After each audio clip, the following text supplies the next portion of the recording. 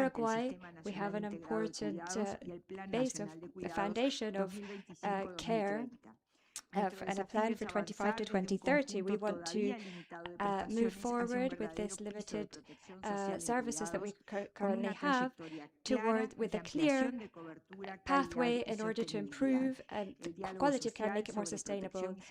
Social dialogue has also allowed us to place the needs of strengthening financing for long-term care in the agenda and to reach agreements that go beyond government mandates. Aging means we have to respond to this essential question: how do we want to care and how do we want to be cared for as a society? The answer cannot just be something that families have to deal with or something that is institutional residencies or healthcare centres have to respond to. We need to share responsibilities, promote autonomy and guarantee rights for a society that is living longer should also be a society that lives better. Thank you. Muchas gracias, Susana Muñiz. Thank you, Susana Muñiz from Uruguay. We now go over to France. Thank you very much. Many of the topics have already been mentioned. Let me remind you that yesterday we spoke about inequalities between men and women. In France, most of the family caregivers are women, 60%, but the majority of the professionals in care centers, 90% are women nurses and assistant nurses. We also heard that women have lesser resources, higher dependency and financial insecurity. For the French authorities, we have worked a lot on prevention. This is a crucial tool. France is gradually implementing the INCOPE program of the World Health Organization that has the goal of preventing the functional deterioration in the elderly above 60 and to detect vulnerabilities at an early stage. We have implemented the program of preventive vision, which also offers prevention care in early stages between ages 60 and 65 and between 70 and 75 years of age. A national priority is in the context of CAIDAS for 2024 and 2026 that considers accidents of life. As we heard, providing care for the loved ones can affect our professional lives, and for all carers,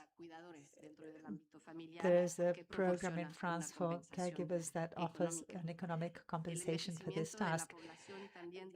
The aging of population highlights the fundamental role of professionals at the homes, and that is why the role of the state and the private sector is so important. These are organizations that provide care to persons who are dependent. In France, like in the majority of the countries, we face a drop in the labor force in those sectors, so we are working to improve the attractiveness of this sector with interesting salary levels for providing care at the home, and also ongoing training. The well-being of those who receive care also depends on the well-being of those who provide care. France invests $50 million a year to prevent burnout in professions related to care and also to improve the working conditions of professionals. We have identified problems in some private healthcare centers that have a greater political awareness, and the implementation of rigorous measures that include launching an in-depth inspection plan for 500 care centers over a 2-year period, in addition to the creation in 2025 a committee for the strategy against abuse, which will be enforced from 2024 to 2027. To conclude, France is committed with a comprehensive approach. This is something that was mentioned repeatedly, that seeks to prevent the loss of autonomy, to support the caregivers and to improve the image of the professions related to care, and to effectively tackle the inequalities in gender-based health throughout the life cycle. Thank you very much.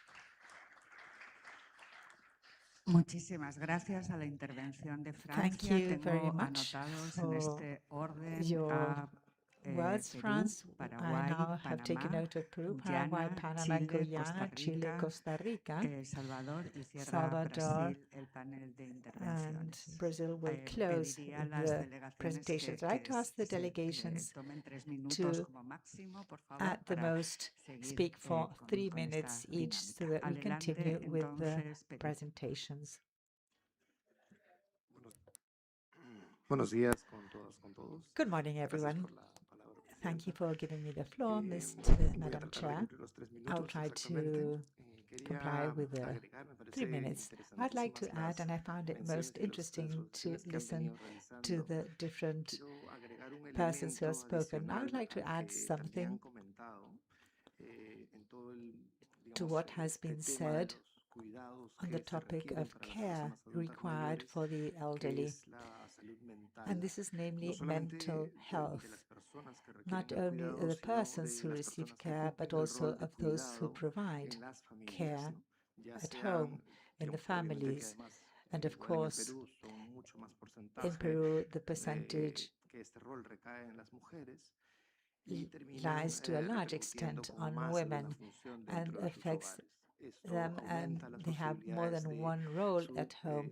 This situación emocional, increases de su the salud mental. likelihood of affecting their En el Perú mental este health. In desafío no Peru, solamente se está this viendo desde la challenges política is not nacional only being multisectorial considered para from las the personas adultas multisectoral mayores al approach for the 2030, elderly que towards está orientando la 2030 acción del that Estado is para la guiding the protección de los actions of the derechos, state to la autonomía, protect la the participación rights, y the el autonomy, and envejecimiento the saludable. participation También in the venimos context of construyendo healthy un aging. sistema In nacional. Peru, we're also building a national care system that allows to acknowledge that care cannot continue to fall almost exclusively on women.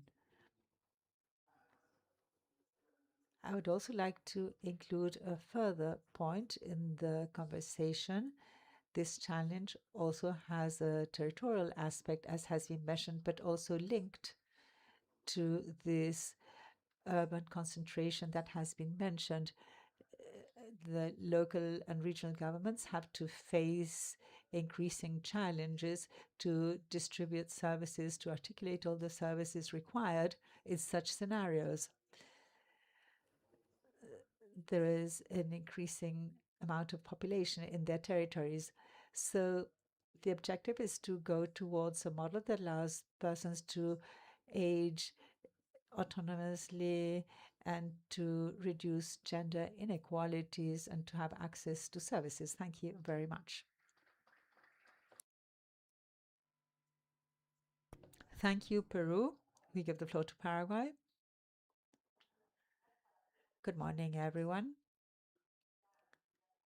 First of all, I'd like to thank you for the opportunity to share with you what we are doing in Paraguay at state level. Paraguay is a country with 6.46 million inhabitants. In 2026, 829,000 persons are aged above 60. They represent 12.8% of the population. This trend is increasing like in all our countries, and although this represents the increase in longevity is a historic achievement. There is an increase in the life expectancy, but the change in the structure of dependency poses challenges for public policy planning, particularly in the field of health, in care and social protection. I'd like to refer to what the Ministry of Social Development is doing.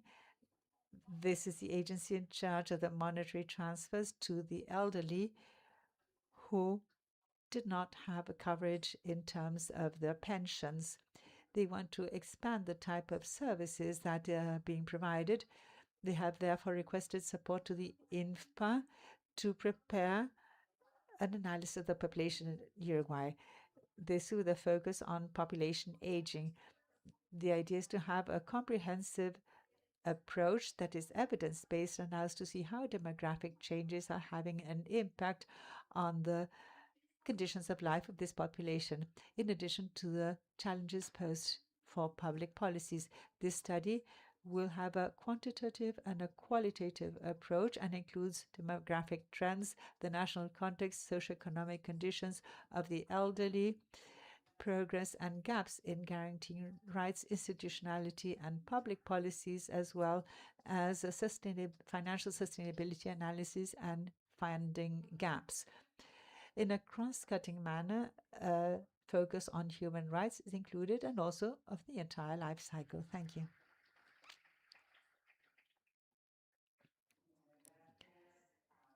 Thank you, Paraguay. We now give the floor to Panama.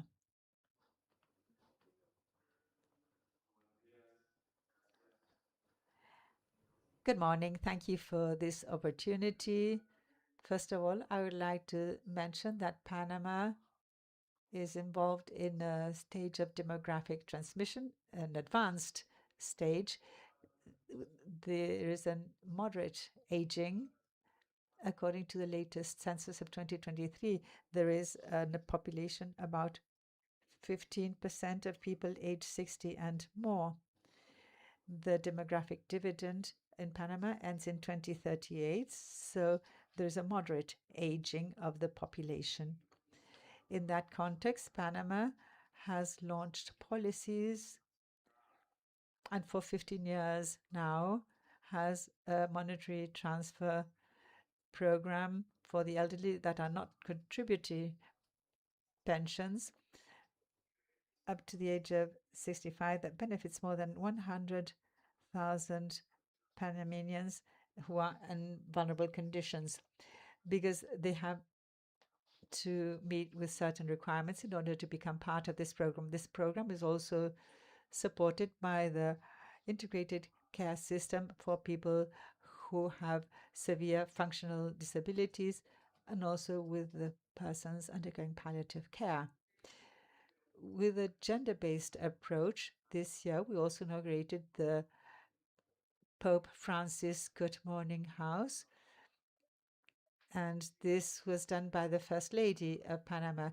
They cater for more than 500,000 elderly every year.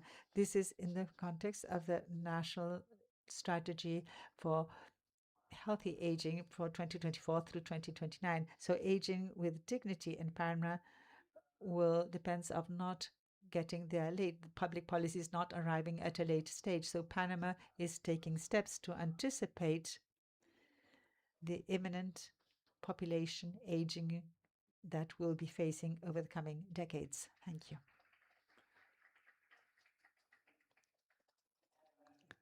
Thank you, Panama. We now give the floor to El Salvador. Thank you, Madam Chair. Salvador would like to thank the valuable contributions made by the panelists today. When listening to them, we hear that there is confirmation that the debate on long-term care and aging is an urgent need in the region. The accelerated demographic transition is not far.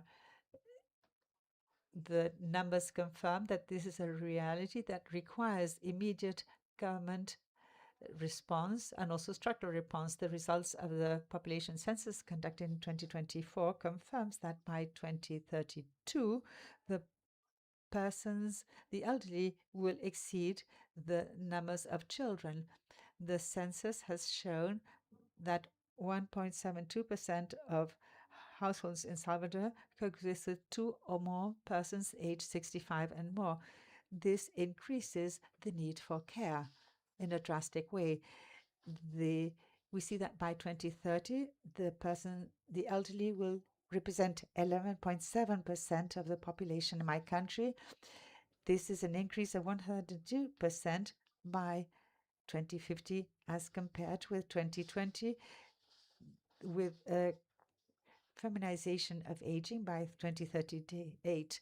In view of this challenge, El Salvador responds with demographic intelligence and specific state policies. We have created a new entity for including the elderly and persons with disabilities. We have extended the coverage to a model that guarantees the physical autonomy, mental autonomy, and economic autonomy. We're advancing in the participatory development of a public policy on this topic.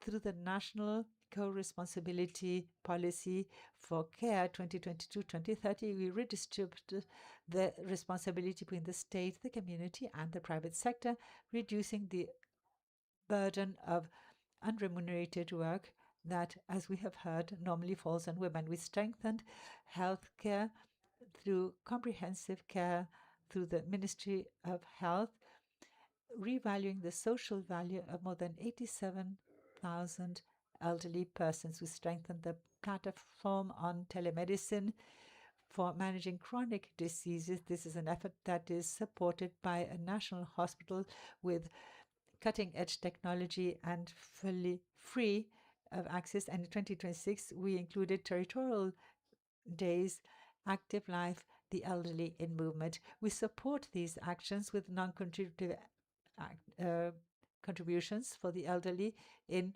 conditions of poverty. And this, so Madam Chair, in the framework of the Chapter C of the Montevideo Consensus, El Salvador reaffirms its commitment of making the demographic challenge, making it into opportunity for development, and highlighting sustainable policies to guarantee the autonomy of our elderly population.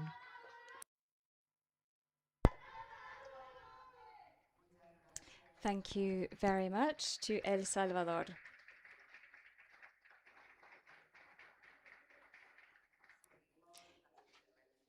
We will now hear from Guyana.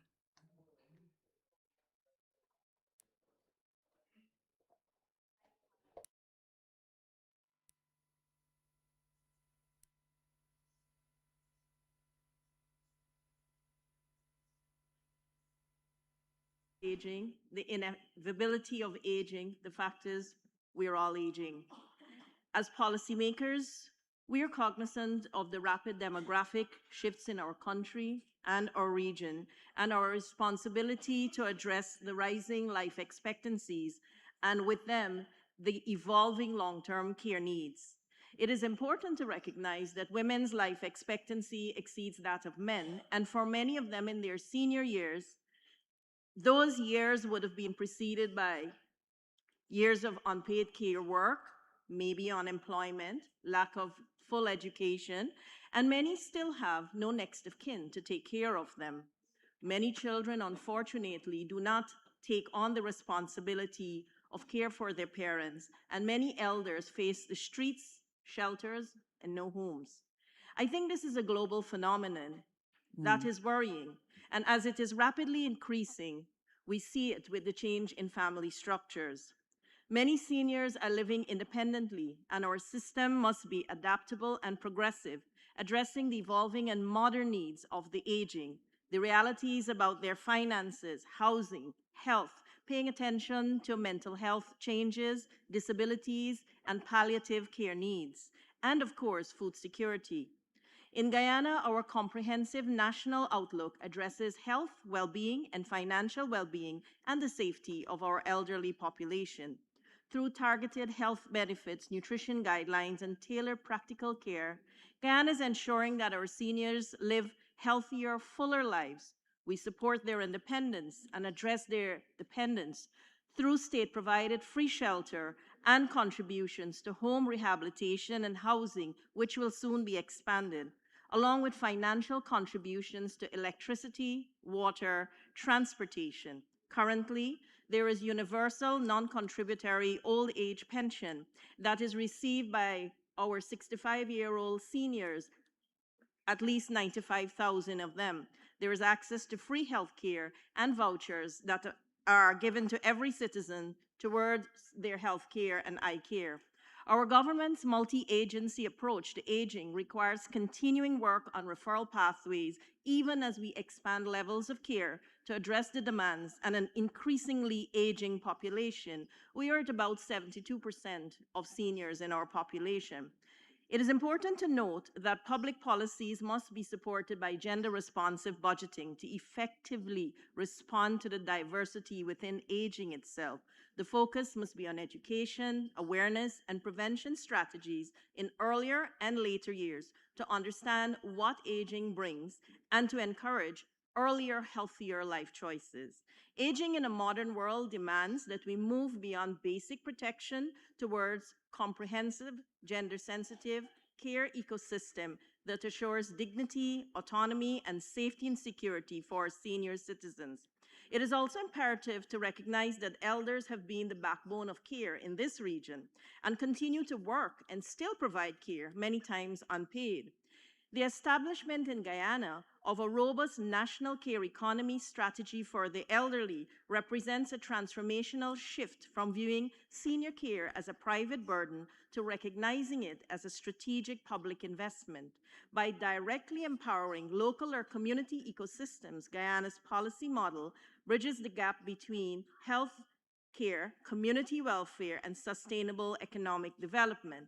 To foster vibrant community connection, we introduced the Golden Generation Hubs in communities and care institutions. This program brings seniors together for recreation, physical activity, continuous learning, and active social engagement, while creating a structured mechanism to effectively monitor their health and well-being.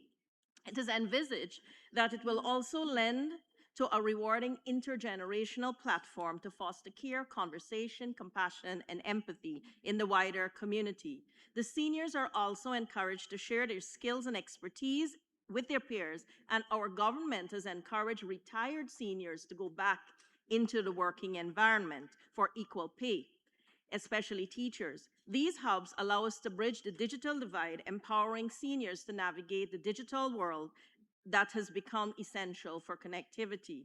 Beyond social centers, our regional home-based care visits deliver essential support directly to elderly citizens in their own living spaces, and this is being expanded through collaboration. Now, rising life expectancy brings complex challenges, including chronic conditions, cognitive illnesses such as dementia, Alzheimer's, cancer, and many others. I'll wrap up with the final. Guyana is tackling this through a national co-invest care economy initiative, even as we build a new 400-bed state care institution. We have trained 5,000 women in care, and the government is directly investing with individuals and communities, groups, faith-based organizations, and NGOs to provide care centers in communities, which government will fund, train them in a business model environment, and also this will be complemented by the Guyana Development Bank, which adds on financing to expand these hubs. This is transforming how care is given and bringing the community and bringing care workers into this initiative. It provides affordable access, in-community access, women's empowerment, as majority of our caregivers are women. It also provides mobile health care services and free assistive aids to persons who need care. As I close, while I acknowledge there are multiple challenges to aging and long-term care, it is important to keep this a national and global priority. As we formalize our national policy on aging, we look forward to collaboration in the region with international organizations, because by placing the aging care economy at the heart of public policy, we honor our elderly, we empower women, and we align with the core principles of the Montevideo Consensus. I thank you very much for listening. Thank you very much, Guyana. Pasamos a Chile, We will now Costa go on Rica, to Brasil. Chile, Costa Rica, and Brazil. We have Maria Jose Albertino.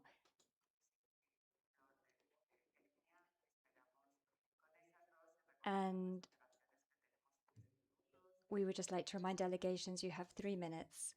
Chile, you have the floor. Thank you very much, Chair.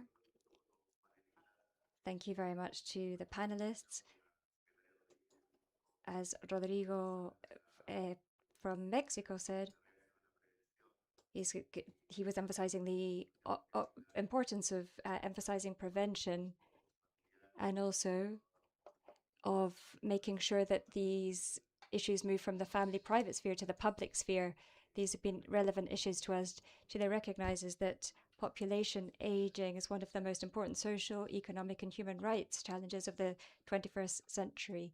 The increase in older persons and people in situations of dependency has increased the demand for long-term care, and a change in which demographic change, the decline in fertility, and changes in family structures reduces the availability of formal and informal care. The Chilean government would like to highlight three key aspects: the dignity of older people, fiscal sustainability, and effective access to services. Chile has opted for global progressive expansion of health care, prioritizing those who are in the most vulnerable situations. We enacted a law recently called the Integral Care for Older Persons and Dignified and Healthy Aging.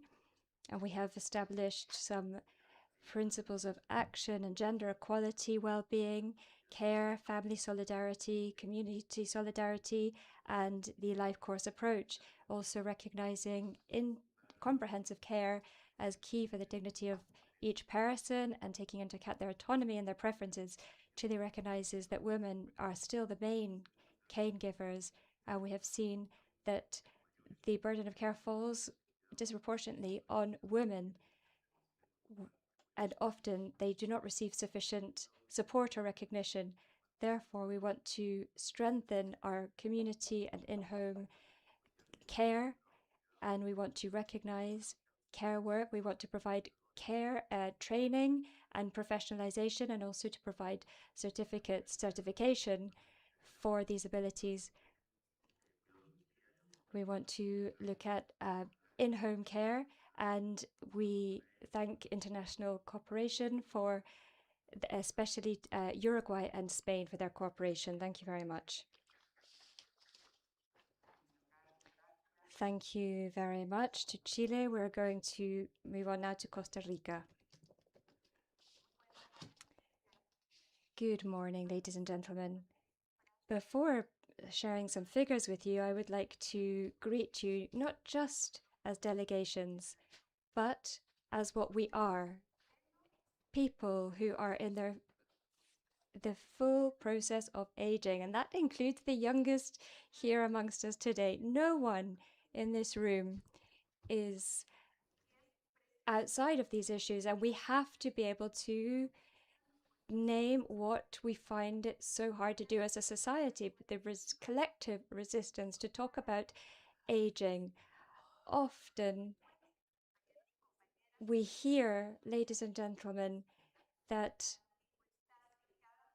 the difficulty that every person is facing in their own aging process, and when this is projected into public policies, it seems to be easier to create policies for us, for older persons, as if it were like a distant category, an irrelevant category. But actually, this has to do with the future of our current reality and our families. I'm sure that there's a mother, an older person, a grandparent, a brother, an aunt, somebody that we are helping out with this issue of care. And of course, we can talk about other people who are aging, and we are all talking about ourselves, the myths and stereotypes related to aging, the idea of aging as decline, as a burden, as loss, as grief.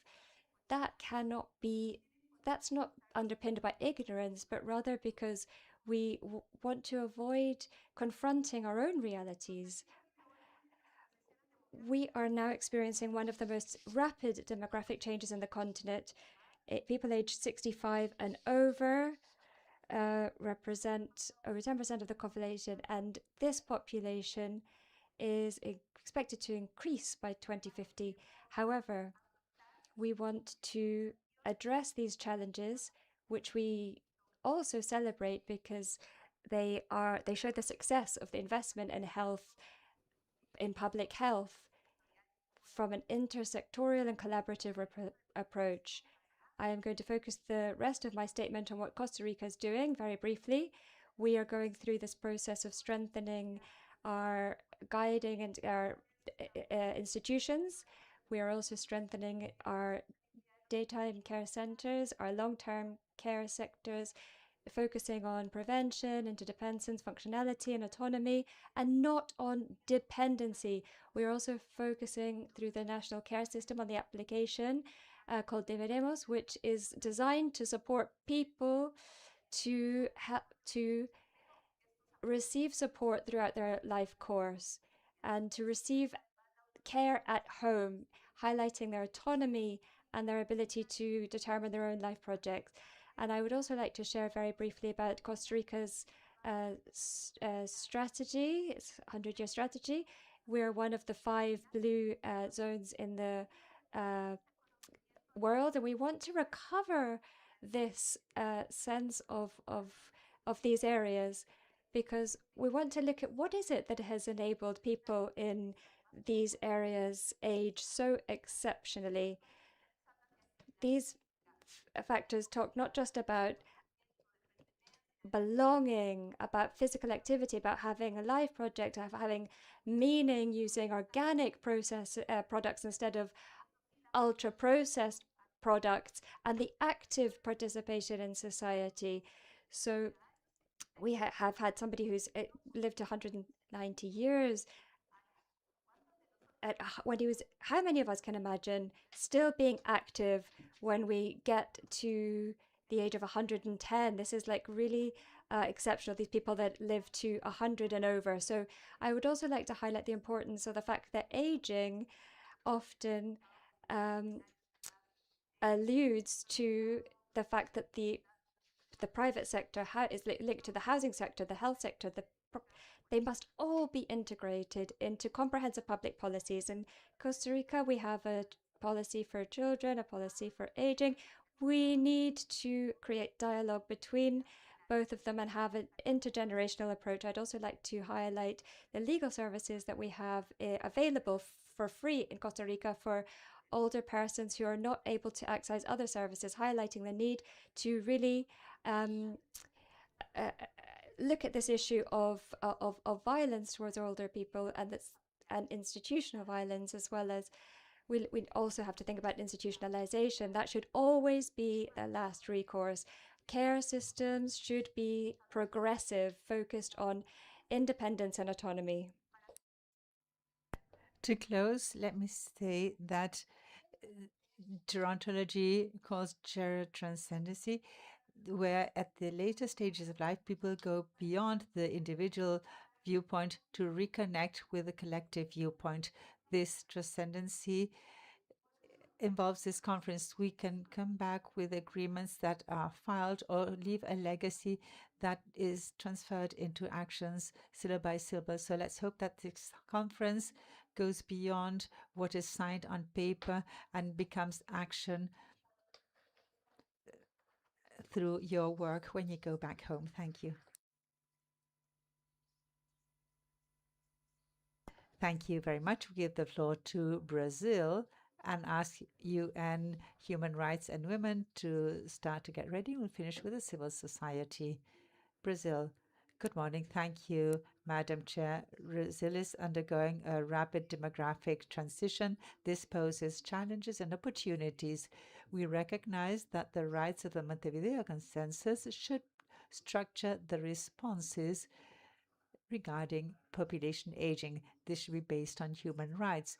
The demographic census of 2022 in Brazil highlights that the country has 32 million persons aged 60 and more. This corresponds to about 16% of the country's population, and this accounts for a 56% growth as regards 2010. Brazil that is aging is a plural situation, but the opportunity for aging with dignity are not equal for the entire population. Gender inequalities, race inequalities, race, income, and territorial inequalities throughout the life cycle determine the way people age in Brazil. The capacities of the National Secretariat on Human Rights has involving the elderly, and the National Council of the Elderly has been working on this. The national care policy aims at expanding the rights of the elderly. The national program Viva Max has the main goal of defending and protecting human rights and strengthening the citizenship of the elderly in conditions of vulnerability and who suffer from discrimination. The National Program on Aging in the territories has a goal of promoting actions on healthy aging in the territories. At the Council of Human Rights of the United Nations, Brazil is a member of the working group that will prepare a legally binding instrument on the rights of the elderly.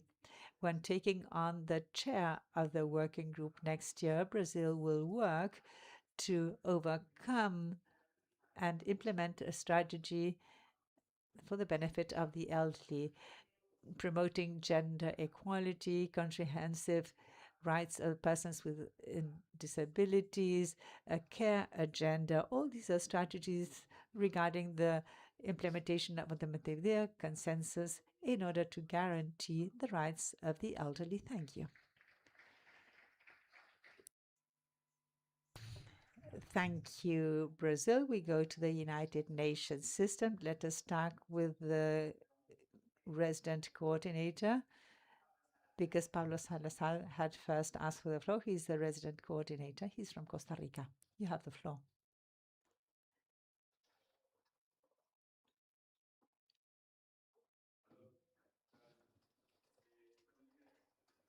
Thank you. Congratulations to the panel. Thank you for all the input.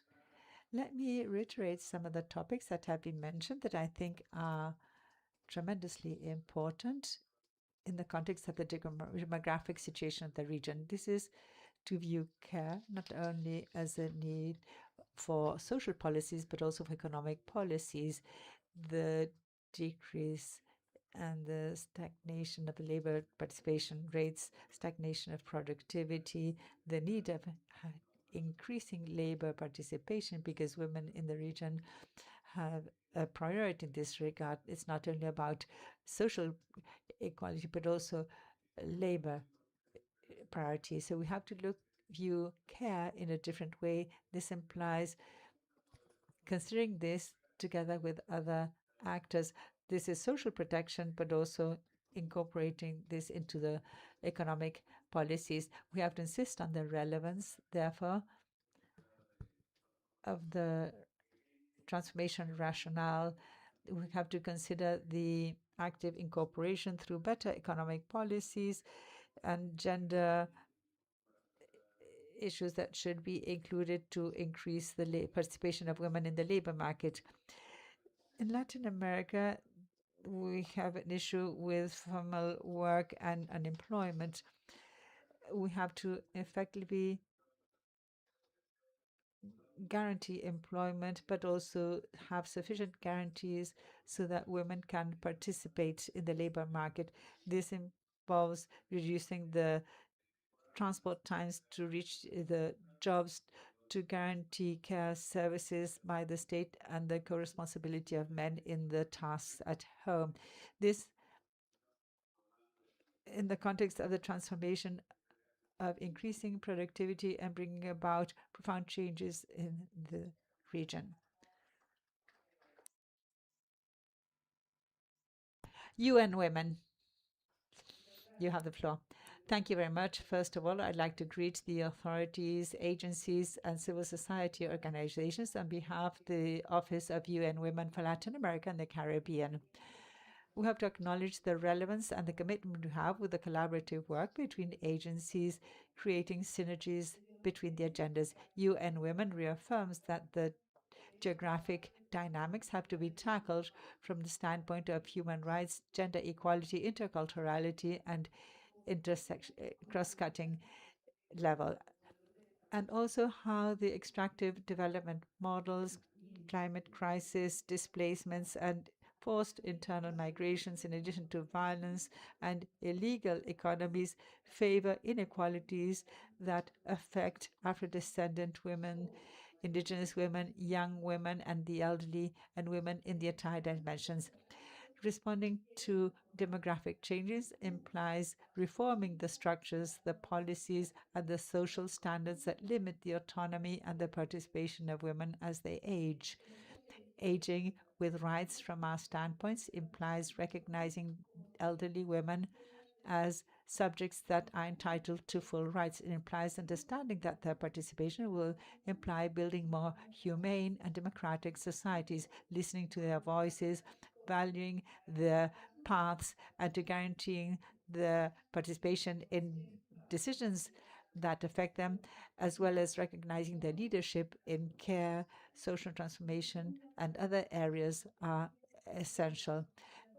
We have to transform the social and cultural norms that reproduce these inequalities. It's essential to guarantee the full and significant participation of women in all the dimensions and to promote intergenerational approaches that contribute to build fairer societies, more inclusive societies, as well as sustainable societies where each person can practice their civil rights.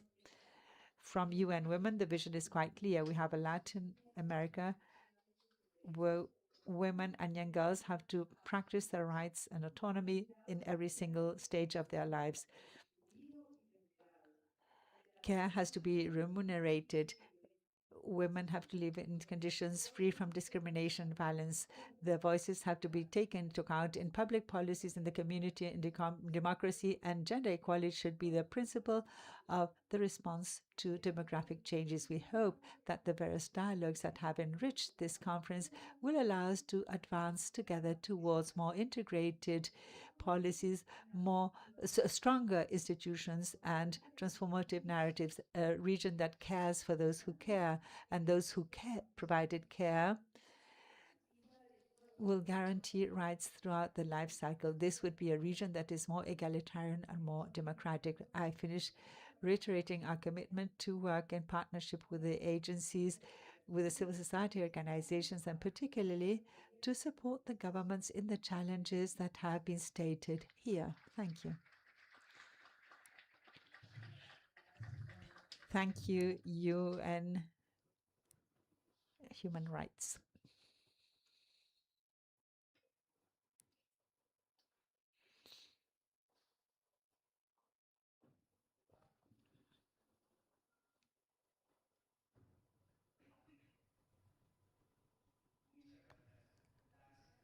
Thank you. The Sixth Region Conference on Population Development is taking place in the context of profound demographic transformations, marked by aging of the population, decrease in the birth rates due to various factors, social political factors, changes in the structures and support.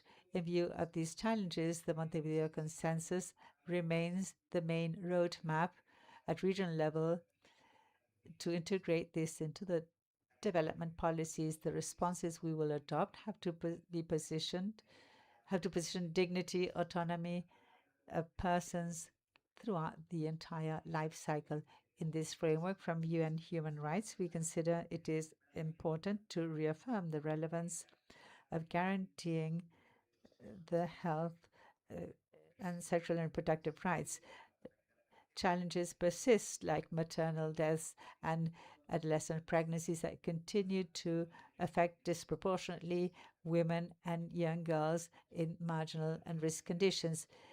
Accessing to quality services, evidence-based information, and access to sexual education is essential to promote the effective practice of human rights. Likewise, the demographic transition requires rethinking the social organization of care and support. The recent commitment of Tlatelolco is a key benchmark recognizing care as a human right in its three dimensions: the right to be taken care of, right to provide care, and self-care. And as a human right and a shared responsibility, it is therefore essential to strengthen the comprehensive care and support system to guarantee autonomy, inclusion, and independent lives of the elderly. The response to aging should also acknowledge the contribution of the migrant workers for the care sector and to guarantee protection of the rights. Finally, no response to demographic change would be complete if we do not incorporate the rights of persons with disabilities. The implementation of the Montevideo Consensus should be aligned with the Convention on the Persons with Disabilities, providing accessibility participation, independent life, and the respect to the free and informed consent, including sexual and reproductive rights. Allow me to conclude that demographic change is a profound transformation of society that brings about new changes and challenges and opportunities for human rights. The Montevideo Consensus and the Tlatelolco Commitment provide clear orientation to respond to these challenges from a person-centered standpoint. The success of public policies will be measured based on the capacity to guarantee that every single person, without any exception, can live autonomously with equality, participation, and dignity throughout their life cycle. Thank you very much. He was holding the microphone. Thank you very much. So before handing over to Maria Jose Orlandino, I would like to give the floor to Veronica Gonzalez. Good morning. I work on the rights for persons with disabilities, and I'm very troubled about the fact that care is spoken about and support is not always implicit. If we don't mention it, this won't be considered. We can't keep hearing that a person is, if somebody can't get themselves up out of bed, they can't get dressed, they can't get their food. We have to say they can get out of bed with support, they can do a task with support, because that is how we can reflect the rights of persons with disability. We have to talk about autonomy, accessibility, reasonable accommodations, support, and assistive technology.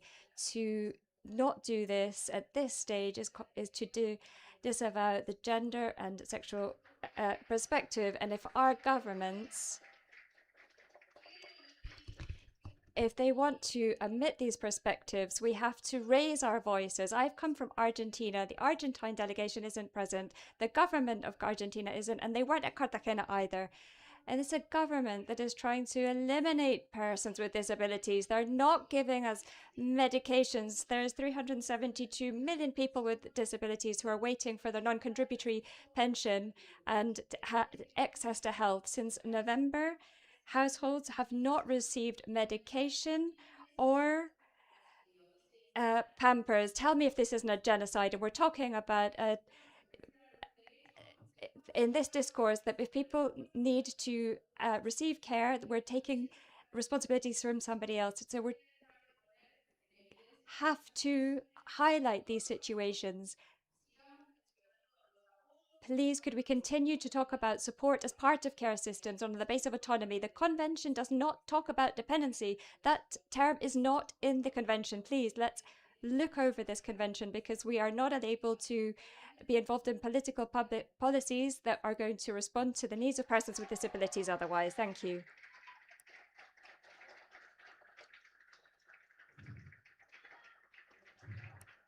Thank you very much, Maria Jose. I'm Maria Jose Lubertino. I'm one of the co-facilitators of the Civil Society Mechanism for Latin America and the Caribbean, and we collaborate with ECLAC. First of all, I would like to thank the Uruguayan government for welcoming us. Secondly, we highlight the importance of having included this issue for the first time in ECLAC's agenda. For us, it's very important to emphasize that there is an Inter-American Convention on the Rights of Persons with Disabilities, a convention that was prepared by civil society. And there are 13 countries that have ratified this convention, only 13. It's very important for us that the rest of the countries in Latin America and the Caribbean would do so. In this regard, we really value the leadership of the United Nations group from Brazil, because we know that they are going to bring all the progress that we have made in Latin America as civil societies. We are available and offer you our help and collaboration to the government of Brazil. And civil society has a specific group that works on the rights of persons with disabilities. And we read the agenda, 2030 agenda, from the perspective of older persons, just as we do with other sections and other intersections. This group is driving forward the network of civil society organizations that work towards care societies. And in this regard, we also want to coordinate with the national states so that they can put us in contact with the cities that are working along these lines.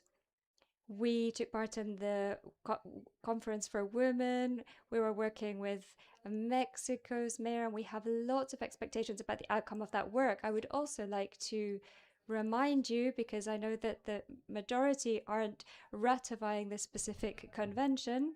All of you here are part of the San Jose Pact from Costa Rica, and we have had a consultative meeting on the issue of care in the field of the Inter-American System for Human Rights.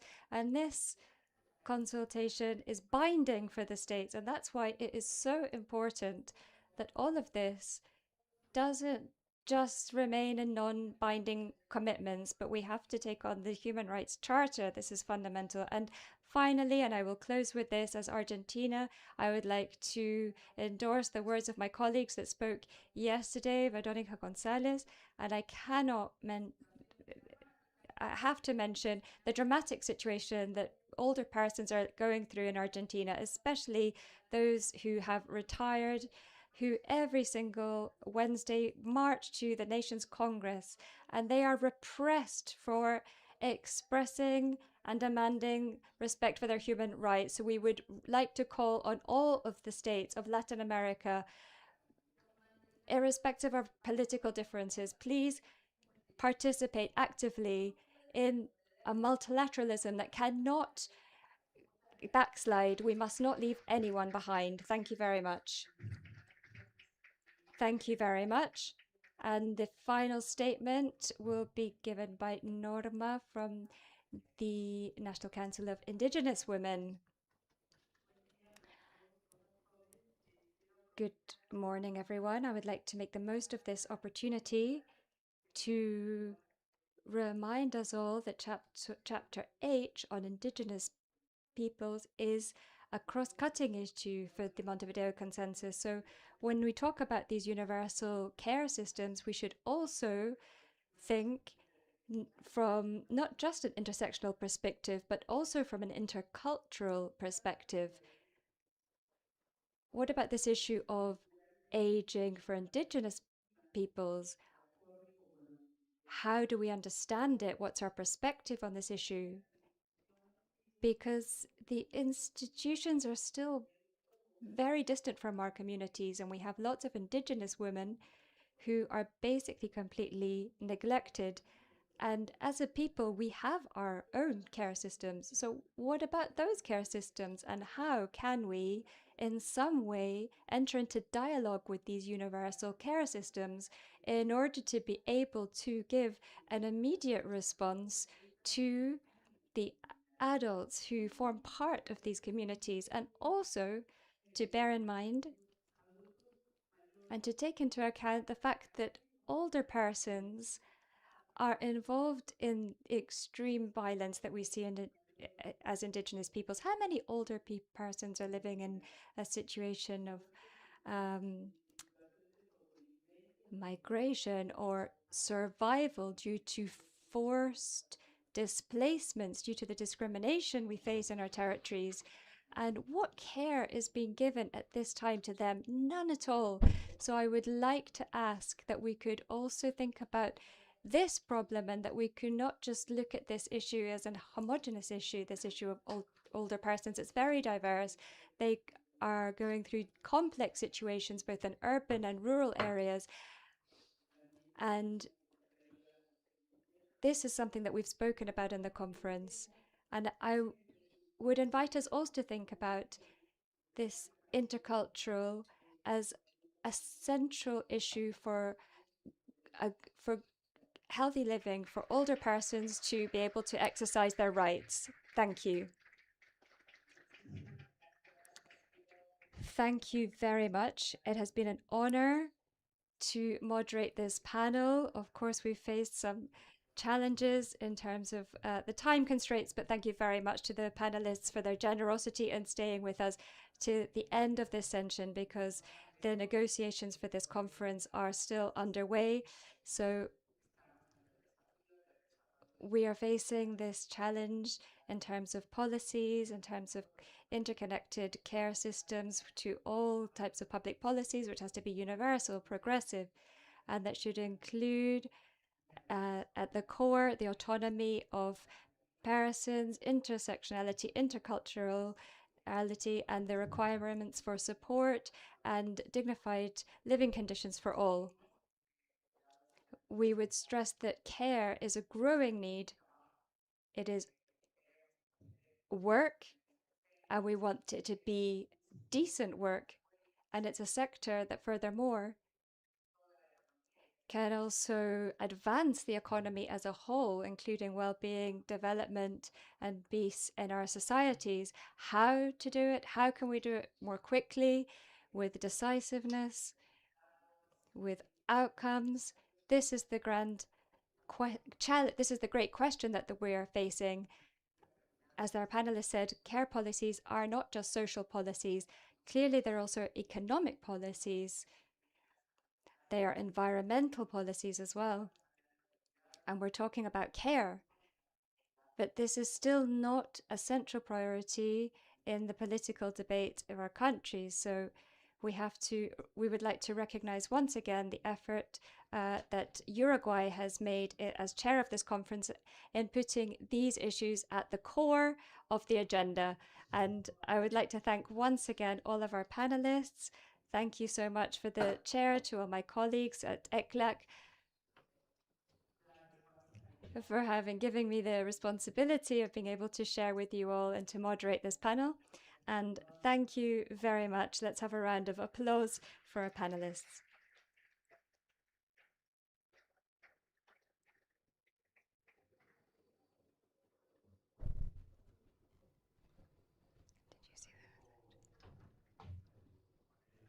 I would like to thank the outgoing panel and their coordinator.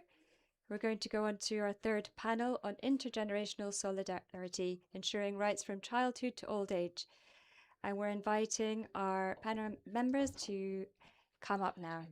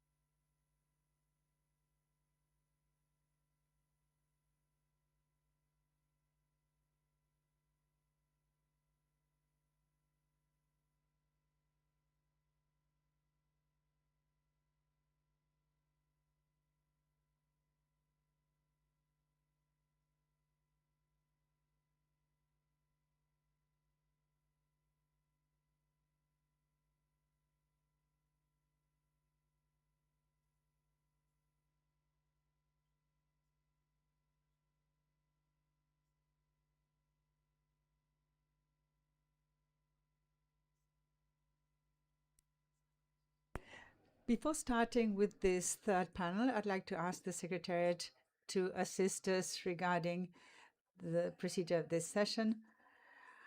Thank you, Mr. Chairman. We're going to ask, please take your seats. Let's start with this first panel. We are a bit behind.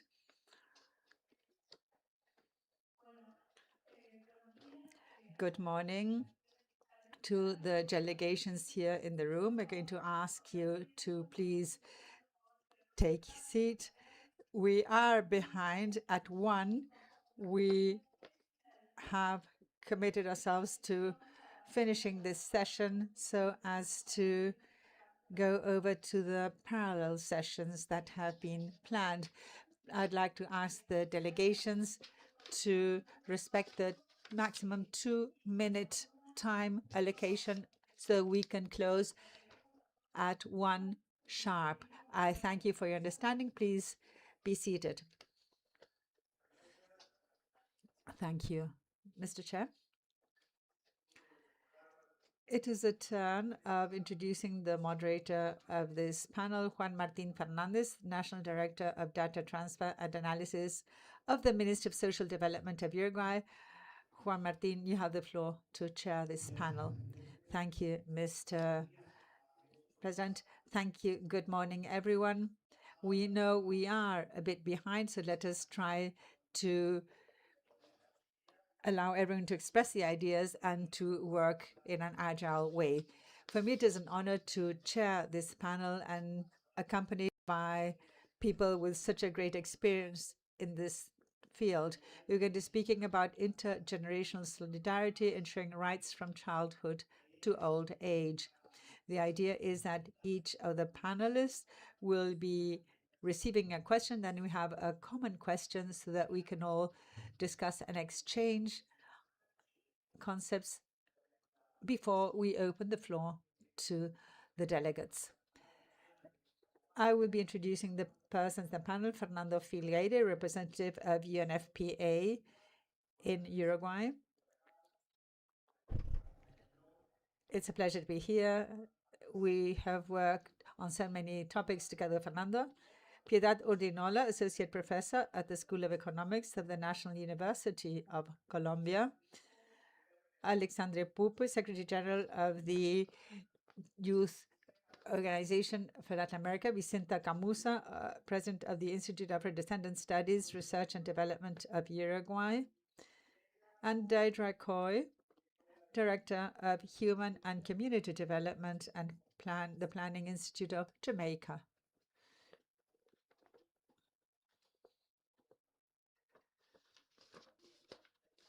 So we will start with a question addressed to Deidre.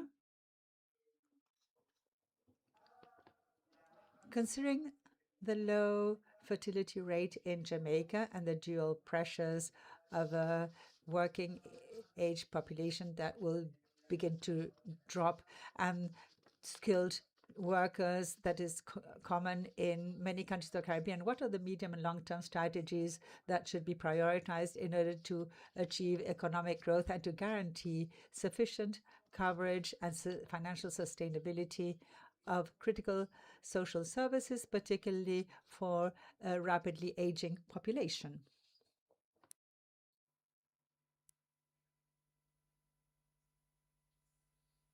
For the invitation to participate on this panel. So similar to other countries regionally and globally, Jamaica's demographic landscape is undergoing notable transformations, as has been presented by Simone yesterday in his presentation. And these transformations are being shaped by declining fertility, declining mortality rates, increasing life expectancy, as well as sustained immigration rates, which have contribution to population aging. So in Jamaica, the total fertility rates has shown notable decline to 1.9, and that is the latest available data from 2021. And we're also seeing, this decline has moved from 4.5 in 1973 to 75. So that shows how much or fertility rate has declined over the period. So within the context of these demographic realities, if we are to sustain our social services, the critical social services such as education and training, healthcare, pension systems, public infrastructure, social care, disability inclusion, employment services, we have to prioritize strategic medium and long-term strategies, And these strategies have to be targeted, especially within a context of resource constraints. As you know, the country was affected by Hurricane Melissa last year, and this created devastating impacts. So we're now operating within a reality of even more severe resource constraints. So some of the medium-term strategies that we really should be looking at includes reviewing existing legislation and policy and programs to ensure dynamism and relevance. We also need to define and measure the care economy. If we're to speak about care, how are we measuring the contribution of care? So we need to look at defining and measuring the care economy as a critical contributor to growth and social development. And we also need to develop a comprehensive care system framework, while also looking at physical infrastructure needs within education, transportation, and health that take into account demographic changes and new demands. For the long term, and these could also be medium term, because they are continuous strategies that any government would need to implement over time. We need to have greater investment in human capital. So strengthening the education and healthcare systems will be important. And the recent National Inclusion Accounts report that was recently concluded with support from ECLAC found that single parent and extended family households are highly dependent on public education systems. And so we need to strengthen those systems. Also investing in adult education and training, lifelong learning, vocational and technical training, digital skills for an evolving labor market. Improving worker skills can also improve productivity, thereby increasing wages and earnings over time. And this is important because the Inclusion Accounts report also indicated that most working age Jamaicans do not generate sufficient income to support themselves over the life cycle. Increasing labor force participation, particularly for women, youth, persons with disabilities, just to name a few. So women constitute another important source of underutilized labor, and so we need to tap into that potential. So in 2026, April of this year, our labor force survey showed that 63.1% was our female labor force participation rate, and that is compared to 73.8% for male, just to show that disparity. And also, of the 665,000 people that were outside the labor force, 60.3% were women, and they were outside the labor force for the reason of having to carry out household care duties. And so we have to put the support systems and mechanisms in place, care support systems, that will help to empower women to participate and to become economically active if we are serious about addressing these issues. Youth, we also want to engage youth. In 2025 of July, we saw where 24.7% of Jamaican youth were not in employment nor in education and training. And this prolonged detachment from education and employment can lead to skills deterioration, which of course affects earnings over time and their inability to support themselves when they get older. And of course, it's important to engage our older persons within the labor market within reason and to while ensuring balance with young people. Other strategies include engaging and mobilizing the large pool of the potential labor, as well as increasing formality pathways. public education on demographic changes and its implications can seek to encourage persons to boost their savings and to prepare for old age.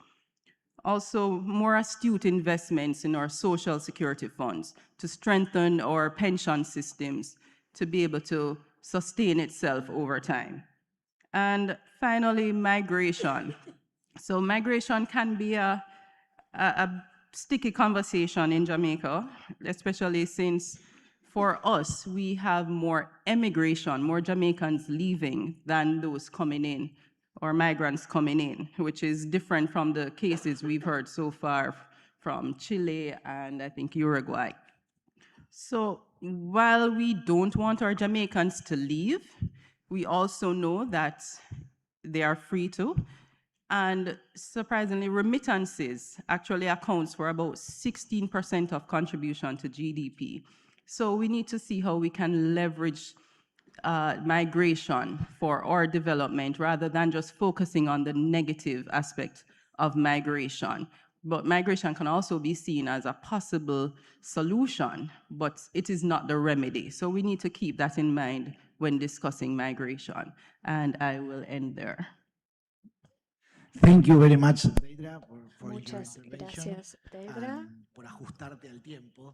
Es muy importante. Thank you for adapting to the time. Everyone on this panel has 5 minutes, so thank you very much. So before continuing with the next panelist, I would like to continue with the Minister of Social Development and the Minister of Health, who are supporting us here this morning.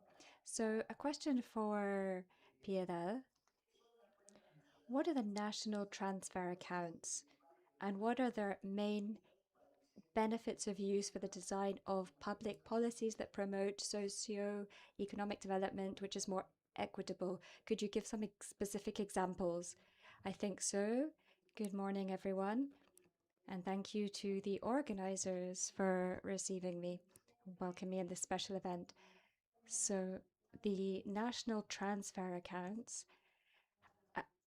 how can we include these in the demographic profile, in the socio-demographic, which are part of the family of these accounts more beyond GDP? So let's remember that GDP is an indicator of the economy of the country. So if we're always going to have these accounts, to see where we're at. So here we have this profile. We have a household survey. How can we have a household survey that will give us all the clear information that we need about consumption, spending, transfers from the public sector towards the households and vice versa, and also through the homes? So this is a very powerful tool. It was designed more than 20 years ago, and it was something that we implemented at that time for a small group of countries, and now there are more than 90 countries that have this information. So during my time as director, we worked on this from the official sector in Latin America. Many are also official producers of this information because this is a tool of key importance to really understand what is happening regarding these flows. It has quite a lot of potential because it allows us to review these transfer accounts for each of these groups, but they also can also check this account by account. For example, we can review how these are managed throughout the income life cycle of persons, income for working independent work. But this sort of gives us an idea of the quality of jobs, consumption in education and public health, which is age-based, and therefore we have different investments depending on early childhood and the elderly. Health is one of those that continues to increase with health. As we age, the consumption increases in terms of resources. And this also has to do with public pensions. We also see what happens at each age regarding consumption at the homes. In terms of gender, it is also to understand this. Let us recall that aging is feminine, but consumption patterns also vary a lot. In Colombia, we have seen that although men, as occurs in many other countries, have higher incomes, they also consume things that are not productive, such as alcohol, gaming, and so on. In the case of women, consumption is dedicated to themselves and consumption of their own children. That is why this is very important to understand this, because if we increase women's income, we are going to guarantee more income for them, but also for the other family members in their households. This allows us to see also where we can find these inequalities, which are so important to consider if we wish to tackle aging. Latin America cannot tackle aging unless we fight against all inequalities, gender, ethnicity, race, disabilities. All these will be important for those of us who have to get prepared for aging. In Colombia, income in 2024 peaked 24.6 million compared to 9.6 million who are independent workers. This gives us the difference of the two types of jobs. When we speak about quality of jobs, men have higher levels in the two types of income. In 2024, the difference was 6.1 million for employed workers and 7.2 workers for independent workers. Public consumption accounts for 44.7% of health spending. This is followed by others with 29.7 and education 25.6. So this will also be essential because we cannot ignore any of the acquired rights. We have universalized education, for example, and also in the field of health.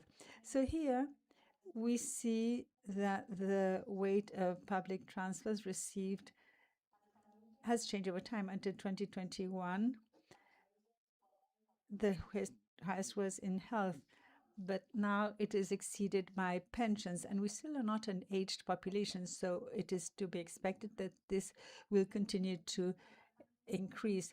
Person aged over 60, for them, 45.8% receive pensions, and the private transfers between households has increased at an advanced age with the maximum levels at higher ages. In other words, this also continues to grow with age.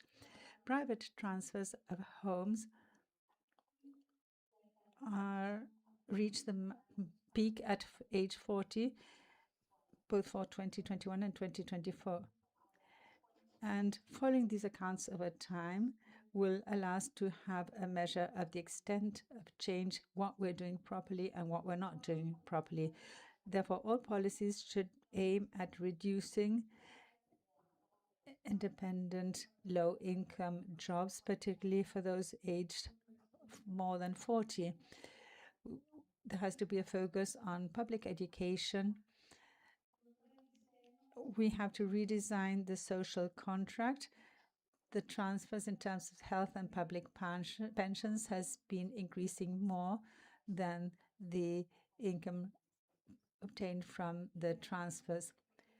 Ideally, this implies changes in the social contract, a fiscal reform that should be progressive, that taxes those sectors with higher incomes, as was stated in the forum carried out last year. Thank you very much, Piedad.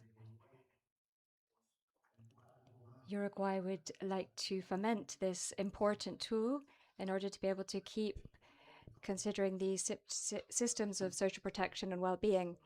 So we will now continue with Vicenta, who's representing civil society. Given that the overburdening of unpaid work falls disproportionately on women and impeding their participation in the paid labor force? What are the priority care policies that should be fostered from an approach of co-responsibility, gender, race, and ethnicity? Good morning, and thank you very much for the invitation. Thank you to the government of Uruguay and to ECLAC. I will start with the last part of the question. When we think about care and race and ethnicity, the priority would be to work on the administrative data.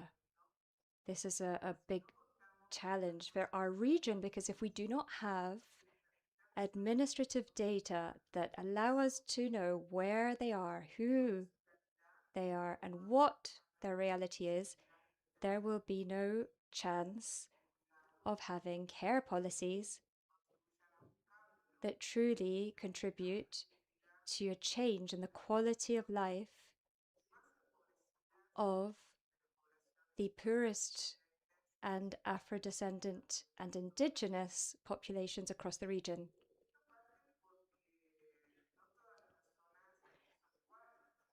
This is in part because not everyone is equal, not all ethnicities are equal. Because not all people who live in rural areas are the same. The same applies to people that live in the cities, the urban areas. On the other hand, in order to generate care policies, we have to analyze the needs to look at these changes in use of time and technology and recognize that there are structural situations which also have to form part of the dialogue when we are designing policies, and it has to include everyone.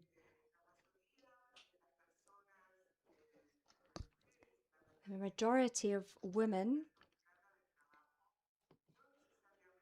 are facing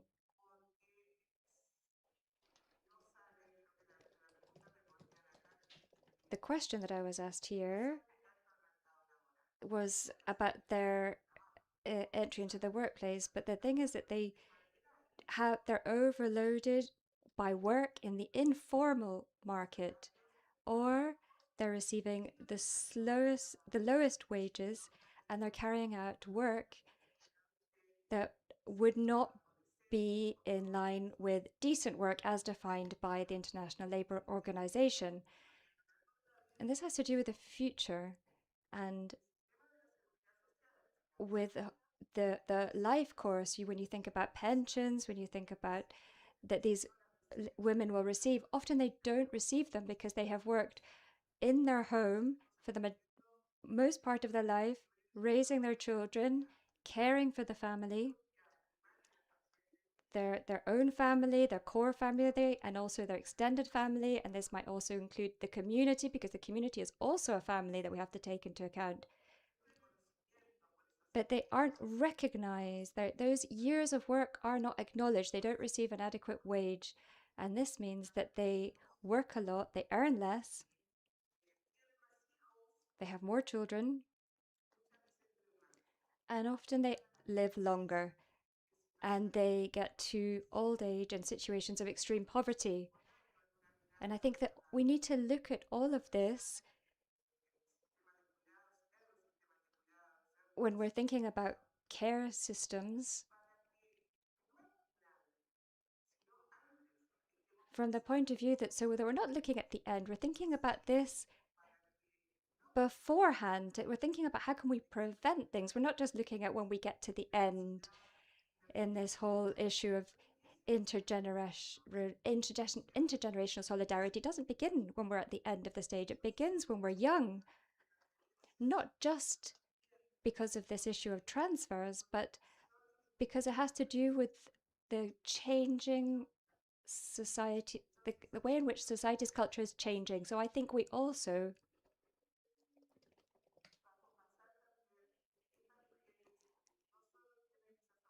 have to realize that women are not only facing this overload of work, but often when they live in homes that are far away from cities, far away from public services, from high quality educational facilities, or in highly vulnerable neighborhoods, this means that they need services to come to them, because often they don't have access to these quality services. And on the other hand, I think we also have to acknowledge this concept of universality. So what do we mean by that?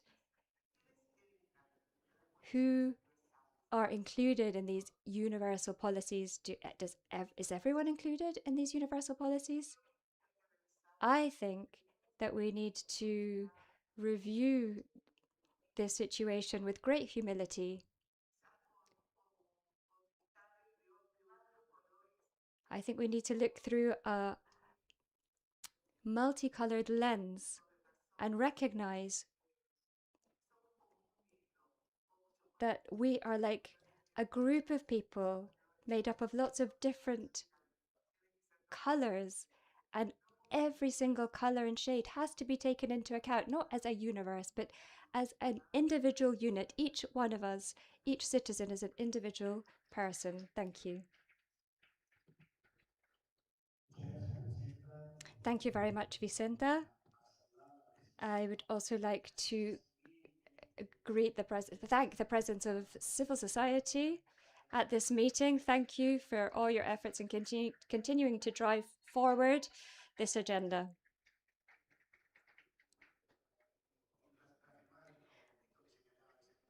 I'd like to confirm what Deirdre has said, that we need to look for broader paths that include everyone in these universal policies, ensuring that no one is left behind.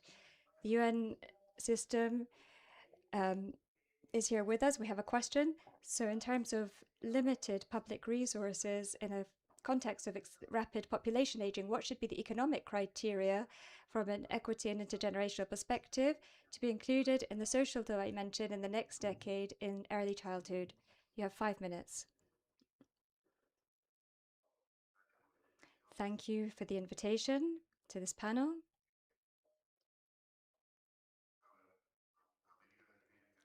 Latin America and the Caribbean are aging or are starting to age. Some have advanced a lot in this aging process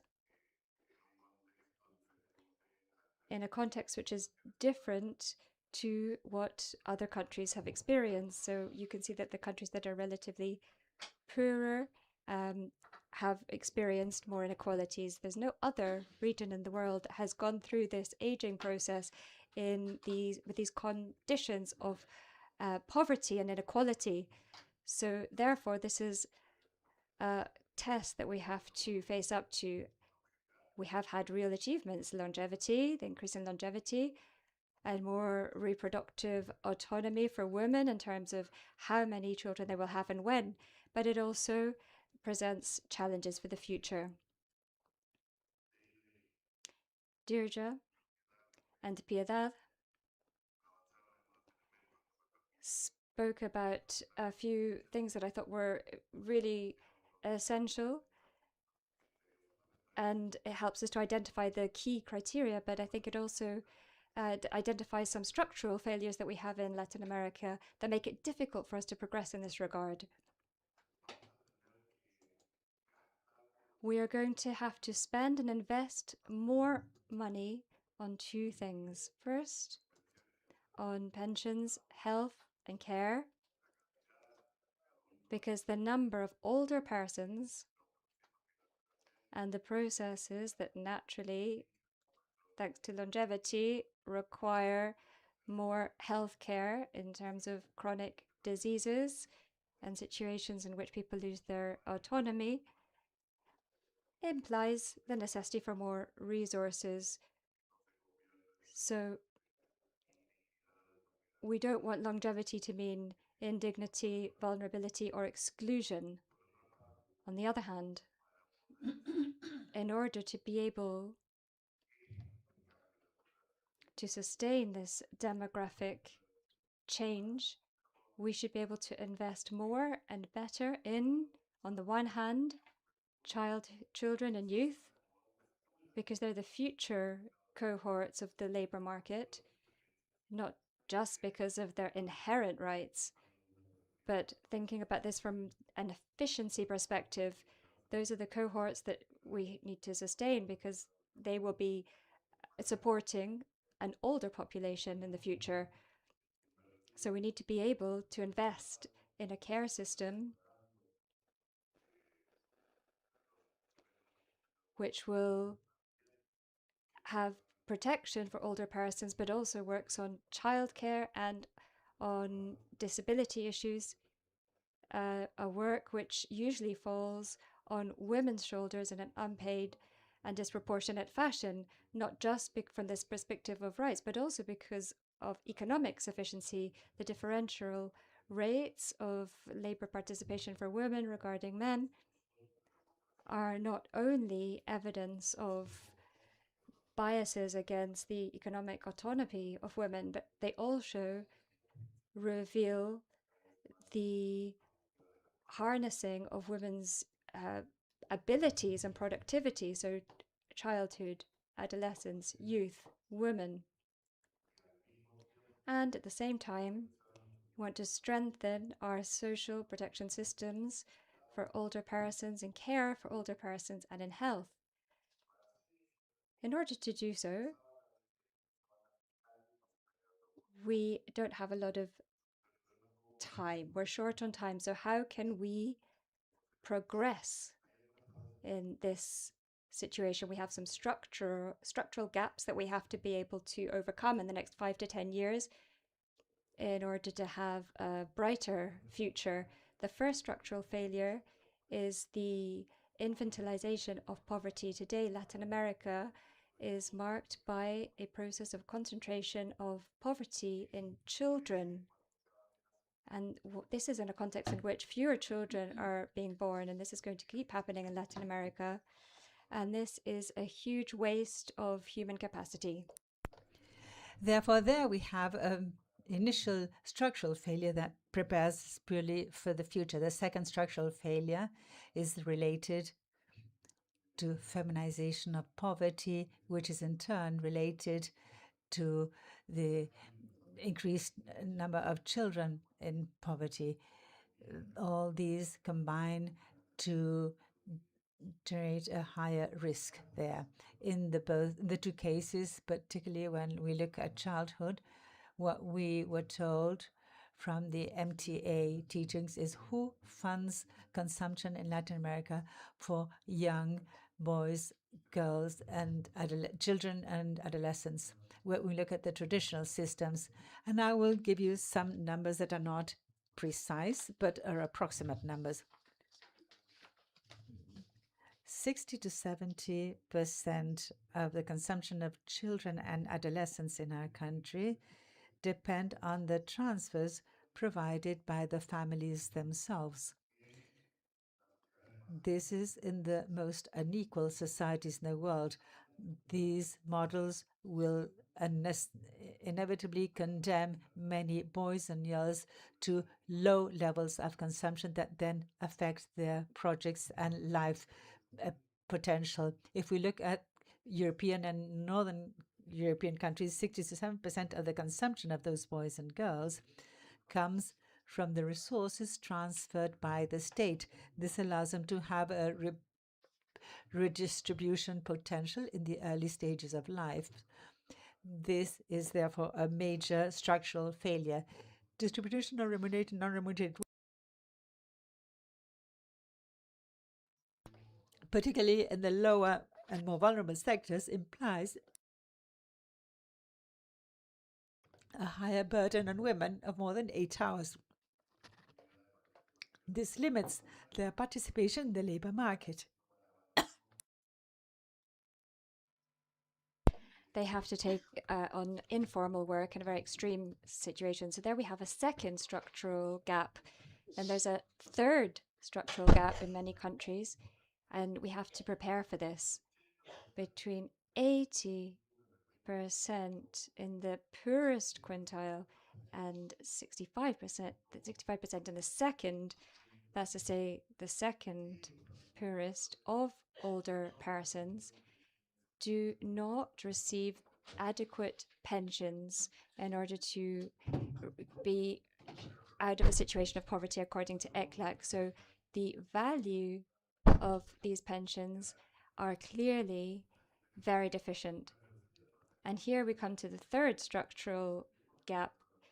We have to rethink our pension systems. The problem with our pension systems is not for the middle to high income sectors, and it's also not so much about adequacy, but it's sustainability in time, and on the other hand, the lack of sufficient coverage in the low income sectors for those who aren't able to contribute. This is key in order to be able to be sustainable in fiscal terms. So finally, the care system, which is underdeveloped in Latin America, but clearly necessary in order to be able to establish this new covenant in which all generations are included. And we managed to activate the productive and the reproductive section with ensuring they have all the necessary services they need. And I will end with this. We have to change the imposition of a patriarchal, gender-based system, which is inefficient as well as unfair. We have to rethink our intergenerational contract to make it more sustainable and equal, and we have to rethink in our distribution contract in general, in which these distribution mechanisms are also present in order to be able to have this fiscal space and to be able to go through this demographic change to make sure it's not just more dignified and just and based on rights, but is also more efficient economically and more efficient at fighting against inequality. Thank you very much.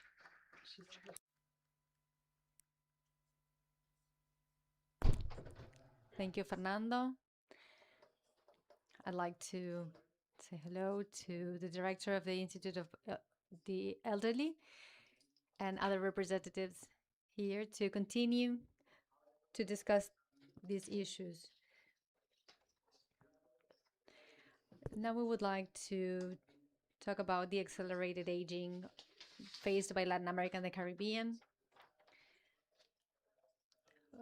Should we prioritize your institution to make sure that your demands don't lose urgency in public policy in the region?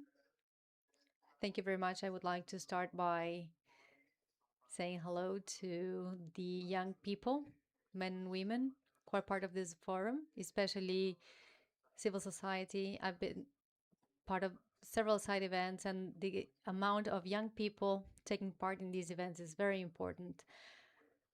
So I'd like to congratulate you for your effort. It's not easy to be young in this context, and we face several demands in this sense. We need to save democracy, we need to save public accounts, we need to find employment in a context where everything is increasingly precarious, and we are also asked to have more children. And the question is, how will we do that?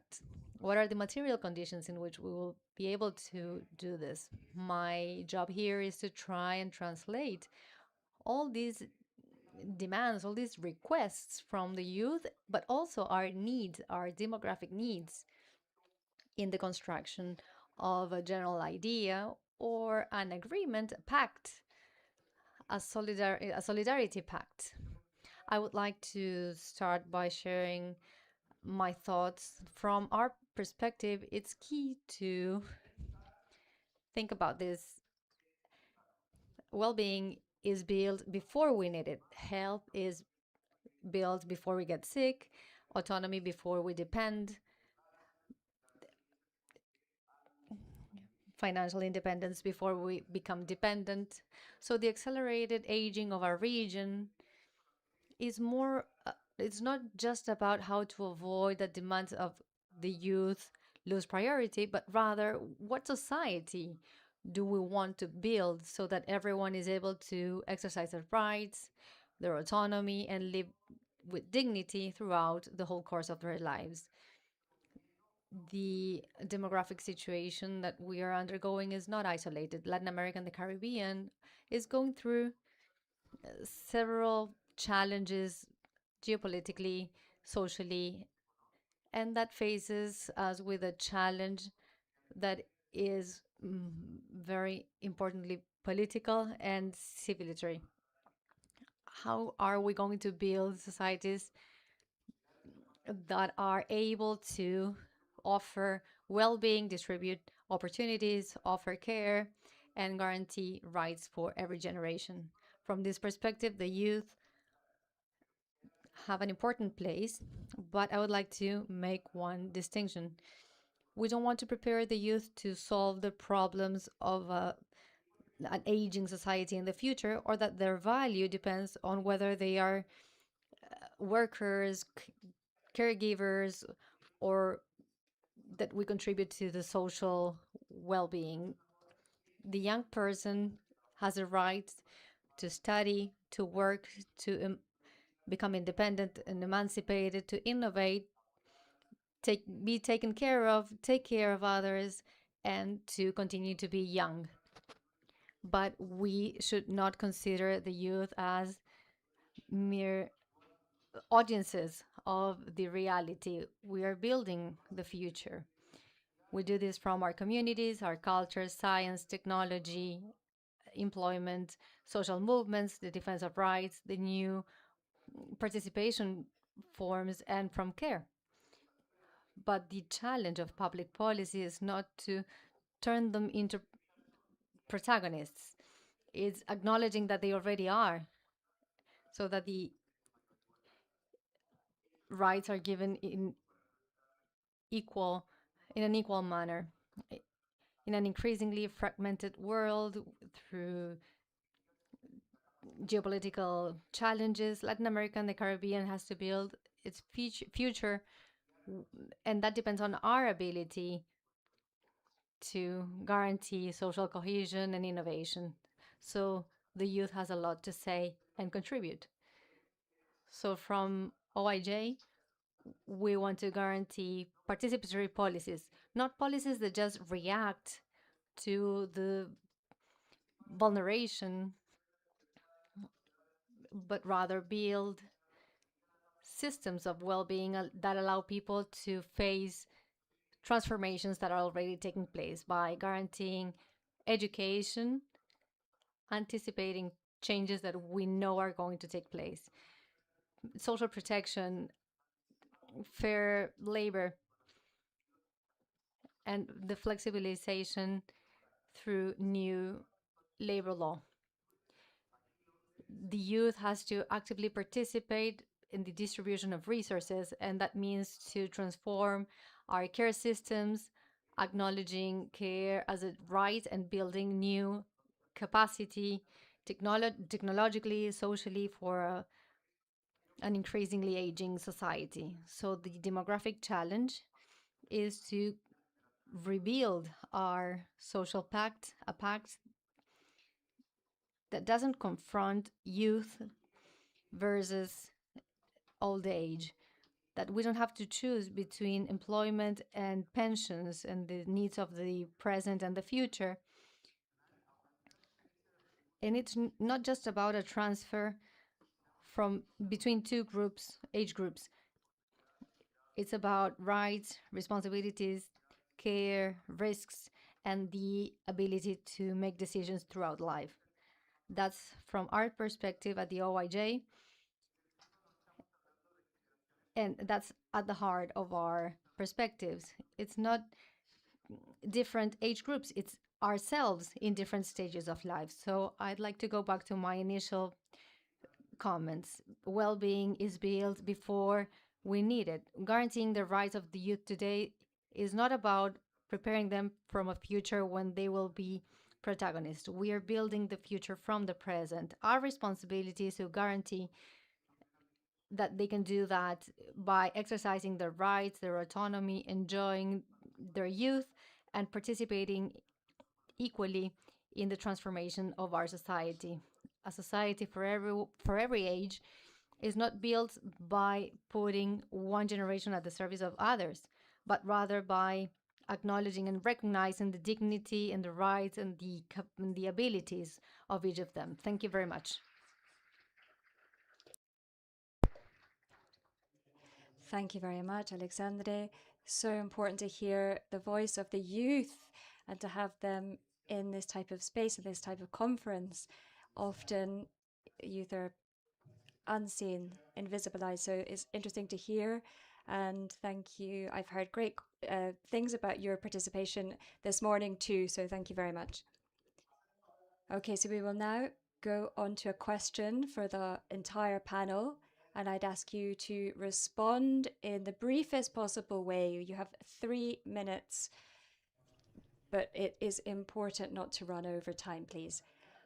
General question, and it has to do with what you've been talking about, facing current demographic challenges such as declining fertility and population aging. What are the main challenges and opportunities to guarantee rights over the life course, and what concrete measures could be highlighted as priority measures? In some of your statements, you already answered this question, but perhaps you could highlight some particular aspect. Or so we will begin with Vicenda, and then we will continue. Thank you very much.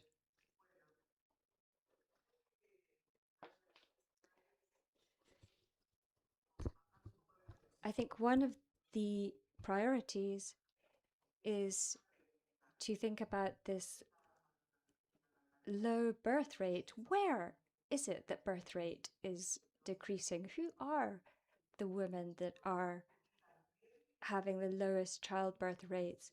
Where is it that most children are being born? In which sectors of society, under what conditions? And what future will they have based on those factors? Because we talk about this low fertility from demographic data point of view, but again,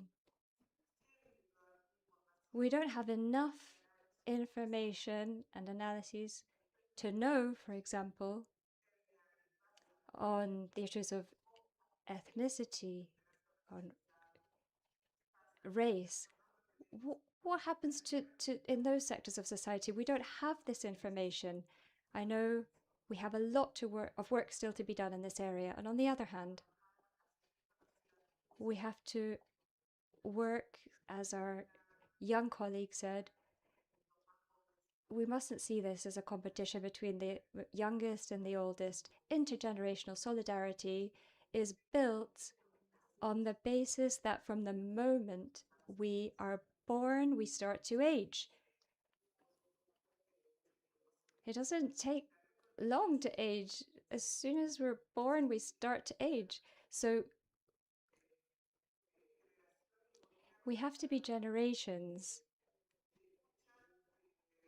that are willing to listen, that support one another, that transfer knowledge, and also to teach people as they are growing up, as they start to become adults or older persons, to understand that they are not to be cast away. They can still contribute in a valuable way to society. And I think this is a priority. We have to give them we'd have to have a different perspective on this situation, on these demographic changes that we are currently experiencing, and which without a doubt,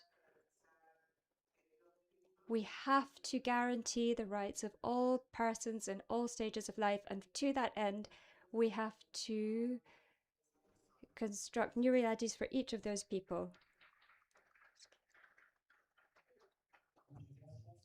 Thank you very much. We'll continue now with Deidre.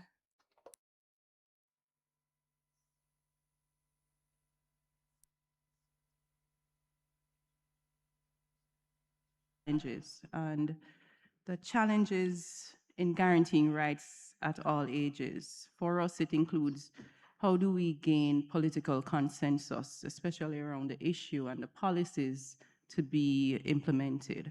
How do we also get civil society consensus and public engagement? How do we mobilize resources to support the various interventions and bring about the systemic and structural change that is required? Another challenge for us is the large informal sector and the weak social security coverage in Jamaica. And I'm sure that obtains in many other countries in the region. But with the challenges come opportunities. One such opportunity is the opportunity to develop policies that are required. For us, it is a care policy or framework that could see thousands of potential jobs being developed that youth and others, females, can tap into in the labor market. There's also the opportunity for us to carefully look at providing adequate and appropriate budgets, part of that resource mobilization that we need, public education and engagement, and just strengthening arrangements that support improved family outcomes. For us also, an opportunity includes strengthening the NTA framework and using that data to help us to develop the policies required to see how sustainable our systems are and to go from there. So I think all in all, there are challenges, but there are also opportunities that we could look into. Thank you. Thank you very much.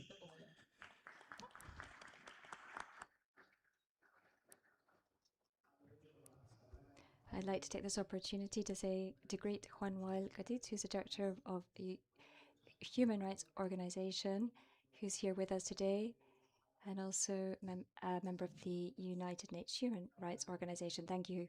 Fernanda, you have the floor.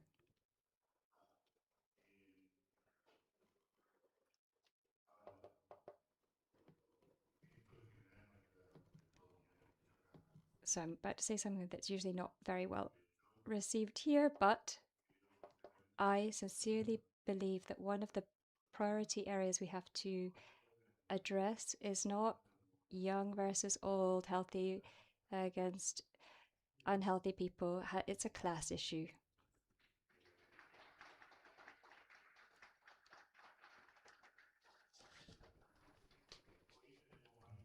Today, there are countries in which the tax base, that's to say, what is taken from those who are productive, the wealth taxes is so low that we're not able to build any adequate transformation model based on that.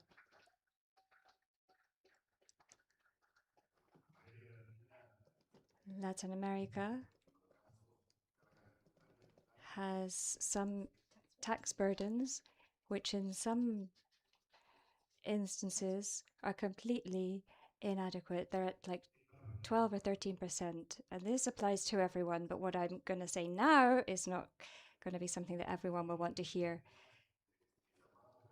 We also have our so-called social protection systems, which are burdened with subsidies applied to middle to high income sectors. Our pension systems in many countries are not sustainable anymore, even without this aging population. And in the end, we end up looking at, we're taking this from general revenue. Our pension system does cover the whole population, but there are subsidies that are also applied to middle and high income sectors in terms of pensions. And this also applies to the health sector in terms of highly complex expenditures, which are going to continue to increase because older persons are going to need an increasing amount of treatment for chronic diseases, etc. So to be able to cut subsidies for high and middle income sectors, to be able to use that for the population that is younger and poorer, the two things, that is going to have to be part of a very complex public policy, but which I believe we need to begin to discuss. And then I totally agree with, for example, the fact that older adults have a lot to offer in terms of productivity, time, capacities, and that requires a healthcare system that has adequate prevention measures. But our healthcare system and all the incentives are not being invested in preventive medicine. So we have to really look at this in terms of the social protection system. There are three things that we can do. Many countries need to find fiscal capacity in terms of income distribution, because there are lots of people who would be able to contribute more. In other countries, as well as this, or if this isn't viable, we have to look at where the subsidies are being given to the middle and high income sector and stop this from persisting. And thirdly, we have to design our social protection systems, especially those of high intensity workforce and complex productivity. It's not just about giving money out here and there, it's to do with health and education, so that they can be more efficient, so that they can have less contributions from corporate tax and more benefits to the population. Thank you very much, Fernando. Alexandre, you have the floor. I could talk about youth issues such as violence online, mental health, but I would like to focus on what I think is the most important issue for this debate, which is that of emancipation. 2 years ago, we carried out a survey in the region asking up until what age is the cutoff age for youth, and the answer, you're all going to laugh, is 40 years. Some countries even put 49 as the average answer. I don't think that's good. I don't want more young people to have to care for through public policies. What's happening is that youth stage is extending for 10 years more than what our legal framework stipulate. And this happens for a number of reasons. Why are we talking about this word emancipation? It's because it has to do with being a family. The same survey asks, there's 69% of young people said that it is very difficult today to found a family because of economic reasons. And in many side events, I heard the same thing. It's very expensive to have children. So all of this contributes to this huge challenge that youth are facing, as well as this issue of the intergenerational pact to support safe pensions. We also have this issue of emancipation. So for me today in the region, there's an important issue which has to do with what is the labor participation of the youth, because the flexibilization of these working rules means that the first job that youth have is often unprotected, and they also do not contribute to the pension system. So this is not going to solve this long-term generic crisis that we're experiencing. So investing in youth emancipation means thinking through strategies to include them in the labor force, skilled labor, which uses the creativity and the capacity to increase the productivity of this generation of youth. We have this generation of youth that are the most educated in the history of Latin America and the Caribbean. So what does that mean in terms of the increase in productivity in the region? Not much, because labor supply and the spaces in which these young people can enter into this productive labor market are reducing. So for me, this is an extremely important issue. If these young people, the most qualified in our history, are not able to increase the productivity of our economies, and if they enter into the labor market and they have let's say they are qualified engineers, but they end up being Uber drivers, well, that's not going to solve our problem, because we'll still be able to keep giving out subsidies, but we're not going to generate and change Latin American's economy and solve our problem. We're going to continue to struggle. So at this specific stage of youth, we need specific strategies to be able to guarantee better entry of youth into the labor force. This will enable them to emancipate, to form a family, and to better be able to support the social security systems of our country. So that's what I would emphasize as the priorities in our region from the young people's point of view.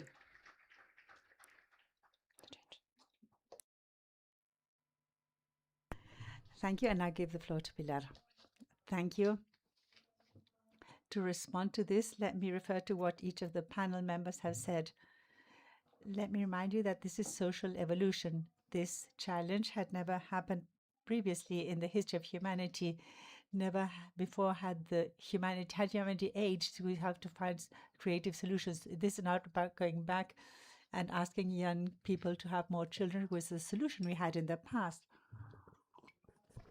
Aging is a prize we receive as societies for having invested in education, health, massifying labor market, labor for women. But that is poorly distributed, mostly in countries such as ours in Latin America, where we not all receive that prize in the same way. That is why it is very important to bear that creativity in mind in order to solve it. Vicente speaks a lot about statistical visibility. I fully agree with that. During the pandemic, we realized we used to speak only about mortality, but vital statistics in the region that didn't have the intersectional approach. And we saw that the groups that were most affected were the indigenous people, the minority Afro-descendants. And this also happens regarding the birth statistics. There are many examples that we can highlight. We have worked in Colombia, and all this has allowed us to collect information from the Afro-indigenous groups that are in the most remote areas. And this is essential so that we can have statistical visibility and propose better measures. So then we heard about how to make this feasible politically speaking. So this implies bringing about changes. There's no other way forward. Countries have gone through this. Germany, Japan, they had serious reforms, one after the other, health, fiscal reforms, and others, 3, 4, or 5 rounds of reforms. These are things that we have to do. There's no other way forward. Society as a whole has to agree on this in order to guarantee the focus on rights. Fernanda spoke about the class struggle and how the social security system is overcharged. We can take advantage of the things in which we have made progress. For example, the gender dividend. A way of improving the labor market is to take advantage of the gender dividend and take women out of their homes. Remember the Latin American paradox. Average education of women is more than men, but women stay at home because they're involved in providing care. Once again, in Colombia, for the first time, we produced information on other areas. We weren't measuring community care. This is done by the ethnical and racial communities who take advantage of the gender dividend that will help us face the problems we have today, while we redirect the investments required for health and education, which are absolutely necessary so that the youth can be prepared and reach the new income and consumption levels that allow us to increase the savings rate, which is the only way forward we have to deal with aging. Thank you.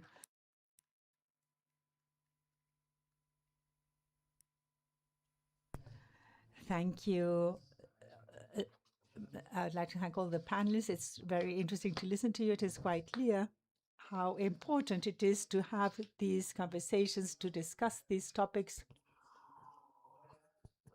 and without delay to advance to achieve new arrangements and social agreements that can ensure welfare and well-being throughout the entire life cycle.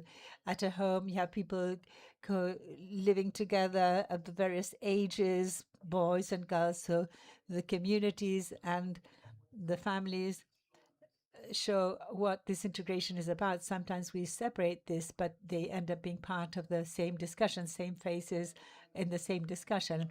And also, a lot has been accumulated in our communities, which we can use to learn from those communities that sustain life and have been supporting one another for a long time. So as a state, we have to learn from that in order to enhance this and to continue working together, state, civil society, and communities. I thus close this part of the panel, but we now open the floor so that the delegates can take part. I'd like to reiterate that we will close at 1 p.m. because we will then break out into parallel sessions. So the countries that wish to take the floor or the other delegates that wish to play, please let us know. Raise your hand or show your country sign or organization sign. Panama has the floor. I'm sorry, Paraguay. He apologizes. Paraguay has the floor. Good morning, everyone. Thank you for this opportunity. I would like to refer to statistical tools. I'm from the world of numbers. I'd like to say that in Paraguay, the demographic change no longer is a projection, as many believe. Today, this is an installed reality. The results of the 2022 census confirm this. We have less children and more elderly persons, and a production age that sustains the two ends, but very high informal labor. In 2016, and considering what was coming in Paraguay, we developed a national transfer account system, providing a tool that allows us to qualify and quantify this intergenerational solidarity. Now, this new demographic reality seemed far away, but this is no longer the case. That is why, with the support of the data of the latest census of 2022, we want to resume this agenda together with CELADI and with the United Nations Population Fund. We seek to update this measurement for Paraguay using data that we already have and that are timely. We have a clear goal to incorporate this topic once again into the public agenda, to have an institutional panel together with independent researchers and representatives from the civil society. Based on evidence, we have to have policies that encompass the entire life cycle with intergenerational equity and fiscal sustainability. Thank you very much.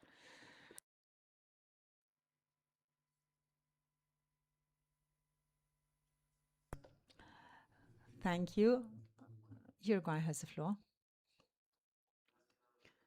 Thank you, Mr. Chairman. I would like to start reaffirming the commitment of Uruguay with the Montevideo Consensus on Population and Development. It seems that this is a good opportunity to advance in a balance regarding the implementation of that instrument in a context where many things are questions regarding integration, cooperation, and multilateral dialogue. It is also important to be accountable for the real progress regarding what these instruments and their implementation have been done in each of the countries. This is something we owe to the citizens of our countries. For us, the instrument of the Montevideo Consensus is still valid. This is a roadmap that we wish to continue to use in order to have development And in this issue of comprehensive and sustainable development, I also want to refer to this issue of the panel was dealing with on intergenerational solidarity. And I want to mention something that Fernando Figueira said in his statement. When we talk about comprehensive and sustainable development, we are talking about generating social justice conditions. It's not sustainable to have a development that excludes people or that exploits an important share of the population. And this is just on ethical grounds, strictly ethical grounds, but also for efficiency reasons, as was mentioned, and to deprive ourselves of this contribution of an important part of the population. And this refers to all inequalities that were touched upon in the statements, is something that we cannot afford to do as countries. So our challenge in Uruguay's challenge, the challenge of the region, is to be able to progress towards this comprehensive development which involves all of us, and intergenerational solidarity is one of the aspects of this. Not in terms of pitching one generation against each other, but rather in a way which integrates generations to create situations that are more just. Not just talking about the transfer of income, as the panel also highlighted, but rather thinking more broadly in a way that has to do with the construction, that has to do with developing more democratic societies. So against this backdrop, Uruguay has a strategy of strengthening public policies for children. We're convinced that reducing inequalities at this stage of life, in the first few years of life, it implies a fundamental social investment for future and present development. We are convinced that living conditions of the different generations influence the decisions that we take collectively today. And to be able to go more in depth into these policies that not only have to do with transfers, but also strengthen capacities of families and communities, is something that we believe to be critical.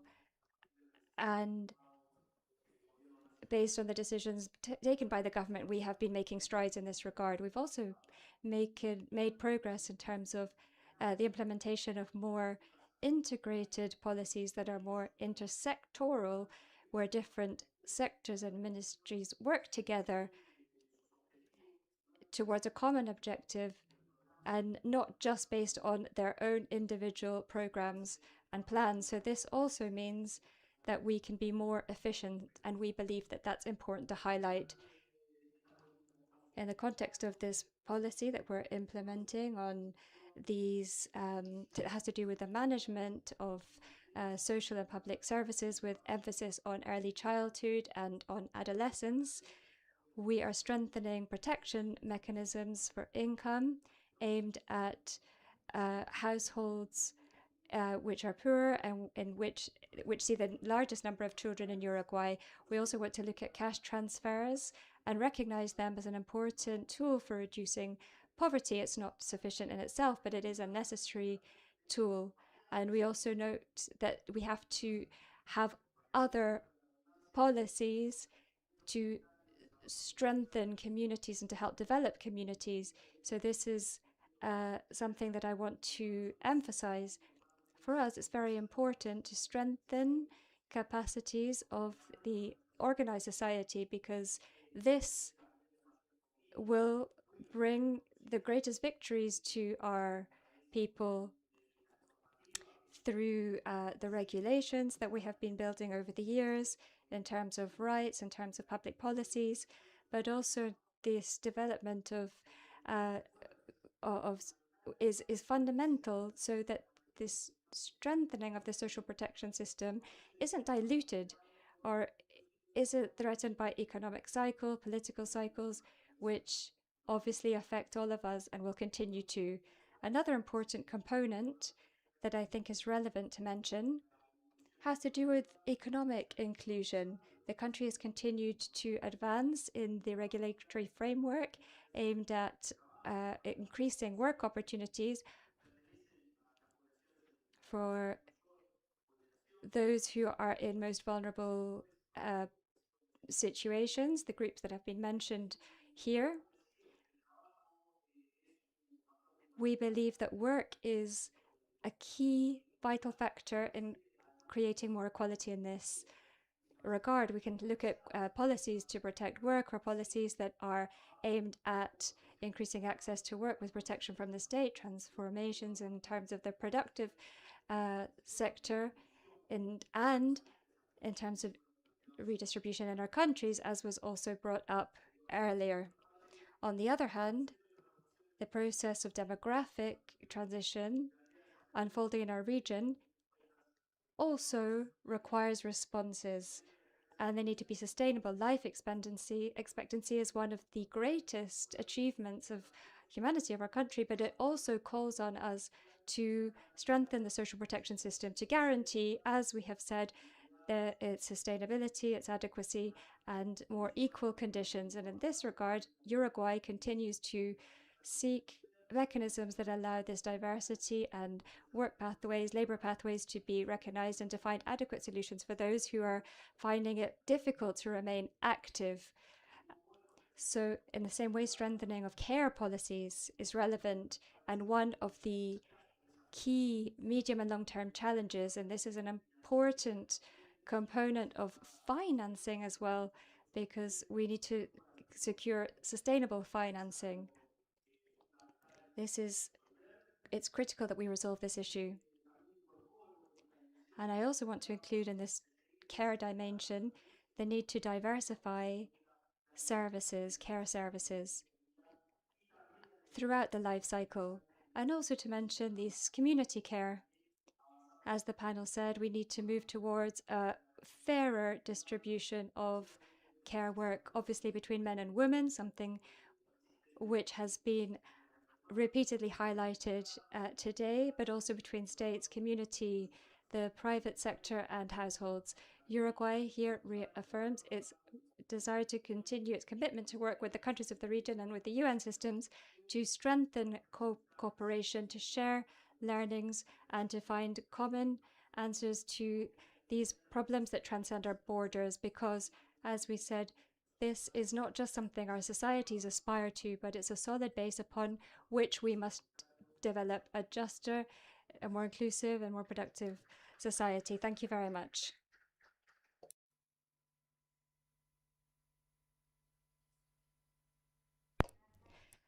Thank you very much.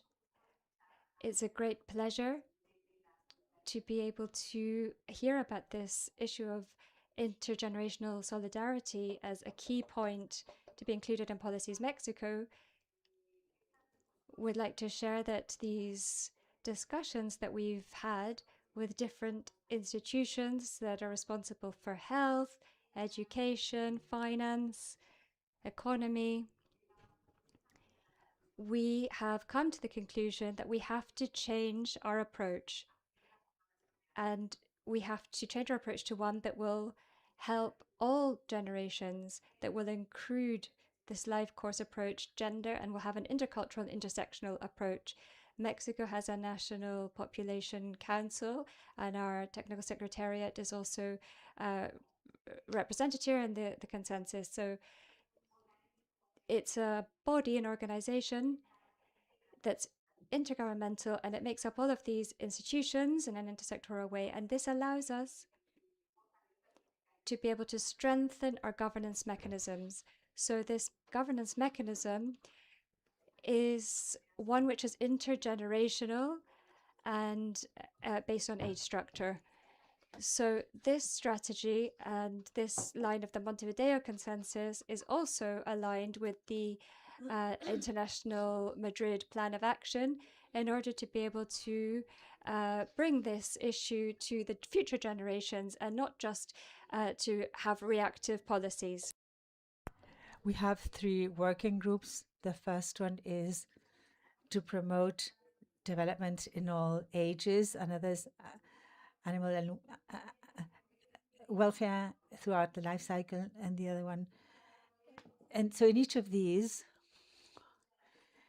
care is a mainstreaming topic because in the discussions we have had more than 10 tables where we have had dialogues.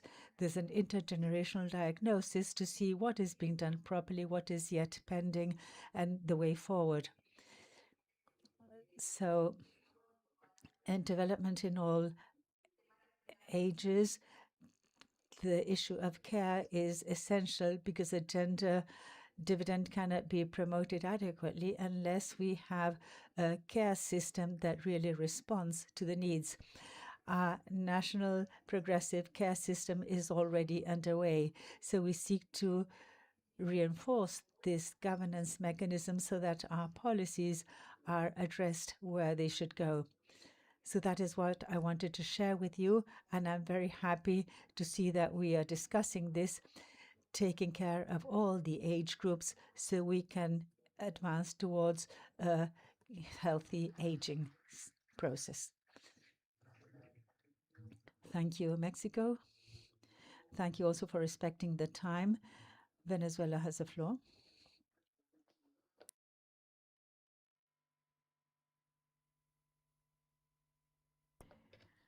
I think it is essential to have the debate that we are having regarding international solidarity, regarding the understanding of the will of the young people and the process of the demographic changes.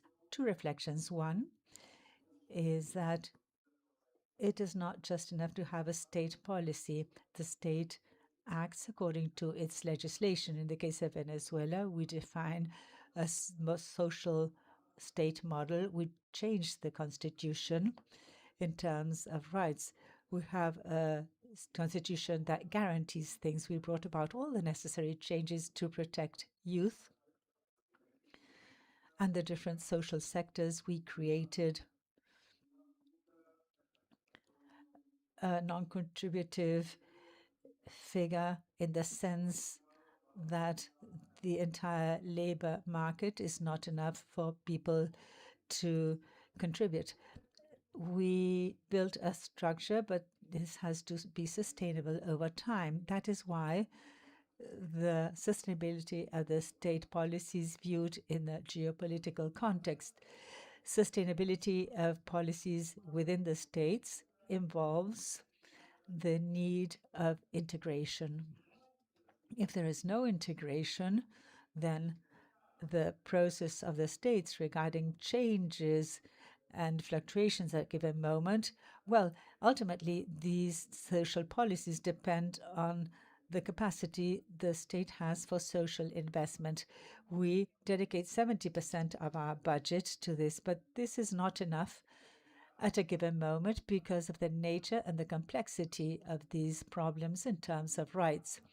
So this poses a challenge in the sense of what state model we wish to build, and also what geopolitical international model we wish to build based on creating a structure of solidarity, of a structure of sharing policies and of learning from policies. That is an initial reflection that we wanted to state. And the second reflection also aims at the will in terms of responding.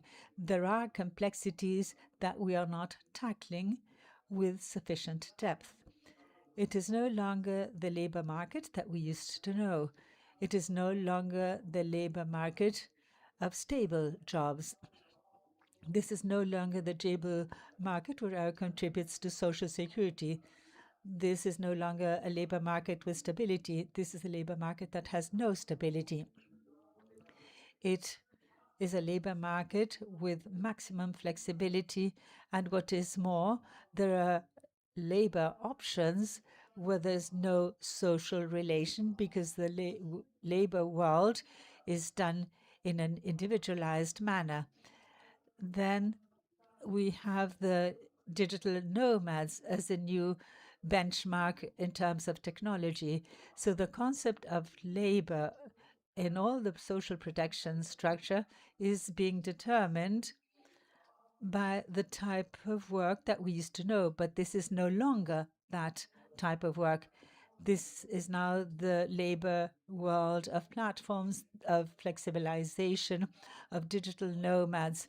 There is no permanence in the labor market. So what is a type of work? How can we guarantee the social rights in an individualized labor market that has been sort of scattered? We can define policies, and these have been defined in the Montevideo Consensus. They have been comprehensively defined. There's no area that is not covered, and based on what we have heard, this is also reality, but there's an objective reality. We have to assume policies for this new labor world.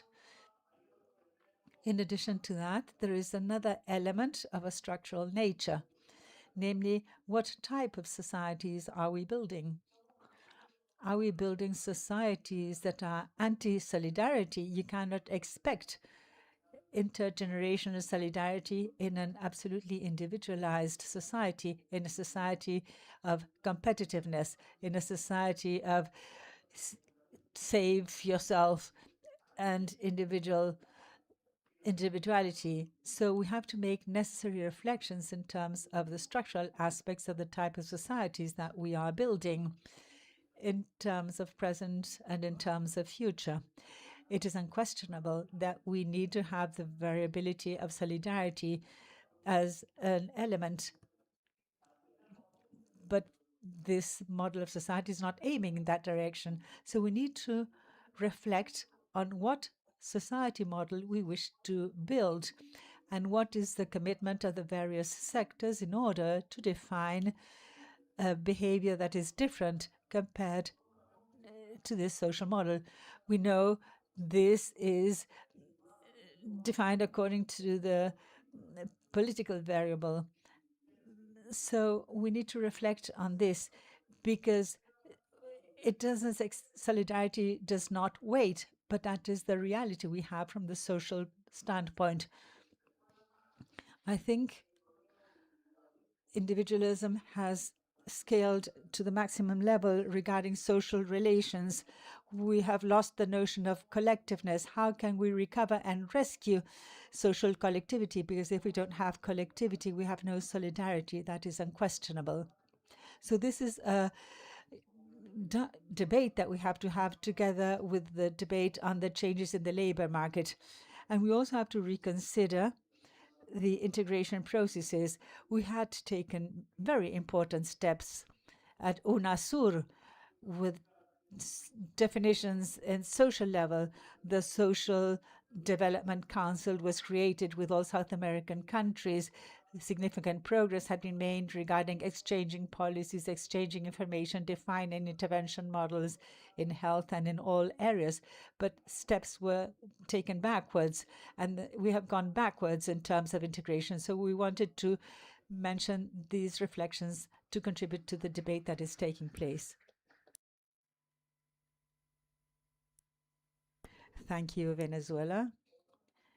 We give the floor to Antonio Palma, Civil Society Youth. I'm Antonio Palma Lopez from the Latin American Network of Persons with Disabilities and Families. I'm the focal point of the group on childhood, youth, and the Civil Society group of Latin America and the Caribbean. In the region, we have 85 million persons with disabilities. 3 to 4% have a formal job, 13% have informal jobs, and the rest have been segregated, discriminated against, and forced by their families to receive or provide care or stay at home. Unfortunately, these voices never reach the creation of public policies, and even less to follow up on the compliance of these political policies.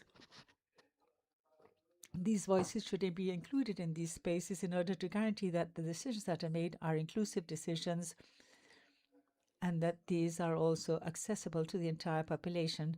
At the same time, in the process of the mechanism of youth and childhood this year, we discussed extensively with many young persons in the region, the consensus was always the same. We want to work side by side with all the generations. We don't want to displace anyone. We want to build a more inclusive Latin America, more accessible Latin America for the entire population. And this is not possible if the voices of children, adolescents, and youth are not taken into account to build a better future. I'd like to finish saying that childhood, adolescents, and youth, and persons with disabilities, all the population is ready to construct, to build. It is necessary that states open up the doors and allow us to participate actively in all the spaces. Likewise, it is of utmost importance that all the points considered at the Montevideo consensus are catered for in order to eradicate evils that, for example, have been left behind in the field of disabilities. For example, the masculinities, gender violence against women with disabilities produced by men with disabilities. This is a concealed reality. And I'd like to conclude saying that it is necessary that from now onwards we can build a society that where no one, for any reason, is left behind.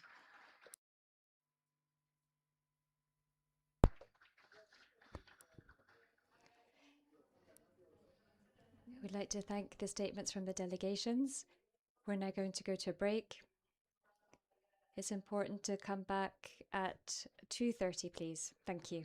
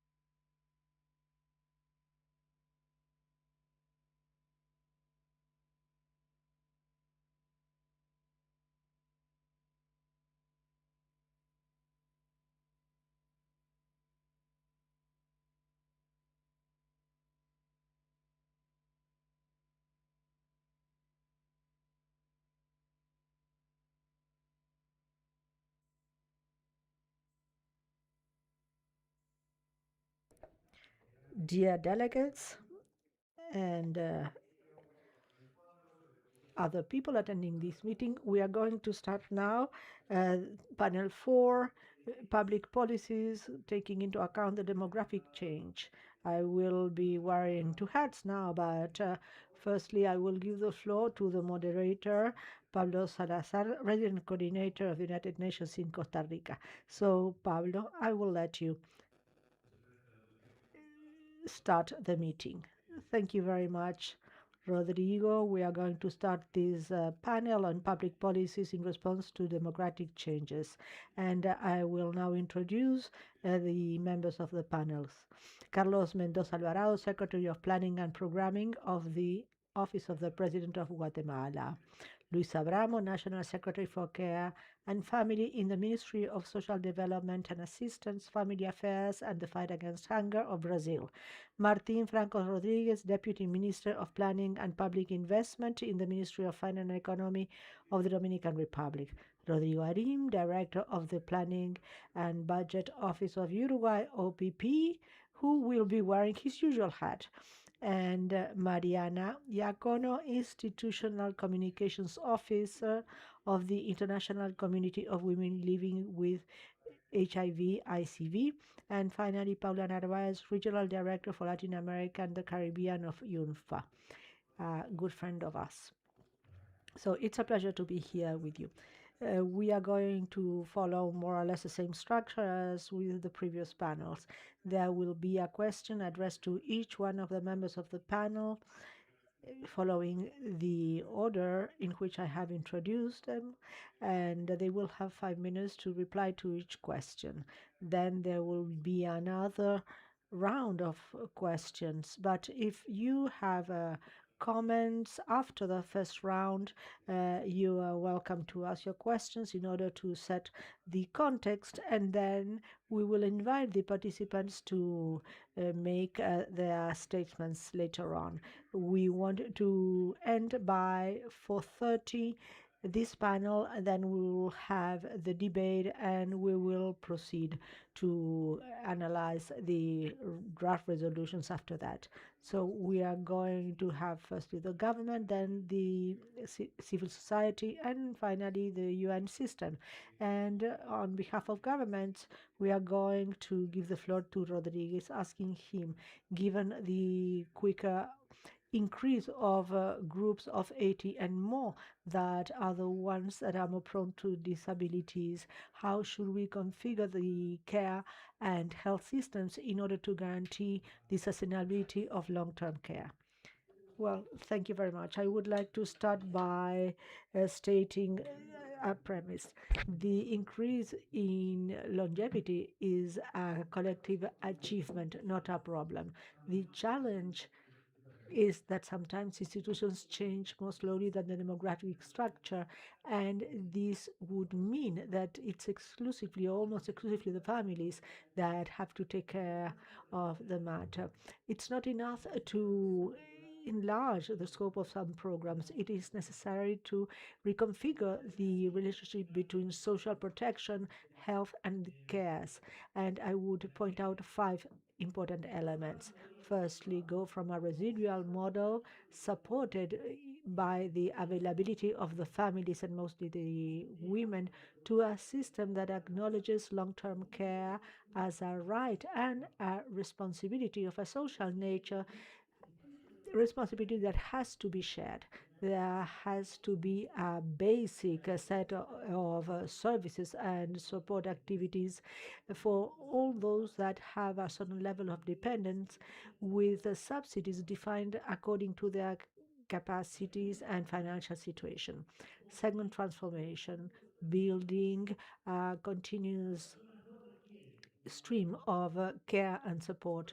One response is not enough. There may be prevention, rehabilitation, personal assistance, support in the house, daycare centers, residential centers, etc. The system can combine these alternatives to allow people to remain at home and in their own community as far as this is possible, without turning the family in the provider of cares in every case.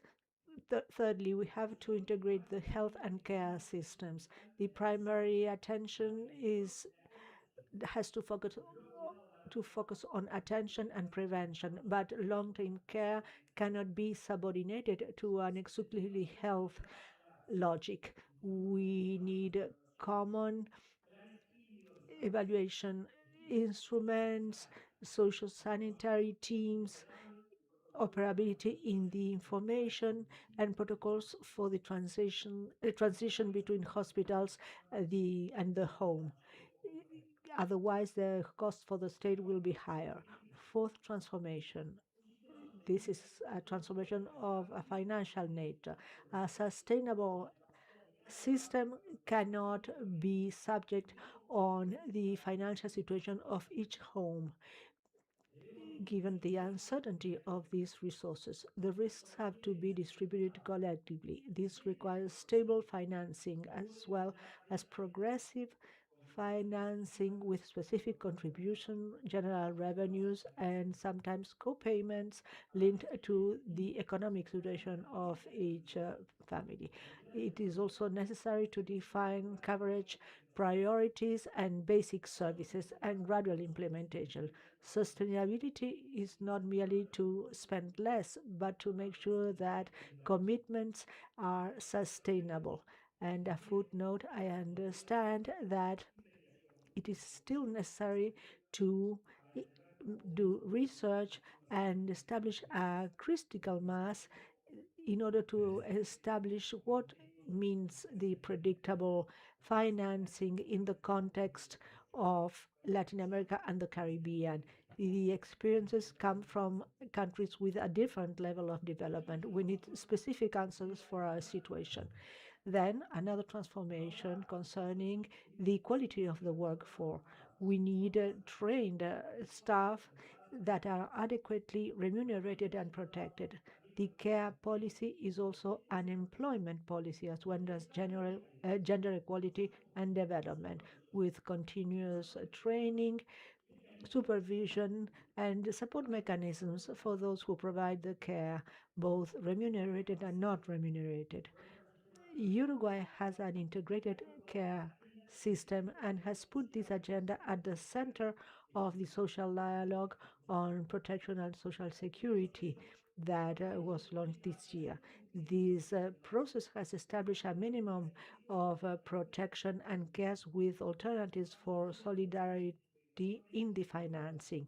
And we have to translate on this into a roadmap, which services to provide, whom to give priority, under which government, which standards, and which sustainable sources of resources. So long-term care, it is not something that is peripheral to the health system. These services have to be part of the social security system. Demography offers something that is infrequent in public policies, a transformation that we can anticipate with significant accuracy. We have the responsibility of establish agreements before the gaps become crisis. This is the value of planning with a long-term approach based on rights.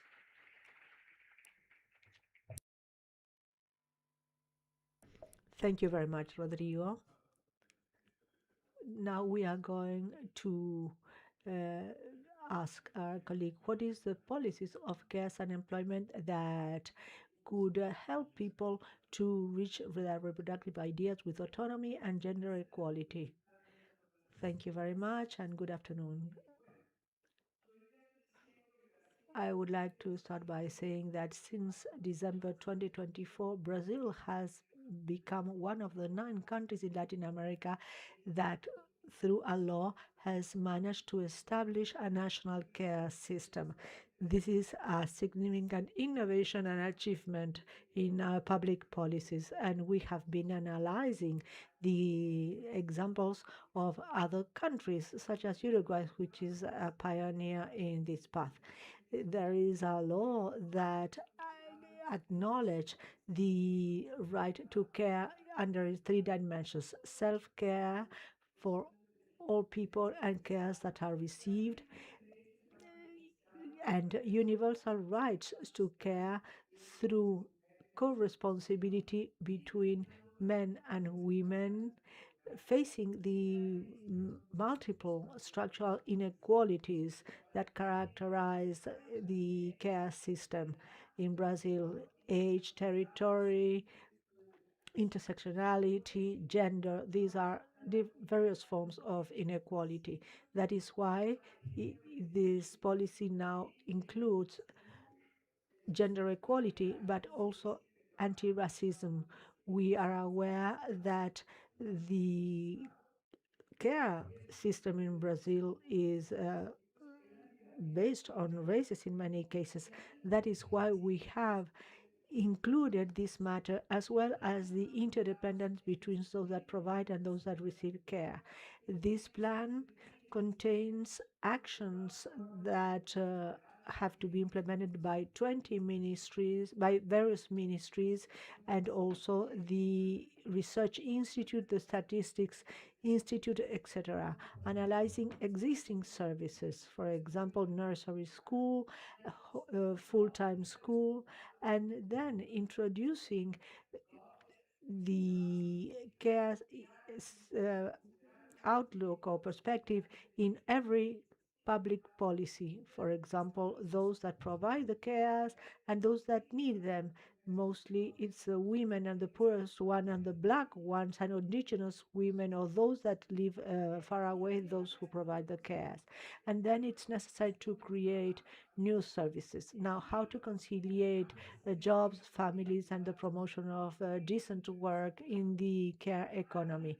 All these matters are interrelated, and they are defined in the objectives of the policy and the plan, and are one of its strategic axes. The concept of co-responsibility to offer cares from a social point of view means to recognize the role of the private sector as an essential player in the process of building a new care organization under three dimensions: decent jobs in the care economy, with a private offer of care services with quality and respect of human rights, and then the adoption of labor relations that favor this balance. And it's interesting that we have introduced a certain pillar in this equation, which is education. And we talked directly to young people, and mostly to young women. They are usually at a juncture in their life in which they have to conciliate remunerated work with education and family responsibilities, and therefore it is necessary to have public policies in this regard. One of the axes is called compatibility between remunerated jobs, education, and family needs to provide care.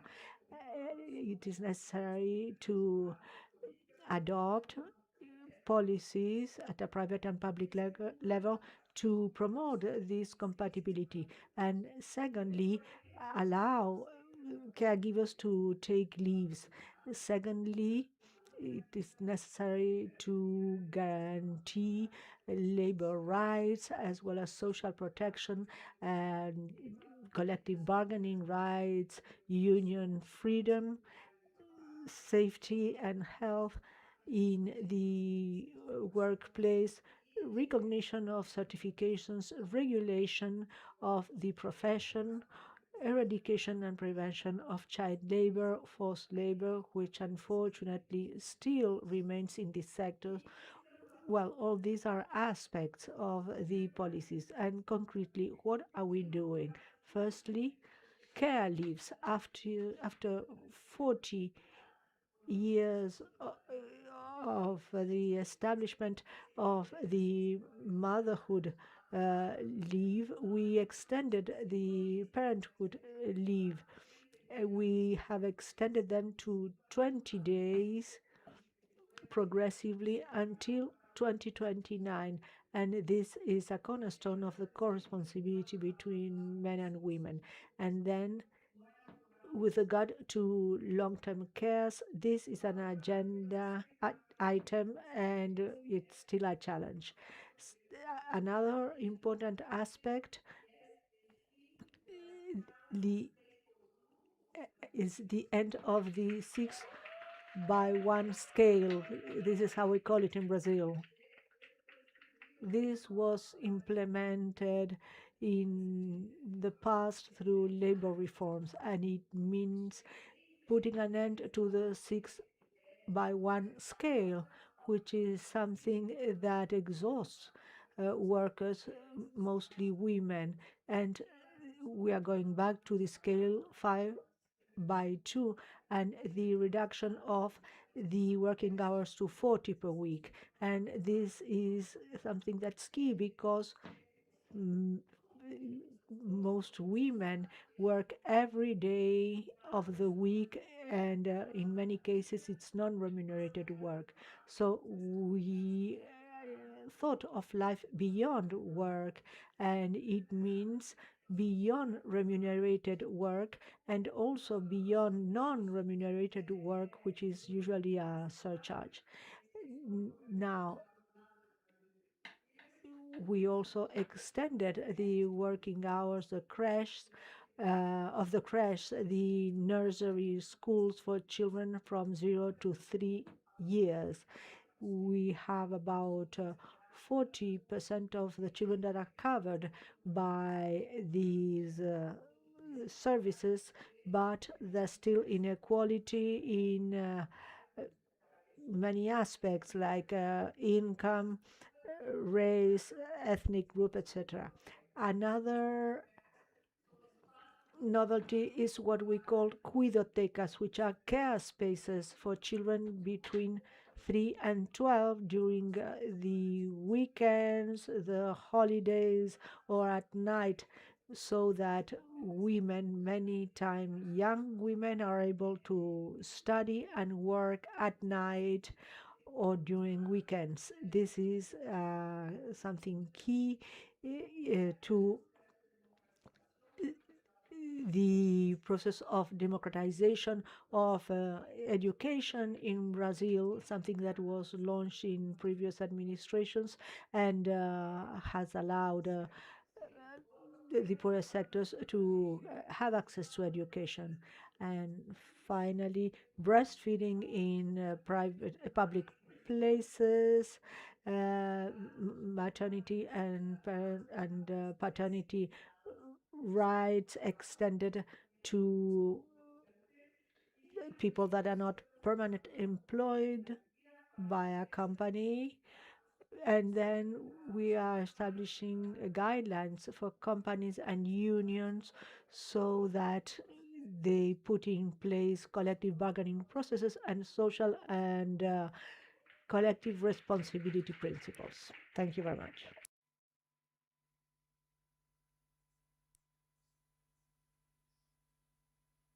Thank you very much, Lais. Now we are going to ask Martin the following. What happens with the monoparental homes or homes in which the women are the head of the family? How should policies adapt to this new reality? Thank you, and thank you, Itlak and Celade, for the opportunity to present today. As you know, and as we mentioned in the study yesterday, there's been a shift in the composition of households, moving from traditional households with two parents and children with a decrease in their participation by 10 points, while monoparental households have mostly doubled and monoparental have increased as well. So the composition of more traditional households has decreased substantially. And if we look at the composition of these households in quintiles, we see a prevalence of households that are biparental or unipersonal, and a prevalence of households without children or unipersonal in the quintiles with higher income. So this calls us to think about how we design our public policies. Our public policies have been designed through household surveys, and sometimes we do not differentiate the kind of household, and the needs by household generally vary depending on the composition. So to answer the question on household, and the needs of each household vary depending on the groups of people. They don't require the same services or the same amount of services if they have children, if it's an older person that lives on their own, or if they are a complete family. It depends also on the location, accessibility, and services, and they have different abilities and capacity of payment. So we need to diversify the models, the constructive models. Like, for example, sometimes we design low-cost households, but we need to see what kind of household this represents. Is it a monoparental or biparental household? We need to rethink the designs. We need to rethink the subsidies depending on the number of members of a household. It's different if we have two people who have income and have the capacity to pay for that household, compared to a household that's monoparental with children, where in 70% of the cases the head of the family is a woman. So there you have two problems: single income and one income that generally is lower than what men make. So we need to rethink policies taking into account the characteristics of households in the implementation of services. I also mentioned that we have an opportunity with the demographic change. The strong increase from previous decades favored the urbanization, the misuse and misplanning of the use of soil and land to decrease the urban footprint and to make a better use of productive lands. I mentioned this because in the Dominican Republic we passed the territorial ordinance law. And the second part of the question has to do with the transfers, money transfers. We need to rethink how we do it. These transfers should go beyond identifying poverty just by the level of income. We have made progress in most countries. We have reduced the levels of poverty substantially, but there are still significant gaps in terms of poverty with regards to gender and territory. This requires identifying how those sources are allocated. The transfers should be redesigned based on care and the load of care, persons with disabilities, children, and the capacity of each household to create income. In households where the head of the family is a woman, when one single parent is in charge of creating income and providing care, and we need to coordinate that with the provision of health services as well. I also think that we have to improve how labor markets work. Latin America has a very low rate in the participation of labor, mostly due to the low participation of women in the labor market. We should improve this through care policies and increase the rate of participation of women in the labor market, and that will consequently increase the levels of productivity, improve the levels of income of such women, and it will create an income in the redistribution as well. We need to link this with the microeconomic aspect of it, in the distribution of income in households, with the macroeconomic aspect of it as well. We need more labor force in general in our countries as well. Thank you very much, Martin. I think we're all taking note of these several aspects of the design of public policy and the implementation. I would like to talk to Carlos about one specific topic, the probability of living from 16 to 65 years old is twice as much in women than men. How can security and public health policies face this life expectancy rates in our societies? Good afternoon. Thank you, UNFA and ICLAC, for the invitation to contribute to the regional debate from Guatemala's perspective and reflections. I would like to start by acknowledging that this question poses a paradox in terms of development. As we discussed yesterday when the report was presented, Latin America and the Caribbean has had its greatest achievements in society and development. We've gained over 27 years of life expectancy in the last years, but that's not equally distributed between men and women. There's a big difference, as we saw yesterday, of 6 years. In 2025, the regional life expectancy of women is 79 years old, and for men, it's 73. An important part of that gap is avoidable, and it's not biological. It has to do with premature deaths that can be prevented. According to ICLAC, this over mortality of men moved from 1.2 times women's in 1950 to 1.9 times in recent years. Therefore, it's important to analyze something that's very specific. Reducing masculine premature death should become explicitly in a public policy target with indicators and goals. My second comment is that the problem is extraordinarily concentrated by age and sex. For many years, I studied from the academia and civil society the homicidal rates in Guatemala.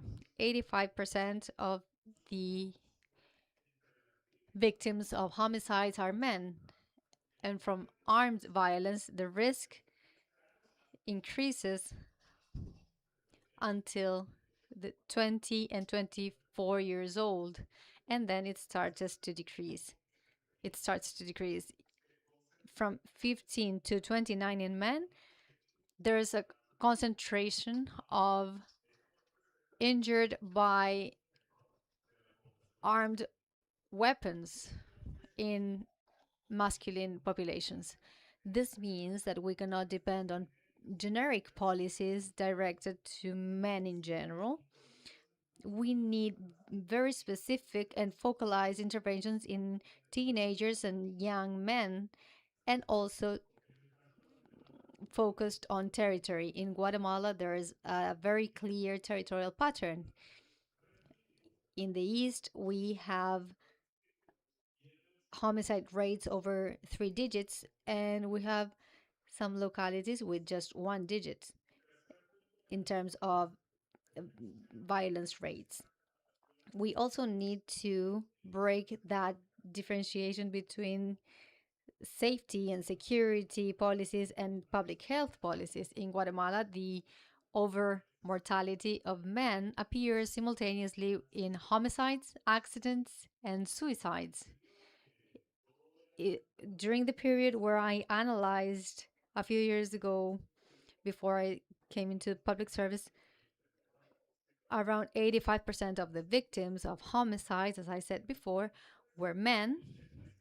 85% of suicides were men, and over 70% of the deaths from car accidents were mostly men. Therefore, safety, mental health, the problematic consumption of alcohol and drugs, security in the roads, and social security need to work on the risk population and not separately.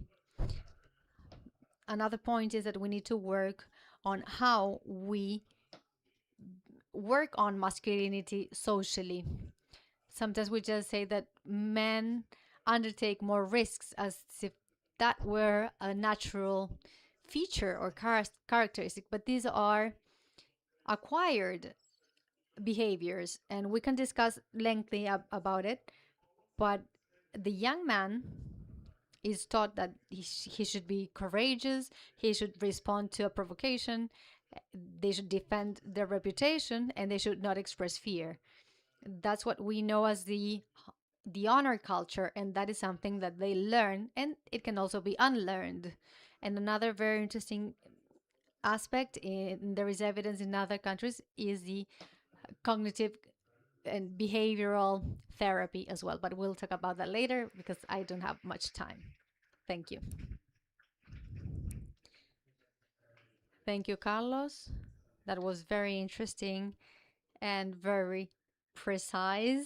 You took exactly the time that you had for your intervention. Now, I would like to move on to a more general question, and we'll go back to Paula later for a general comment. The question will go to Rodrigo, Lais, Martin. I skipped Mariana, I'm sorry. I apologize, Mariana. I'd like to ask civil society, how should public policy address the longevity and poverty, as women are the caregivers in general? Thank you. I thought I would not take the floor. Okay, so how should public policies address the intersection? I think through the feminist movement and the women's movement,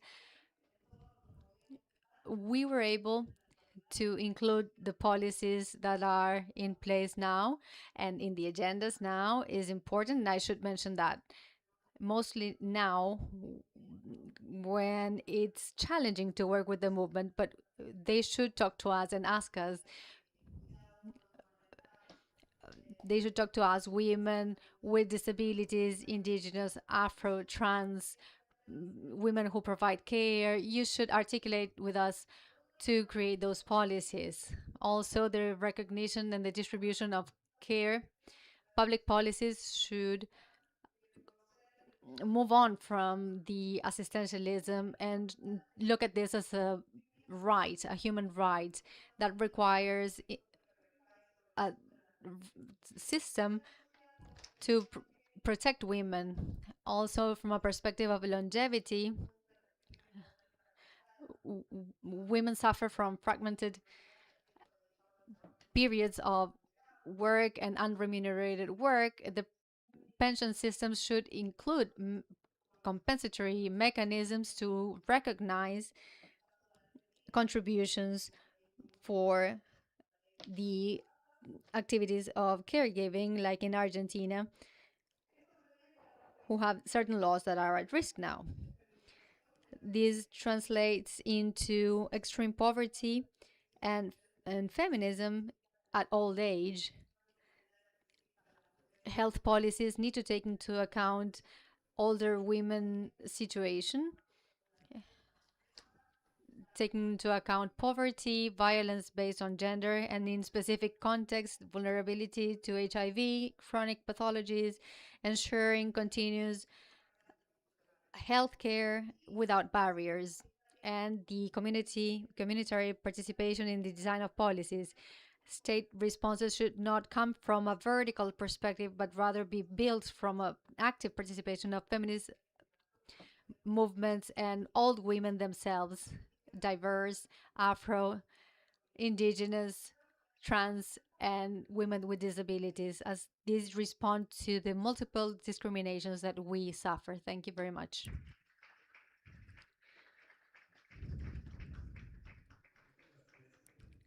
Thank you.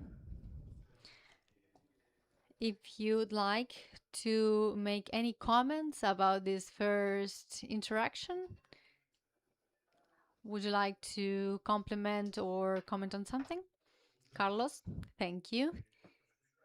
Yes, precisely. I think that it's important what we mentioned about the violent behaviors that are learned and that therefore they can be unlearned. A fifth element to close my response, my answer, is that this doesn't mean that all the responsibility should be transferred to the individual. We can teach self-control, but if a young person is surrounded by weapons, organized crime, exclusion, a lack of opportunities, and weak states, the context continues to produce violence. In my own research, I found that the possible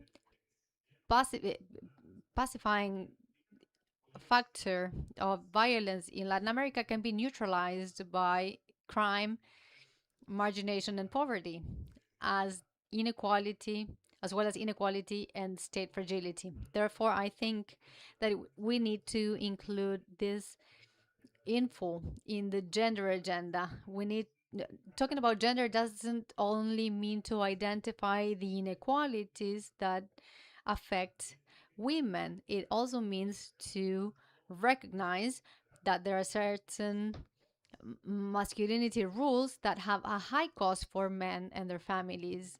And I'd like to end by saying that we should not accept this as a fact of nature that young men have to die sooner. If we know where the risk is concentrated, if we know the causes, and most of these deaths could be avoided, then reducing the gap of survival must be a conscious decision of public policy.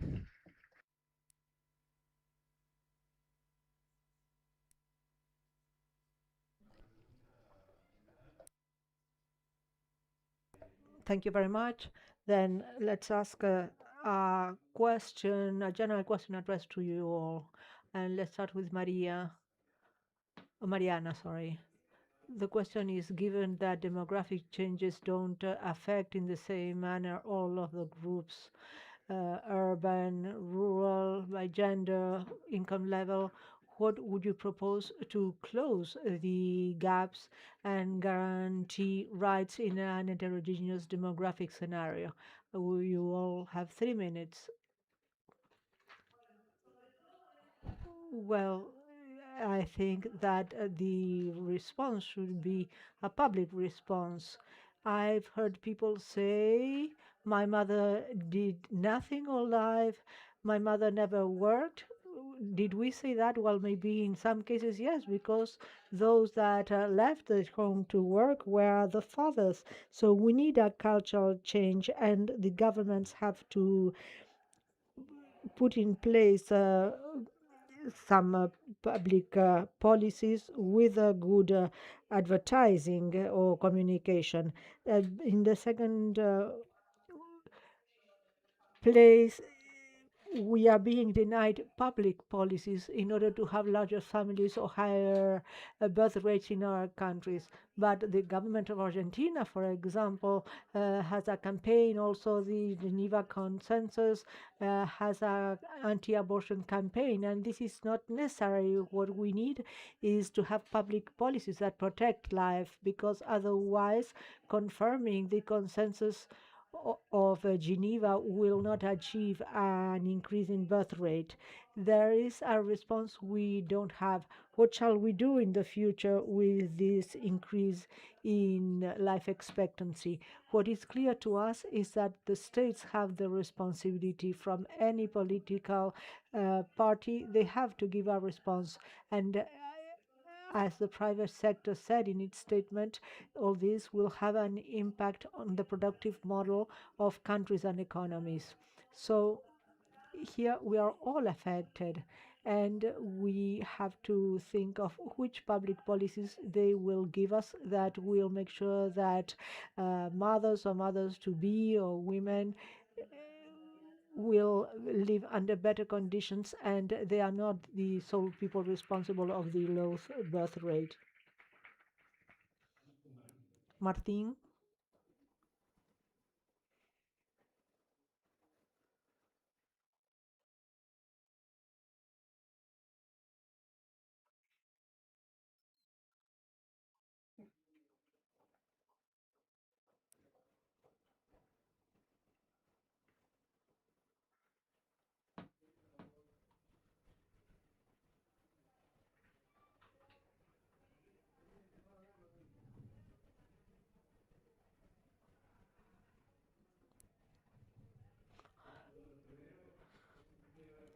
Well,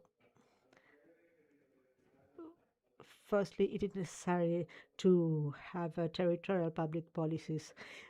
We have to take into account the different kind of households, and the demographic change also has different impacts in different places of the territory. The growth rates for the population are not the same throughout the country, and there are different indicators like poverty, pregnancy, etc., that are also different according to the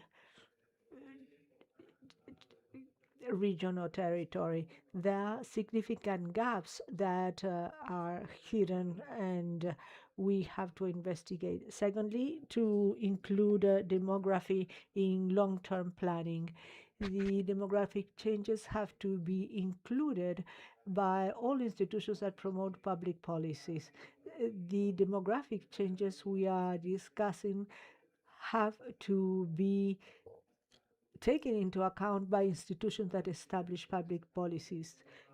They will mean that we'll need less classrooms in the future, but more care centers or health centers. And we will have to provide more services to an aging population. Thirdly, benefiting from the demographic bonus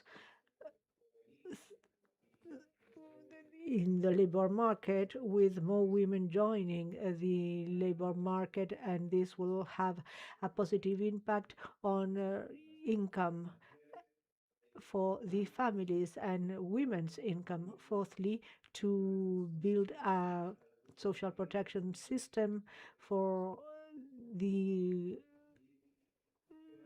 for life and protection systems that include several aspects like childhood, disability, youth, etc. And another aspect, labor policies should be part of an integrated architecture and not isolated pieces in a puzzle. And finally, the prospective capacity of the state. We have to think of our post-2030 agenda and establish public policies for the future. Thank you very much, Lais.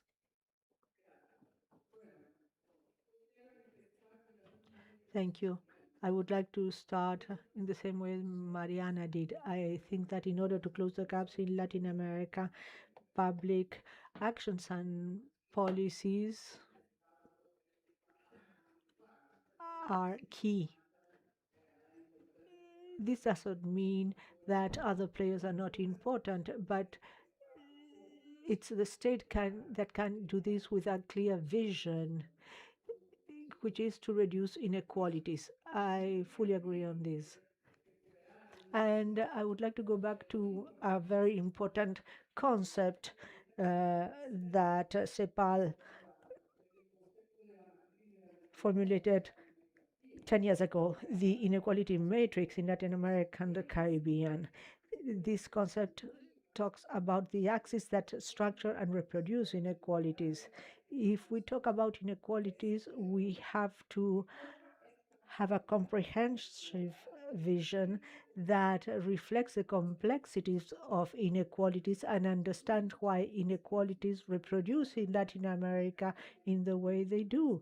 We say Latin America is not the poorest continent in the world, but still the concept of inequalities included ethnic and racial inequalities, income inequalities, disability inequalities, and others. And there are intersectionalities because it's not the same thing to be an Afro-descendant man as an Afro-descendant woman, or someone who lives in an urban territory and others who live in a territory that has been left behind. So this is key, and I go back to an important concept of the Montevideo Consensus, which is to explicitly name the inequalities and the populations that suffer from them, historically and structurally.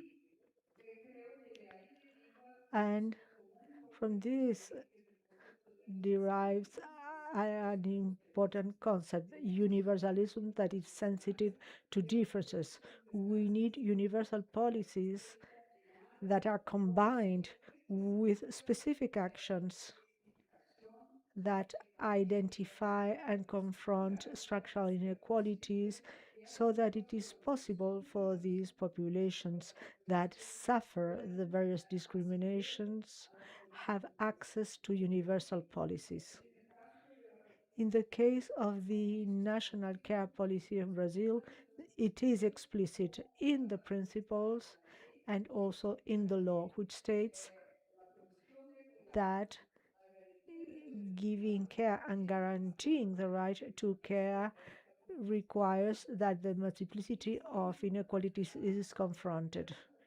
And it is necessary to transform the current care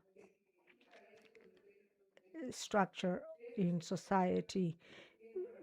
It means lack of time for women, poverty, overcharge, impossibility of being autonomous from an economic point of view, also the guarantee of rights, and national care systems in each country need to transform the situation. Otherwise, it will never be possible to conquer gender equality in the labor market, because the social organization of care is the one that leaves outside the labor market a very significant group of women. Therefore, I would say that this is the way forward. And once again, I would repeat that care policies mean employment policies, productivity policies, and sustainability and economic growth policies, because they will free the productive strength of women that cannot fully participate in public life and the labor market because of the non-remunerated work they have to take care of.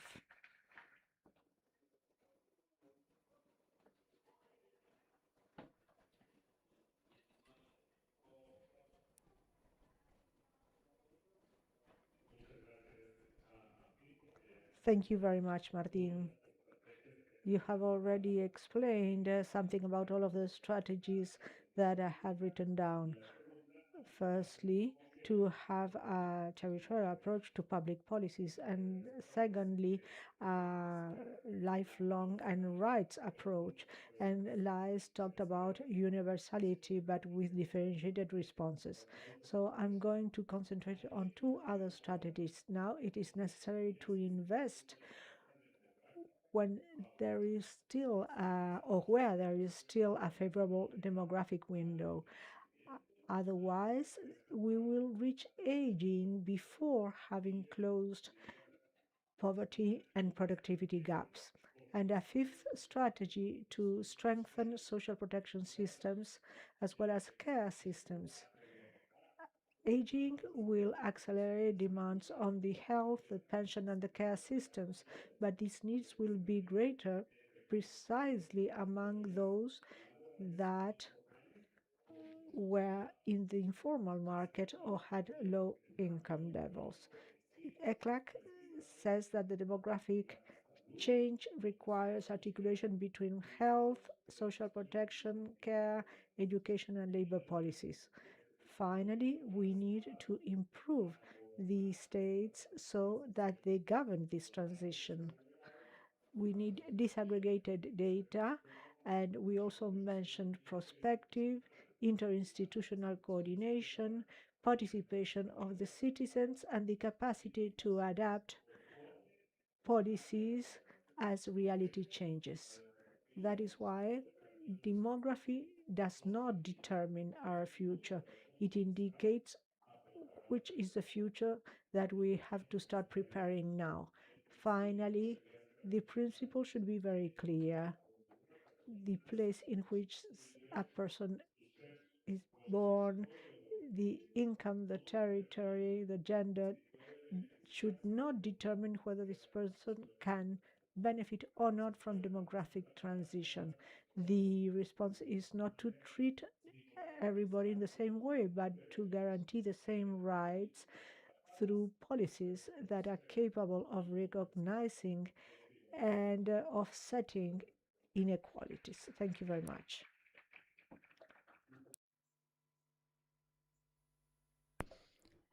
Thank you, Carlos. Sound is back. Rodrigo. Thank you. My starting point is similar to the premise presented by Lais and Carlos. The heterogeneity of demographics has to bring us to universal rights, but depending on the barriers faced by each population. To advance in that direction, we should consider 4 aspects in each strategy. First, to have universal floors or grounds with security, economic security, housing, and supports for autonomy. The prioritization should help support, but it should not turn rights into residual strategies. Economic capacity could end in a subsidy, but not in the existence of a right. Secondly, including the territorial dimension from the design, but not as a correction later on. In rural areas or with dispersed populations, we could require accessible transport and community networks. In urban areas where there can be a bigger coexistence of isolation and different connections, there should be an adaptation of households and community devices. Equality is not about offering the same in every territory, but rather ensuring equal outcomes. Third, improving data to allocate resources. It's not enough to have average country means. We should consider age, sex, disability, level of income, composition of the household, ethnic and racial history. This should be recorded and include accessibility data. If we don't measure it, it's not included in policy. Number 4, to have a new redistribution of resources, because there is an impact on income, household, mobility, and territorial organization. Therefore, our answers cannot stay in a ministry or a program. We need coordination in the government, progressive financing, better caregiving for the users, the social organizations, and communities. Finally, policies should be evaluated by their distributive effects. Before implementing them, we need to ask who's accessing them, who's left out, who's paying, and who's doing the unpaid labor. guaranteeing rights in a heterogeneous scenario requires homogenizing a basis with public policies to guarantee outcomes. The same rights, but different roads to make them effective. Thank you.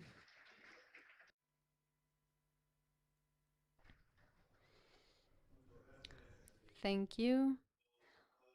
I hope everyone has enjoyed this conversation, this discussion. It's very timely in terms of the public policy challenges. I would like to ask Paula to offer us a more general perspective on what we've heard, and then I would like to take the floor for 2 minutes to highlight some points. Thank you, Pablo. I think that we've heard very clear presentations and very important thoughts and reflections about public policy. From UNFA specifically, we still consider that the best public policies are those that are built from evidence. And therefore, we offer states our analysis of population that turns demographic data in intelligence for decision making. It helps us answer specific questions as you've posed here. Where should we invest first? What territories require differentiated responses? How we can anticipate future needs of the population, not by improvising, but rather by gathering data that allows better decision making. There are territories where the priority continues to be expanding opportunities for young children and young people. Others are facing an accelerated aging and need a strengthened social security and health system. Others are experiencing migration or a high exposure to climate change. So it's not answering the same question in every country, not even within a country.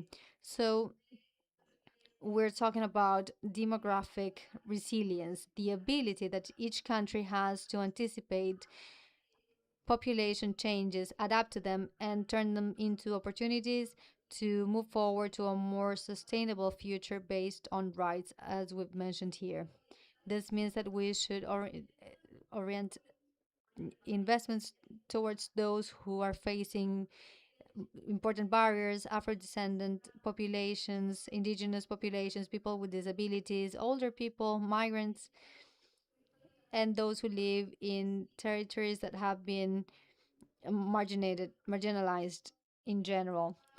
This is, if we can see this in data, it can be seen in budgeting and in policies. That's our commitment from United Nations to support countries by strengthening their capacity in demographic data, the allocation of resources, and following up on public policies. Demographic change is not just about the context in which we make decisions, it's how we shape those decisions. Demographic intelligence allows us to understand the change, to decrease uncertainty, better orient decisions, and build more resilient and inclusive policies. And that's what the United Nations system tries to offer countries of Latin America and the Caribbean. That's why our partnership is so important. I would like to add 2 more things. None of this is possible with weak democracies. An important factor for institutionality to work is to have robust and sound democracies. And that is also about the participation of civil society in every sphere. Otherwise, this is not possible. We need transparency in the decision-making processes at a governmental level. Otherwise, this is not possible. This is key. We have to be able to understand the dimension of democracy as a key and central element of this discussion. And the last point that I would like to mention, and I think that this is what Carlos mentions from Guatemala, has to do with masculinity. So I celebrate that this was raised here. Prevention of mortality of young men is about addressing violence as well. And that phenomenon of violence that ends the lives of those young men, it kills women every day in our region, is a key element for us to address inequalities and structural differences that we see in Latin America.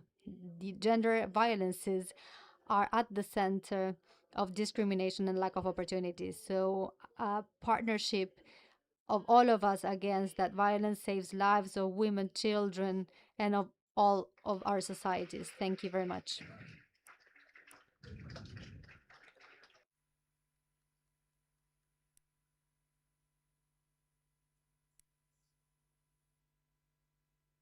Thank you, Paula. We have some time to answer questions from the audience and the room. I'd just like to highlight 2 points. We've talked about aspects relating to the change that we're undergoing with groups over 80 years old, the demands for assistance and care, disabilities, and the adjustments that are needed in the sphere of public policy, the conciliation of work and family, the culture of care, and how to restructure the care systems and the role of governments as a central actor for this to work, taking a more active role rather than a passive one.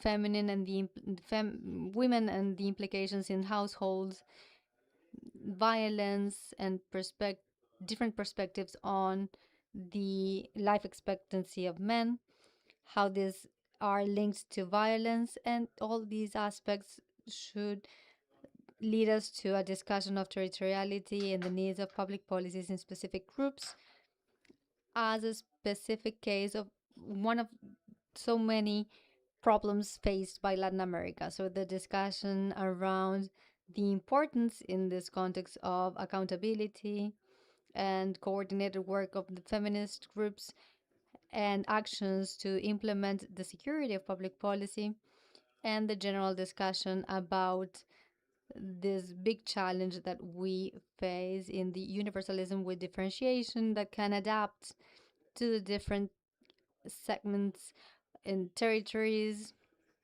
And with those general comments that you've heard from the panelists, I would like to open the floor to anyone who would like to make a comment. Please hold your signs up.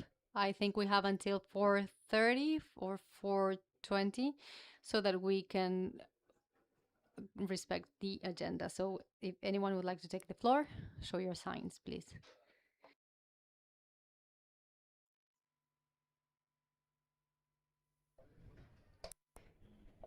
I think it's Dominican Republic that is asking for the floor, and also Uruguay. Indeed, thank you very much. And my greeting to the delegations of the countries here present. With regard to the demographic change and public policies, I would like to explain the progress achieved in the Dominican Republic concerning the care agenda. We have advanced towards a model that recognizes care as a right and a social responsibility that is shared, as well as a fundamental component of social protection. Among the main progress made, I could mention the national care system that organizes the responses by the state and various social actors concerning the care given to children, people with disabilities, the elderly, and others that require support, and also recognizes the work of those that provide this care. Another important progress, the training and certification of around 4,000 people, men and women. This is an initiative that took about 4 years and involves the Professional Training Institute in the country. This has allowed us to professionalize and strengthen care services and create dignified jobs for those who provide care. Also, more recently, we adopted a resolution that was issued by the Ministry of Public Administration that includes care services within the ministry and creates more favorable conditions for civil servants that provide care.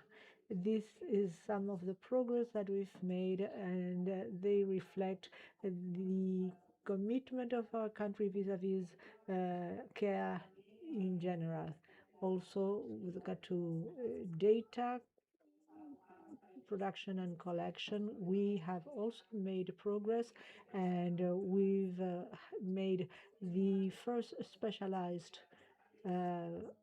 survey concerning the use of time. However, there are significant challenges. For example, the sustainability of this policy, also how to continue including different approaches, and finally reaching the whole country with our policies. Thank you. Thank you, Uruguay.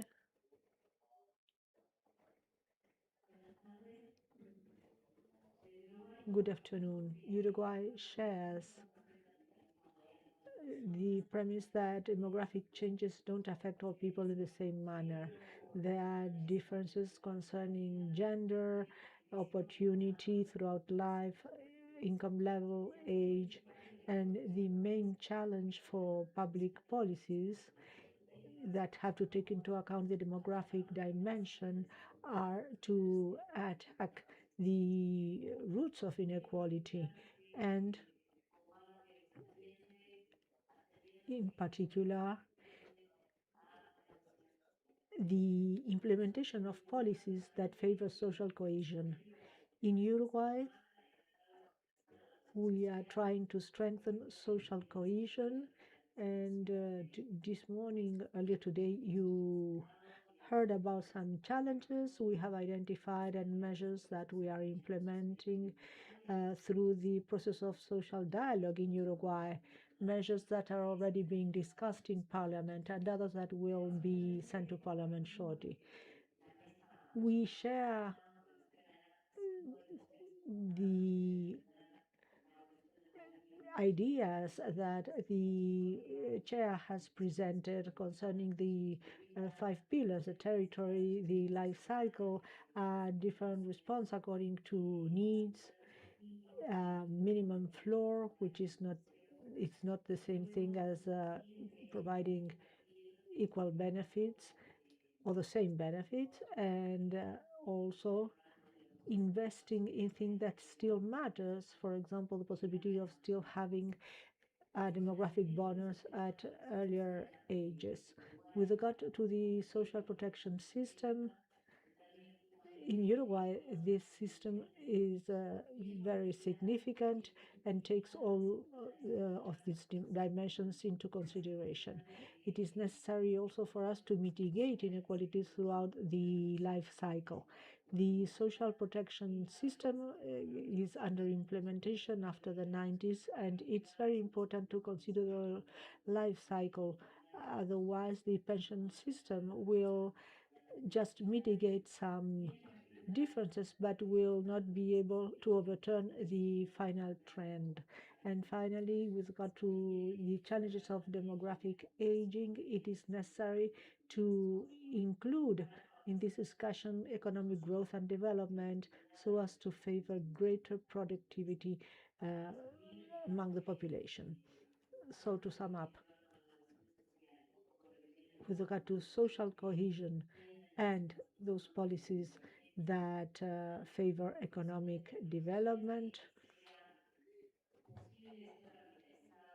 for example, including IT that can be used by the whole of the population with proper training.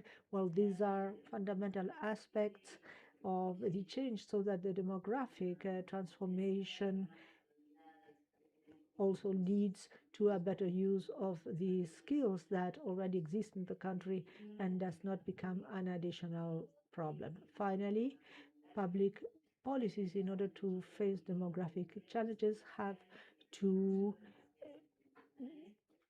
taking into account the promotion of the development at international level as well as economic growth. Besides social aspects, society have to reduce inequalities that have accumulated, strengthen confidence in the institutions, and favor diverse development paths.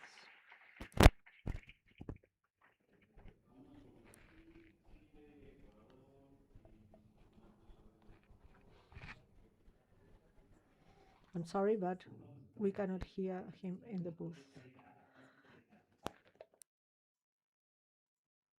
Distinguished delegates.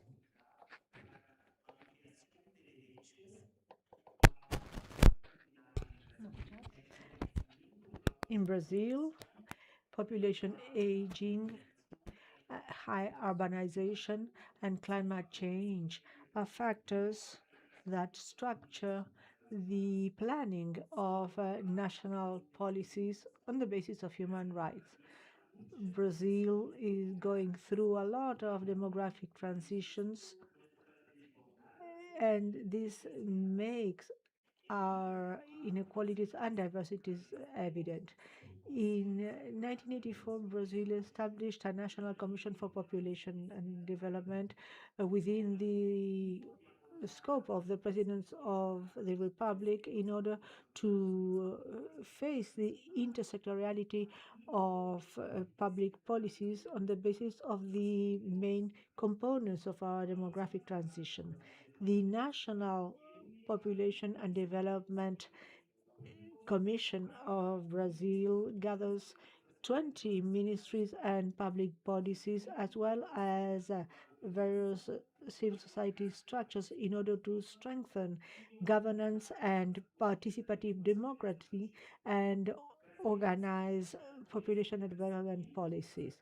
Brazil believes that strengthening institutional capabilities and the improvement of income is a strategic response to accelerate responses to demographic transition on the basis of demographic intelligence and data analysis. Also, it is necessary to increase the institutionality of demographic and population topics in order to increase or encourage demographic resilience, given demographic changes, as well as making decisions.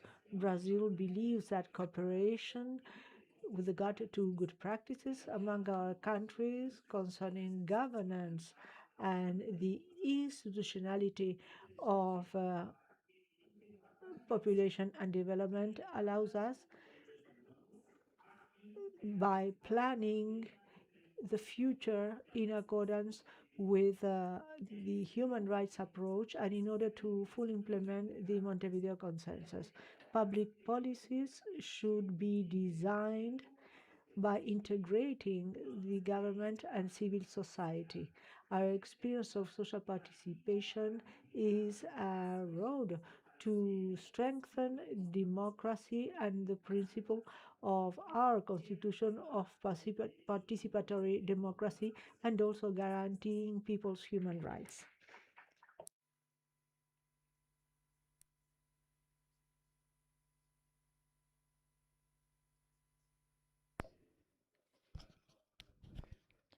Thank you, dear panel, dear delegates.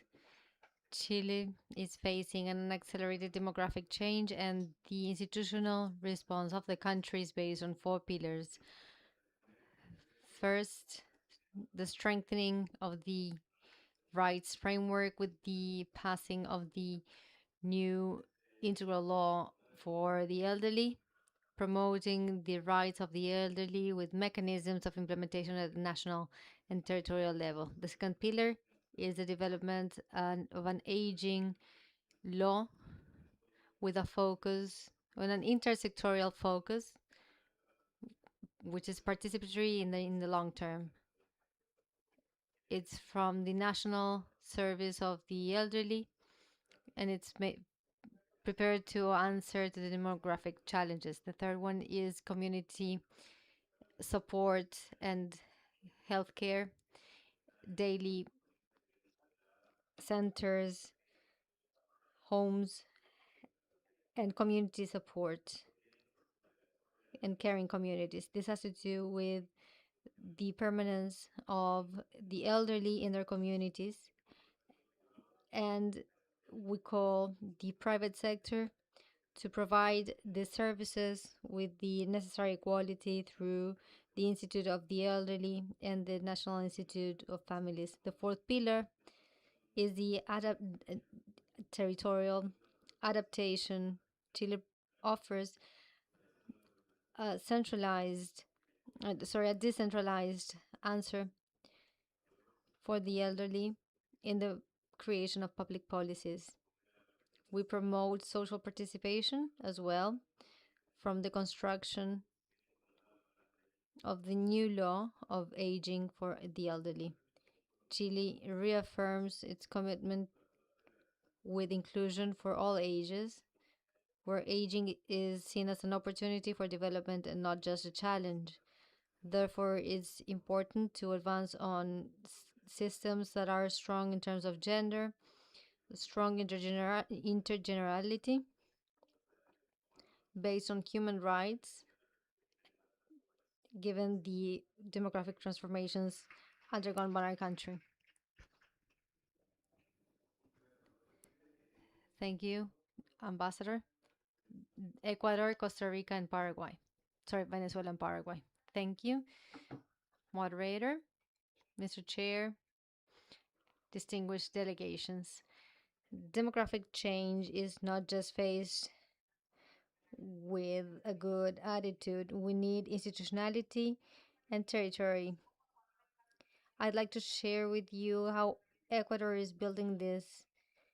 Our intersectorial policies to address teenage pregnancy has to do first with governance. That's where the difference stands between a policy on paper and a policy that's implemented. The Plena integrates health, education, government, and finance as a unified system in 3 levels: a national intersectorial committee that approves priorities, a subcommittee in finance ensuring sustainability, and a territorial delegation with delegates in each province, ensuring that what's decided in the capital city is put in practice in the field. So responsibilities are allocated and we have indicators and measurements. Second, financing. We know that the main threat for any policy in 10 years is that it depends on a political cycle of 4 years. That's why Ecuador is designing an innovative budget system that requires social impact analysis and coordinations. The disbursements are based on results. The budget is guaranteed and therefore it's multiplied. That's the main argument. Prevention costs $110 million and not doing it costs over 220 million. So each dollar that we don't invest today is paid 20 times higher in 10 years. Ecuador is not considered a homogeneous country under this project. We consider fertility, rurality. We started with 46 localities and we increased to 70 in a second stage and reached national coverage. A teen in the Amazon region has now 3 times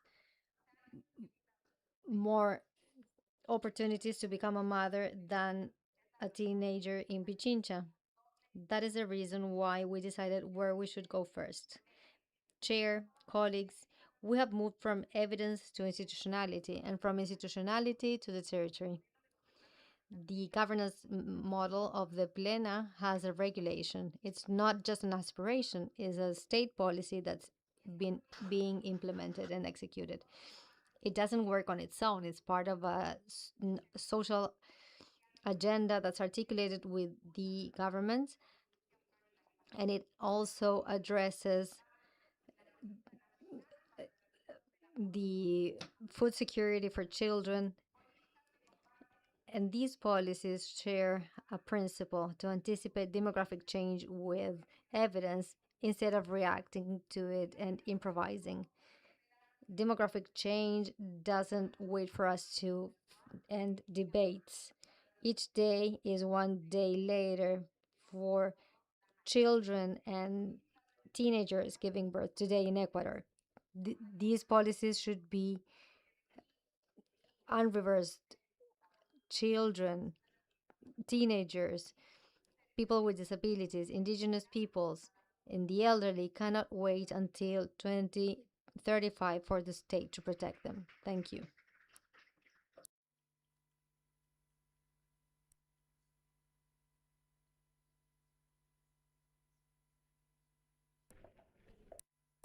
Good afternoon, and thank you very much, Mr. Moderator, delegates. Costa Rica would like to express that demographic changes are a cross-cutting aspect for public policies and institutions. It concerns the social dimension, but also the economy and the environmental dimensions. According to our latest projections produced by the National Statistics Institute, there is an accelerated process of aging in Costa Rica.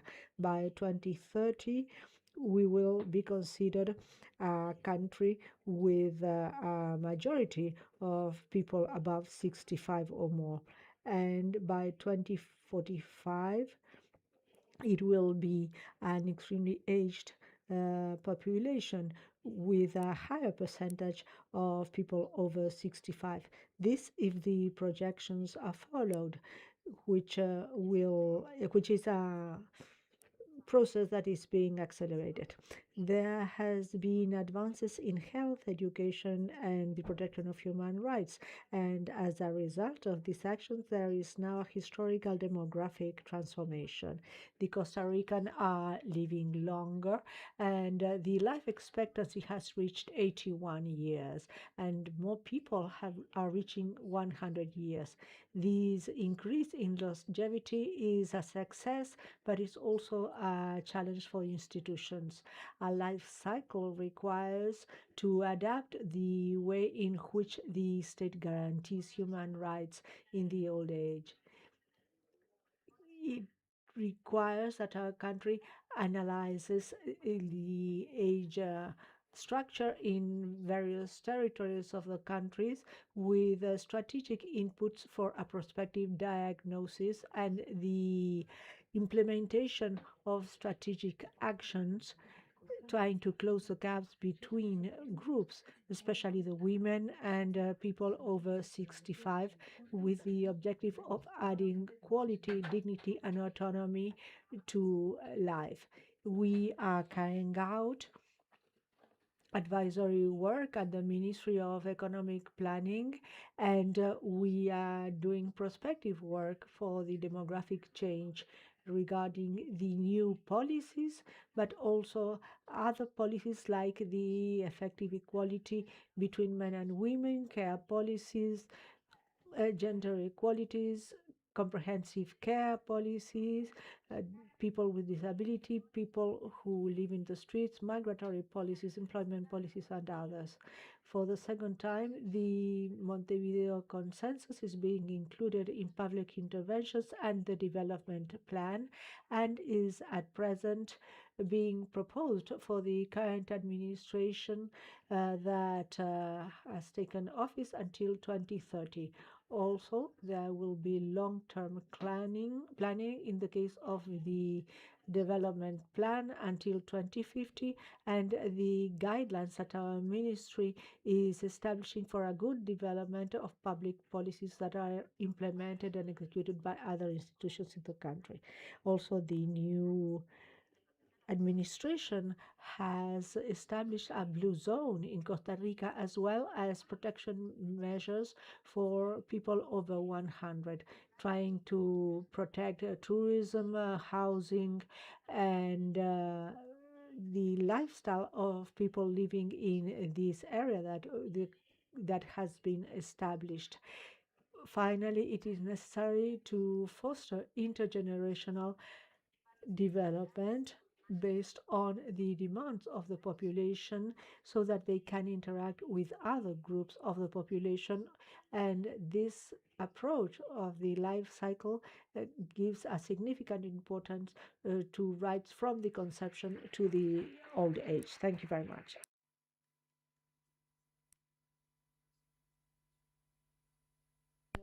Thank you, Costa Rica. Venezuela.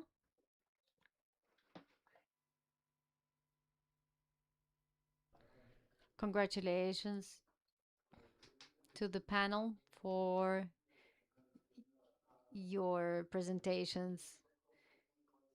We have to make an effort to see how we integrate the elements of the policies that have been proposed. I have two comments with regards to Ms. Lai's presentation. She discussed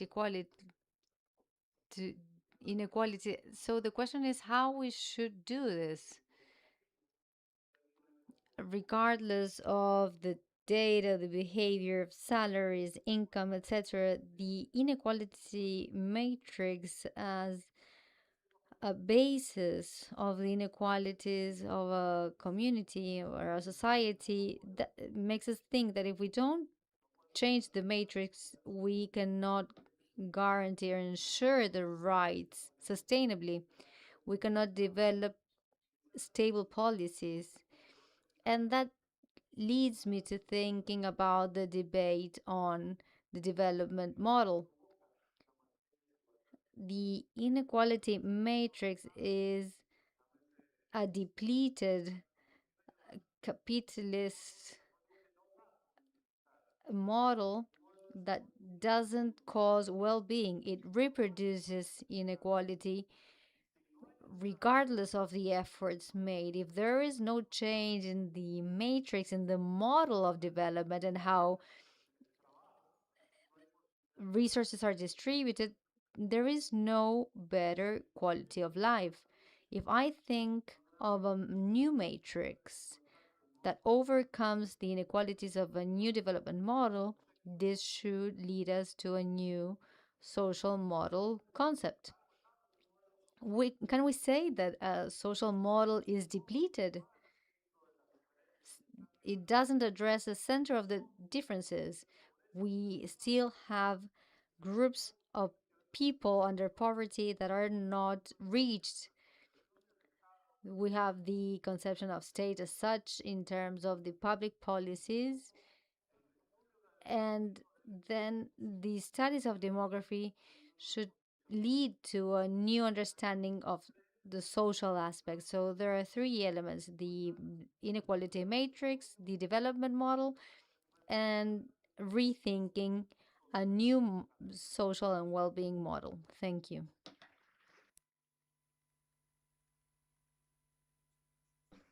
Thank you. Paraguay. Bye, Chapa. How are you? Greetings from Paraguay.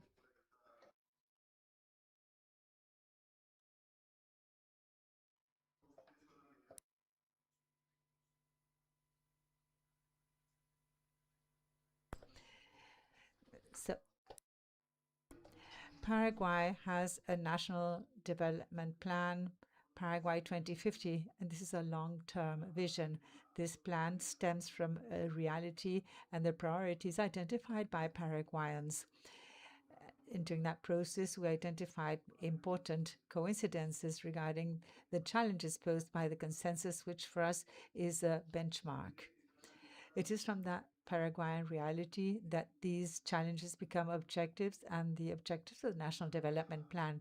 This view is particularly relevant because Paraguay is in the midst of a demographic transition according to a National Statistics Institute. Our demographic window will remain open until 2050. Nevertheless, around 2035, the trend will start to change. This transition is not homogeneous throughout the territory. In the 2022 census, it highlights the major differences across the territory regarding the breakdown by ages. The mean age is 29 years, but at the south, we have districts that have a mean age of 28 and very young districts with 22 as a mean age. That is why issues related to employment, social security, health, and education, and policy care, and very specifically social infrastructure, territorial, and demographic approach are very important. Through a national planning strategy, we seek this to become territorial plans linked to the investment in a monitoring system. The challenge is to turn this into capacity to anticipate, to be aware of what the needs are, where these are located, and how to respond with public policies in line with the reality and the priorities of the country. So we find there are a large number of coincidences in terms of what the countries have already stated, and we also share that in the context of this consensus. Thank you very much.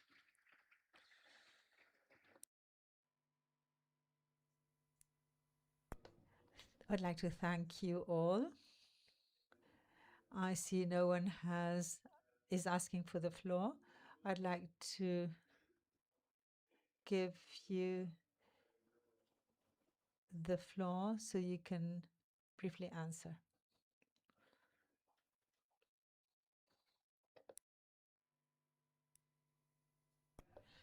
Thank you. I'd like to thank the delegate of Venezuela for his comments, and I'll try to answer very rapidly. I think that the topic of the matrix of social inequality is a concept that helps us to expand on the knowledge of the structures or the x-axis that structure social inequality in Latin America. For a long time, the discussion was focused on income inequalities. Without doubt, these are very important, but these are not the only ones. I think that here in this panel, we heard about gender inequalities, and also the delegates have referred to life cycle, territory, disability associated inequalities. So it's about that. It's very important to acknowledge that these are axes that are cross-cutting. As we have heard repeatedly, it's not about defining a policy to deal with poverty in a sacred territory, in an urban center. So that's the basis of this concept. This is also closely linked to another topic that we heard, namely the indicators and how we monitor what we do from the state and from the civil society in terms of policies. So what we do is to transform that matrix, to turn around those issues of inequality. This also implies changing the development model. I think ECLAC has even written a lot about this, in addition to other organizations of the system. So it is in that direction in which we want to go. This is done through public policies, through private-public partnerships. I also agree that we have to consider a new model of social welfare. These changes pose significant challenges, as we have been discussing over the past days. These pose challenges to health, social security, pension systems, and so on. So we have to incorporate all this demographic context in order to have models of social welfare states,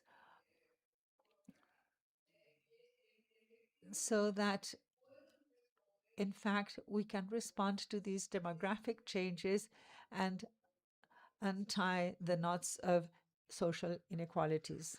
Thank you. Thank you. I understand there is a request from the floor of someone who wishes to take the floor over there and then at the back. Thank you. Good afternoon, everyone. I'm Veronica Russo, manager of the Latin American and Caribbean network of persons who use drugs.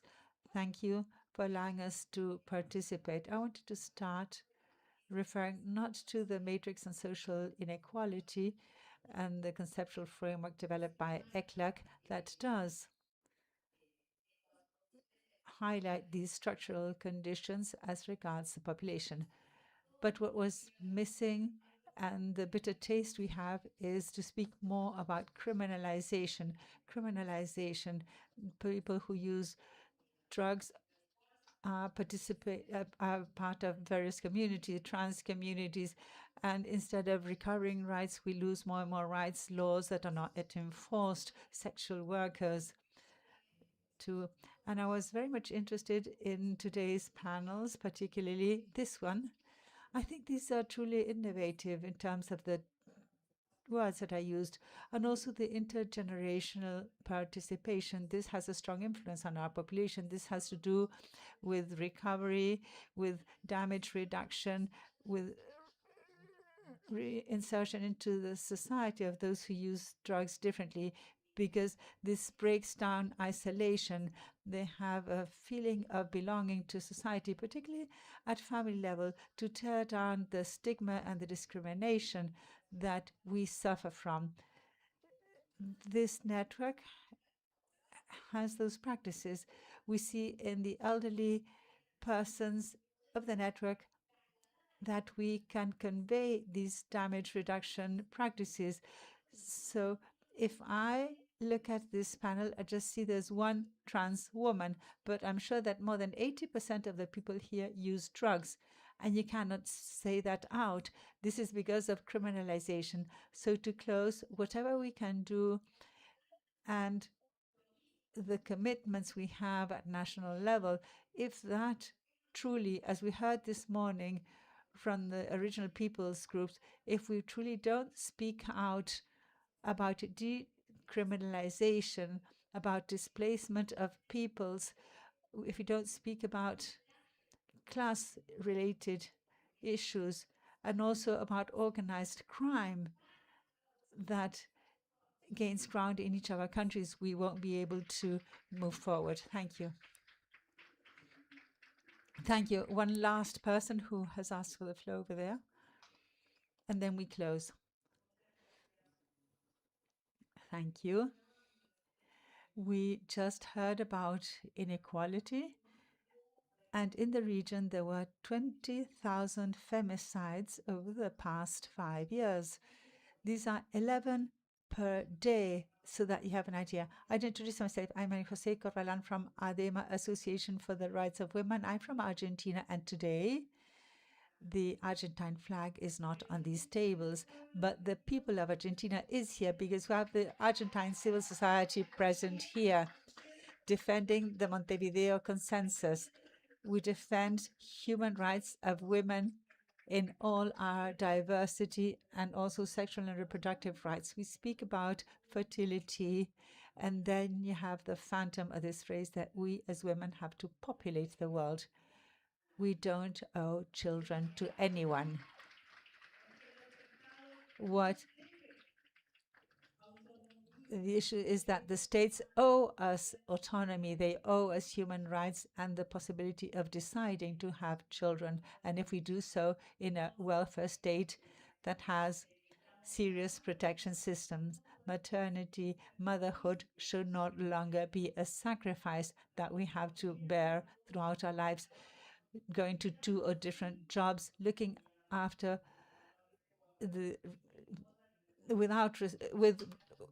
looking after children responsibly because we don't have access to fairness. Thank you very much for this opportunity.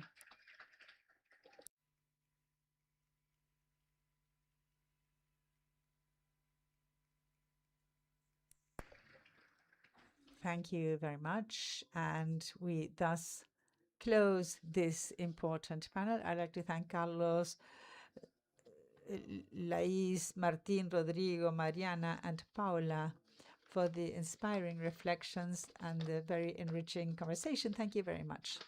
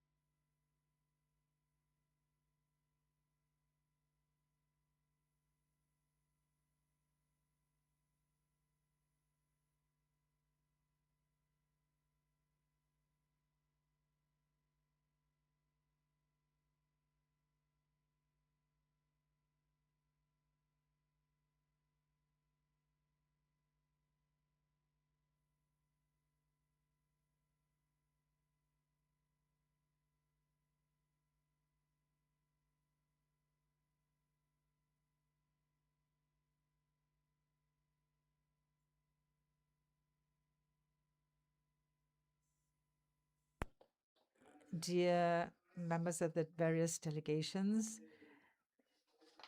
item 8 in the agenda is that the member countries of the agenda consider and approve the agreements of this 6th Regional Conference on Population and Development of the Caribbean. And before we go to that moment, before we proceed, let me give the floor to Luis Chañez, Secretary. Thank you, Mr. Chairman. The first item in the agenda on the very first day when we elected the chair, we elected Uruguay to chair this session. And we gave time to the delegations to reflect and to present the applications to support Uruguay as part of this, of the chair as presiding officers. Applicants for the coming 2 years are Bolivia, Costa Rica, Cuba,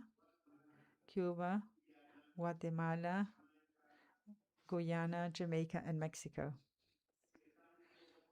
If we all agree, we can approve the presiding officers that will support the chair over the coming years. Do we all agree?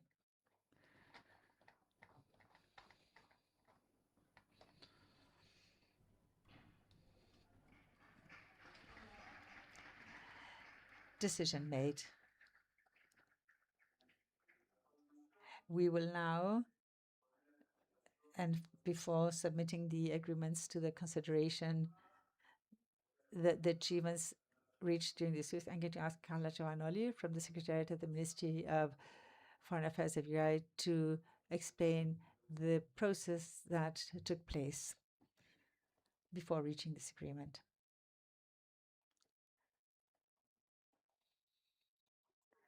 Thank you very much.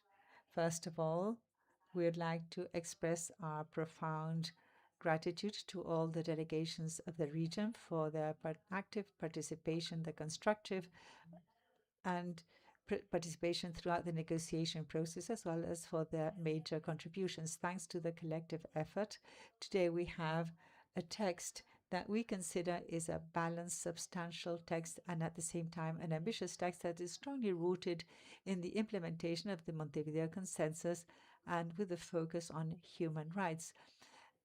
As chairs, we conducted this process with a spirit of inclusion, transparency, and dialogue, seeking that the positions, concerns, and experiences of all the delegations would be taken into account. It is in that spirit that Draft 0 was circulated to all the delegations on Thursday, 13th of August, with a deadline for the 17th for proposals to new text. The contributions were included in revision number 1 at the end of that day and served as the basis for the negotiations. On August 18th, the first negotiations round took place between 6 to 9 p.m., followed yesterday by a second round between 2 and 6 p.m. At the end of the second round of consultations, only 3 pending issues remained, for the consideration of which the chair convened a final session this morning. We are happy in this sense that through dialogue and seeking to reach understanding, to agree on the pending paragraphs. The draft resolution 6.6 that you have in front of you is the outcome of a collective regional construction process and the outcome of the formal negotiations, as well as a multilateral and bilateral conversations that took place. As chair, we consider that the text generally reflects the main agreements and consensuses, and we think that that is precisely one of the values of this process. It is not just about a negotiated text, but it's also the expression of what we can achieve when we work together, when we listen to one another, we seek meeting points and have in front of us the priorities, the common priorities as a region. In fact, the resolution makes a call to reaffirm a commitment to gender equality while recognizing the demographic changes that take place in Latin America and the Caribbean, as well as the challenges posed to our labor markets, the health systems and social protection systems, the care systems and education, as for fiscal sustainability of our social policies. At the same time, it reaffirms a commitment with the eradication of poverty in all its forms and the reduction of inequalities. This is done acknowledging that poverty not only affects everyone equally, while recognizing explicitly that poverty in its multidimensional affects in a disproportionate way children, adolescents, and youth, as well as women who disproportionately are involved in unpaid care work. Acknowledging these inequalities and poverties in the distribution of caregiving, we have a fundamental element to make progress as a region to fairer and more inclusive society. This text also includes the commitment of the region to eradicate child poverty and violence against the youth and adolescents. It reaffirms the commitments that enriches the regional framework and caters for people, for the homeless, protection of persons with disabilities, of migrants, the elderly, and fight against racism and any form of discrimination. All this is inscribed in a wider vision that is part of the identity of our region, which we feel so proud of. Our commitment with democracy, the rule of law, human rights, multilateralism, international cooperation, and international solidarity. The chair wishes to once again thank all the delegations for their willingness for dialogue, the flexibility, and the constructive spirit that have been instrumental to reach the consensus that is a feature of this conference.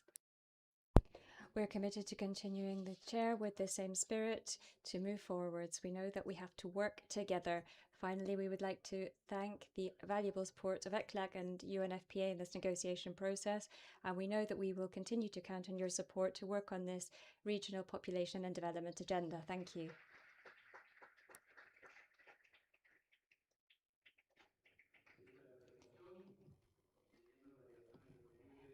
So now that all the delegations have the draft resolution in front of them, are you in agreement? If there are no observations, I will hereby declare that it is adopted.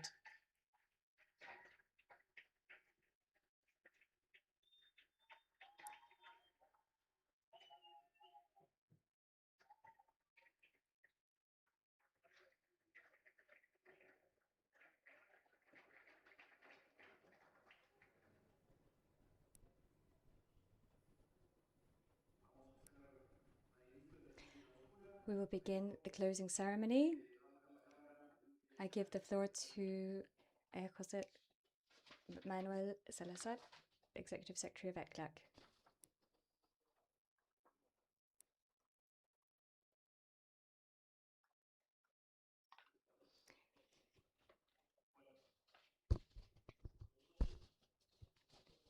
Rodrigo Arin, Director of the Office of Planning of Uruguay, Tecalac Elaloy, Facilitator of the negotiating process, on behalf of the Chair, for a successful negotiating process, Hugo Gonzalez from the UNFPA, and I would like to recognize your commitment, especially of Paula Narvaez and all of the UNFPA team, who are essential partners who have enriched greatly this conference. This distinguished Simon Segine, who's the chief of CELADE, different organizations from the UN, from the private sector, from civil society, and from feminist movements.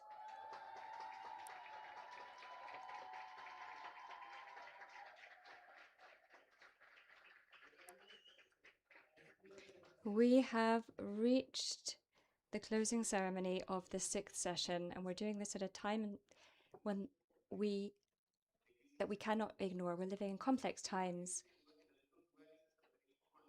where in many places human rights are not being respected. And here we are. Nevertheless, we have met, we have dialogued, we have reached agreements, and that is significant. It's also an act of hope and of reaffirmation that multilateralism in Latin America and the Caribbean is sustained and is not weakened. Since the opening of this ceremony on Tuesday, we have been witnesses to genuine inter-regional dialogue, the exchange of good practices, best practices, and we managed to include the participation of the Ministry of Health, Cristina Luxemburg of Uruguay, the Executive Director of UNFPA, Dane Cater, and the Executive Secretary of ECLAC, Juan Jose Manuel Salazar Sidenax, whose words shaped this meeting, and we recognize how relevant this was for our region. I want to recognize the outgoing presidency chairmanship of Colombia and their work with the Cartagena group, and especially their work with groups for persons with disabilities. They have left us with a very solid foundation upon which we will continue to build. Dear friends, we also look together at the document on demographic change in Latin America and the Caribbean, challenges for public policy, which ECLAC brought to this conference. In the report, we analyze how demographic change is transforming the economic and social foundations of our development. We also looked at the decline in fertility, the increase in life expectancy, and population aging. We looked at their impact on the labor market, health, care, social protection, and education. And we also tried to look at public policies from the human rights, intergenerational solidarity, inclusion, and gender perspective. We are left with 4 clear priorities: to improve socio-demographic information systems, to form technical and public professional systems, to strengthen these systems, and to coordinate with civil society organizations. Over the last few days, we also had the privilege to hear from 4 panels, and we had 31 side events to nourish our debate, with the participation of governments, from representatives from the United Nations, academia, civil society sector, and feminist movements. It was clear that demographic changes that we're experiencing in our region today are important. All of these issues, such as decline in fertility, low human mobility, all of this is actually a historic opportunity and the chance to transform our models of social development. This conference was a space to be able to think through these opportunities together. A significant outcome of this conference is the resolution that we adopted today. I want to highlight the constructive spirit of all the delegations. We preserved the essential. The Montevideo Consensus is still our roadmap without setbacks.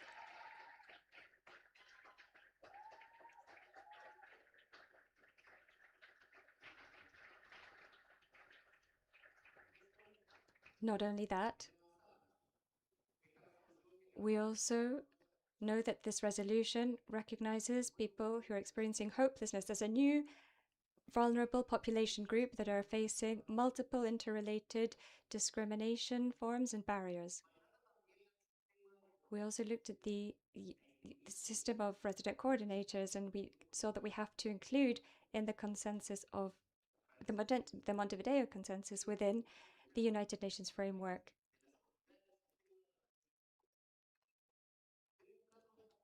In this way, we can show that there is coherence and direct connection between the discussions, the agreements that are taken at a global and regional level with their application at a country level through joint work and through teams working in the countries. This conference is proof in good faith that the work of the General Secretary is effective. We're enjoying good health in Latin America. Colleagues, I want to thank you for your openness, the generosity of all the delegations who have shown flexibility and responsibility with the purpose of this conference and the Montevideo consensus. We've been able to reach agreements that allowed us to adopt this resolution. Therefore, with this same amount of gratitude, I want to thank the work of Uruguay, Rodrigo Rin, Maria Mareta.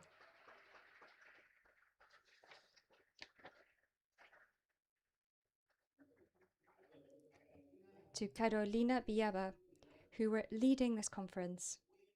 And very especially, I would like to thank Carla Tavanoi, who facilitated the negotiation process.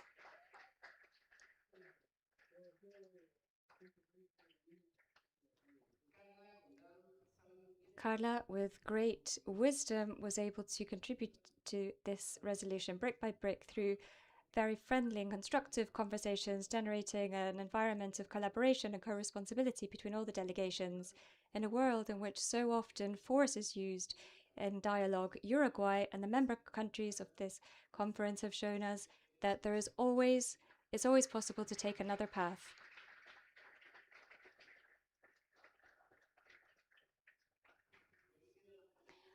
I would not like to end without thanking Simon Cecchini for his work and the important work of CELADE, the population division of ECLAC, in preparing this conference. I would also like to thank the contribution from the Secretariat of the Commission and also recognize the Director of ECLAC in Montevideo, Diana Güemes, Director of the Gender Affairs Division of ECLAC. Dear friends, next year we will celebrate 70 years since CELADE was founded. All of this work that has been going on for decades in terms of training demographers and statisticians and putting together a network such as Red Latam and looking at demographic issues and population issues. We have colleagues from CELADE who have devoted their entire professional career to this effort. One of them today is going through her last weeks with us, and I would like to make the most of this opportunity on behalf of the Executive Secretary of ECLAC, Simon Cecchini, and myself, to acknowledge the huge contribution made by Jorge Rodriguez.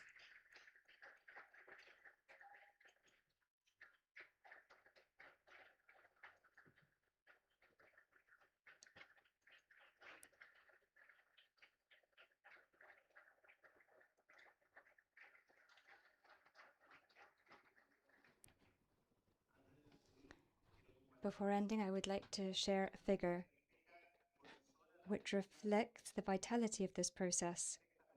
In this sixth session, we had almost 800 participants, 29 delegations from delegations. We have the director for of AINO, we had the national director for migrations, we had the resident coordinator for Uruguay, Pablo Sar from Costa Rica. Thank you to all of you for being here. I would like to highlight the presence of civil society here.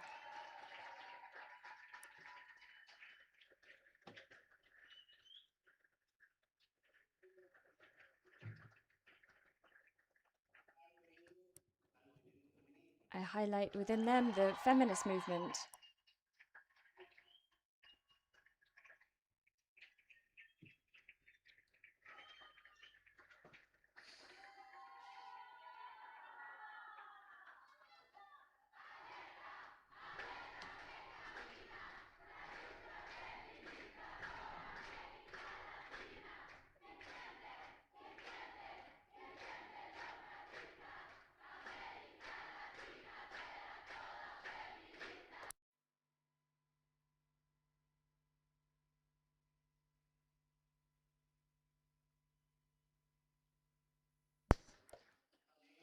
I would also like to acknowledge the presence of the private sector, of academia, and of the organizations for the rights of persons with disabilities.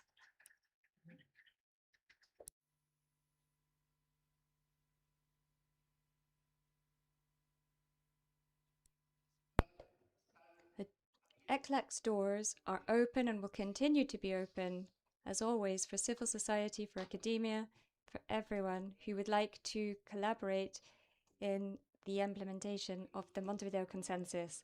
So I would like to end with, on a hopeful note. I know it's not naive, it's perhaps cautious, conscious of the fragile nature of this moment. Here we are. And we are going to remember once again Linia Barreira. Her footprint has been left with us, has supported us here in Montevideo. With her, we carried out this 6th session, knowing that without her, we have been able to carry out this meeting. We're able to transform things that seemed impossible, and we're able to know that being different never means being less. Thank you very much.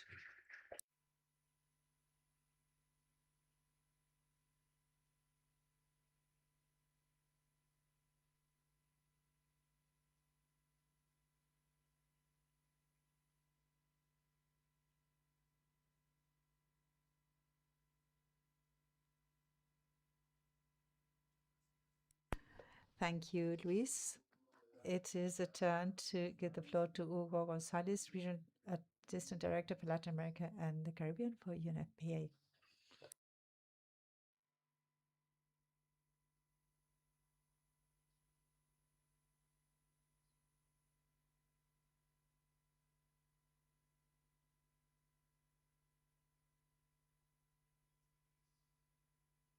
Good afternoon, everyone.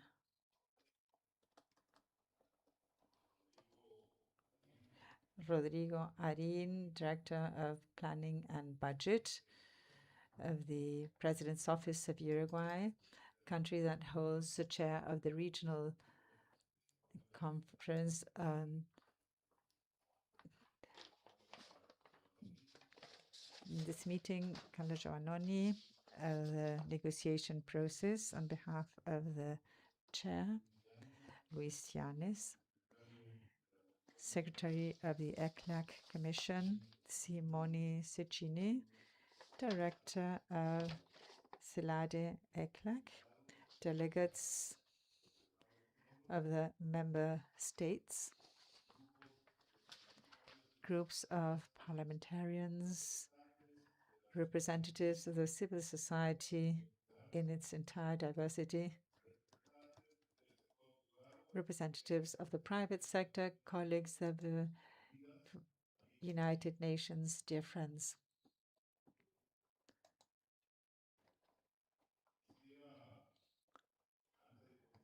Before starting, I'd like to convey special greetings on behalf of a regional director who, for reasons of agenda, could not be with us at this closing ceremony to address you. She conveys her most sincere apologies and has allowed me to share with you the following message.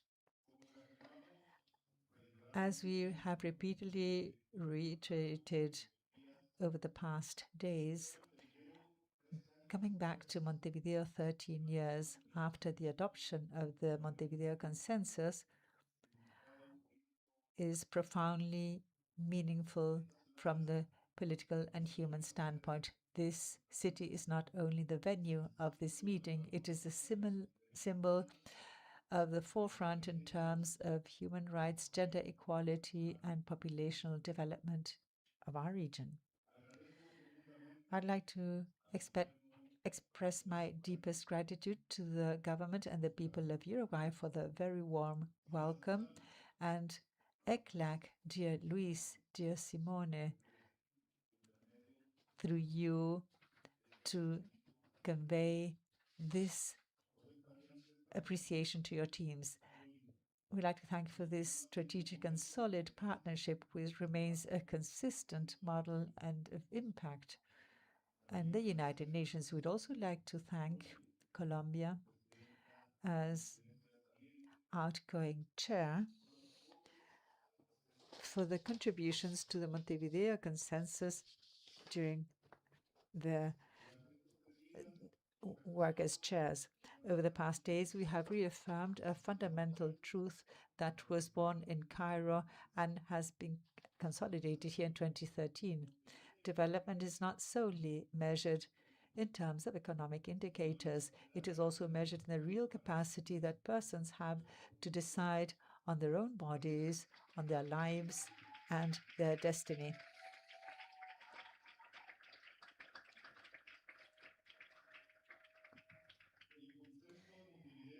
The Montevideo Consensus remains the most progressive roadmap in the world in terms of population and development.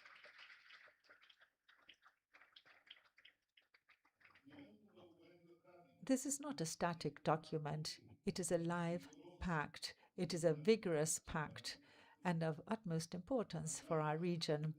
During this conference, we have once again positioned persons at the core of development and to ratify the importance of universal access to sexual and reproductive health, of the body autonomy, of gender equality, and the eradication of any form of discrimination, harmful practices, violence against women, girls, youth, older persons, indigenous people, Afro-descendants, the LGBTQ plus community, and persons with disabilities.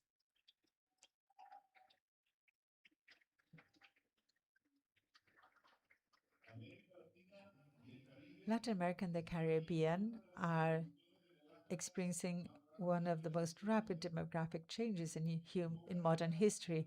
Over a few decades, the region has gone from high fertility rates to fertility rates below replacement level, with a higher life expectancy speeding up the aging of populations at a pace that in other regions took more than a century. In view of this reality and the voices that anxiously express this accelerated demographic change or view these changes with fear, this conference marks a clear position, and the answer is not to limit rights, but rather to guarantee rights and to advance in a sustained way in the framework of demographic resilience. In other words, the capacity of our societies to anticipate, adapt, and invest in persons throughout their entire life cycle. This requires adapting our systems to guarantee reproductive autonomy, to distribute the unpaid burden of care that falls on women, and to ensure that the older persons live in full dignity.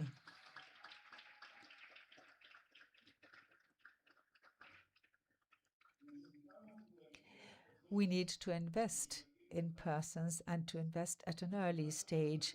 We have to make sure that health and sexual and reproductive rights are at the basis of the efficiency of public spending in times of strict fiscal margins. To build this resilience, we need three fundamental pillars: demographic intelligence, to produce rigorous data to design public policies with a view to the future, with a gender approach, and also cross-cutting to all areas to promote territorial integrity and to promote investments from the public sector.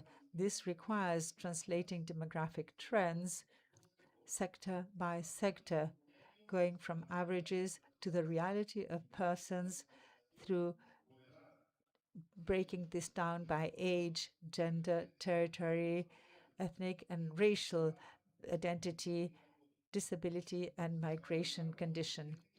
To achieve this, it is essential to support the household and population census to strengthen the administrative record-taking and vital statistics, in addition to the capacities that countries have to produce, disseminate, and analyze social and demographic information, in addition to consolidating governance mechanisms in population development for the purpose of strategic planning by the state. Advancing to a new social pact that revitalizes gender equality as a fundamental principle and also renews solidarity between generations and co-responsibility between the state, the market, families, communities, and persons. This implies consolidating the healthcare systems, social protection, care, and support throughout the life cycle, going from isolated programs to laws and institutions with sustainable budgets in order to guarantee equitable redistribution of non-remunerated work that today falls on women. Partnerships and strategic investment. In a region of middle-income countries that face a drop in international cooperation, sustaining this agenda implies consolidating solid partnerships and migrating towards more sustainable funding options, internal resources, investment based on evidence, and mixed funding mechanisms that join public, private, and philanthropic capital on the basis of rights.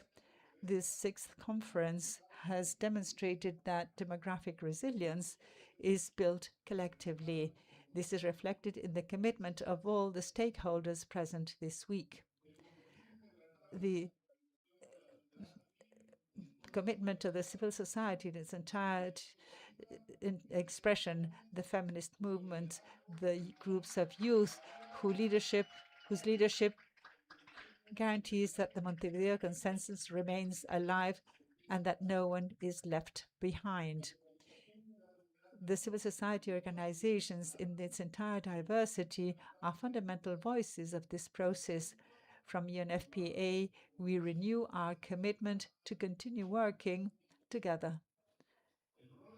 The strategic role of parliamentarians is indispensable to translate these commitments into measures, into legal frameworks, into supervision and budgets that are dedicated and cater for the poorest sectors of the population, those who suffer from inequality and discrimination.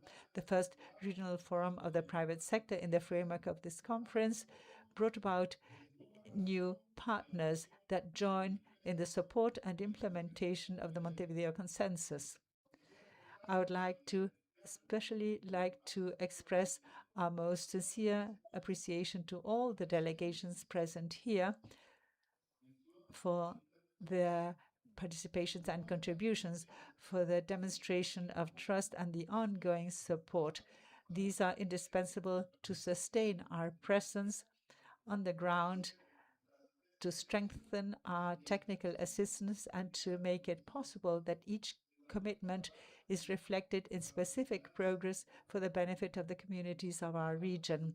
I'd like to extend this appreciation especially to the chair of this sixth conference for the efforts in achieving a resolution which has been recognized by the delegations of the various countries. Distinguished authorities, dear colleagues and friends, the decisions and agreements we have reached in this room do not end today in Montevideo. Our task when we go back home is quite clear: to contribute to transform consensus in specific policies, strategies into allocated budgets, and the commitments into lives that are transformed, these lives that face multiple forms of discrimination and also from different sections. This also implies strengthening the resolutions for population development so that they can convene the various sectors and transform the demographic transformations into specific and sustainable responses.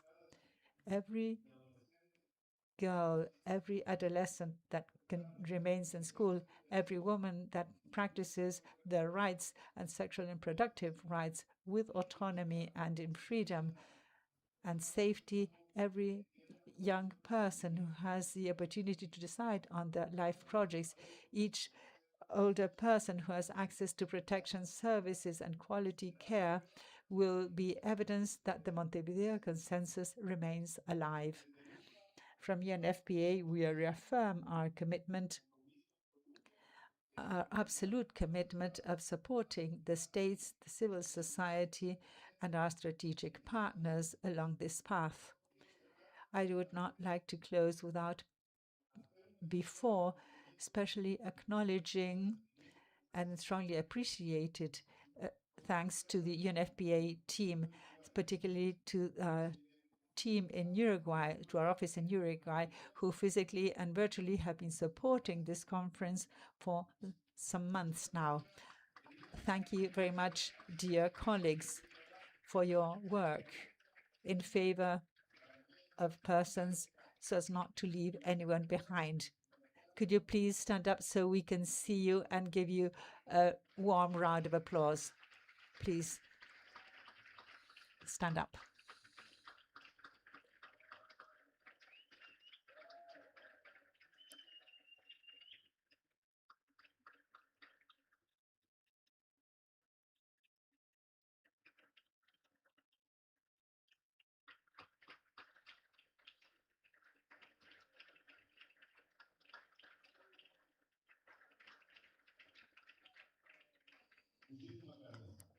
Thank you very much.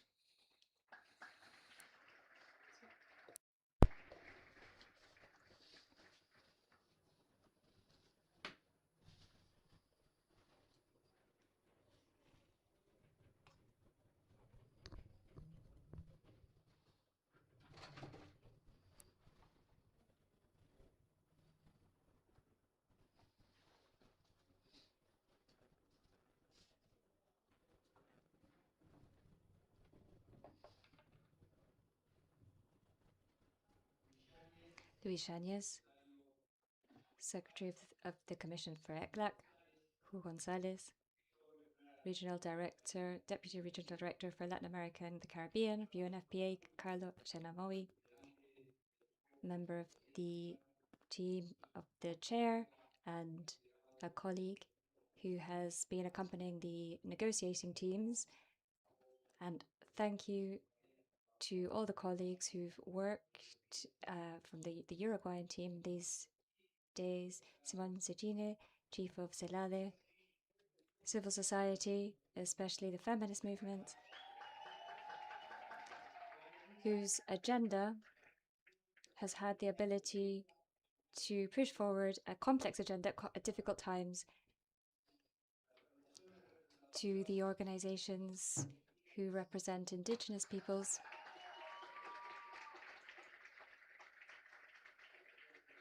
Afro-descendant populations, young people, to all of civil society. I would also like to thank the members of the cabinet, of the executive branch, who have been with us at different points in time. We have the Ministry of Public Health with us now, and they also opened up the event. We have the Ministry of Social Development, Ministry of Labor, Social Work, Tourism, Minister of Housing, and the Foreign Affairs Minister. Thank you so much to all of you for having supported our work. This has been teamwork on behalf of Uruguay in putting together this meeting and this conference. 13 years ago, here in Montevideo, we laid the foundations for a new regional agenda on population development. The Montevideo Consensus marked a before and an after in the region by placing human rights, equality, dignity, autonomy, and well-being of people at the center and translated those principles into concrete actions over that life course. 13 years after, in this very same place, we are renewing this commitment. We are not here to replace that agenda, but rather to reaffirm it and to update it,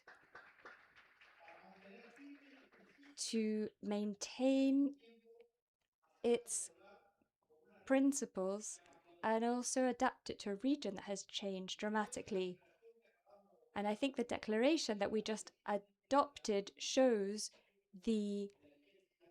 how wide and how relevant the agenda is. We reaffirm our commitment to gender equality and to sexual and reproductive rights, to the rights of persons of African descent, to indigenous peoples and migrants, to those who are experiencing homelessness, and to persons with disabilities.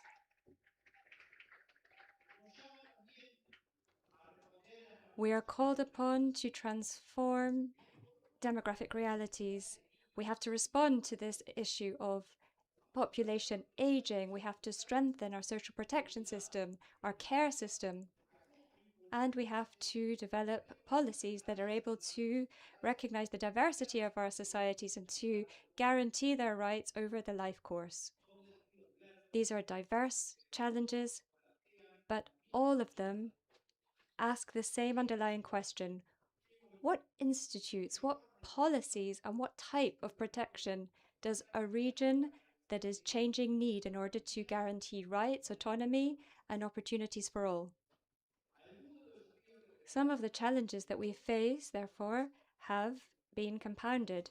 Others have taken on a new dimension. And we have seen new realities emerge which oblige us to widen our perspective and our responses. Our region is undergoing profound changes. We're seeing the decline in fertility, more longevity, and population aging. We have new family structures and a different type of human mobility. We have differences in the territories. We have the gender gap and transformations in the labor market. These all have direct consequences on our health system, on our social protection system, on our care system, and on education. We need to have public policies that can anticipate changes and at the same time can ensure that these transformations do not exacerbate existing inequalities. Over the last few days, we have shared diagnoses, experiences, and proposals.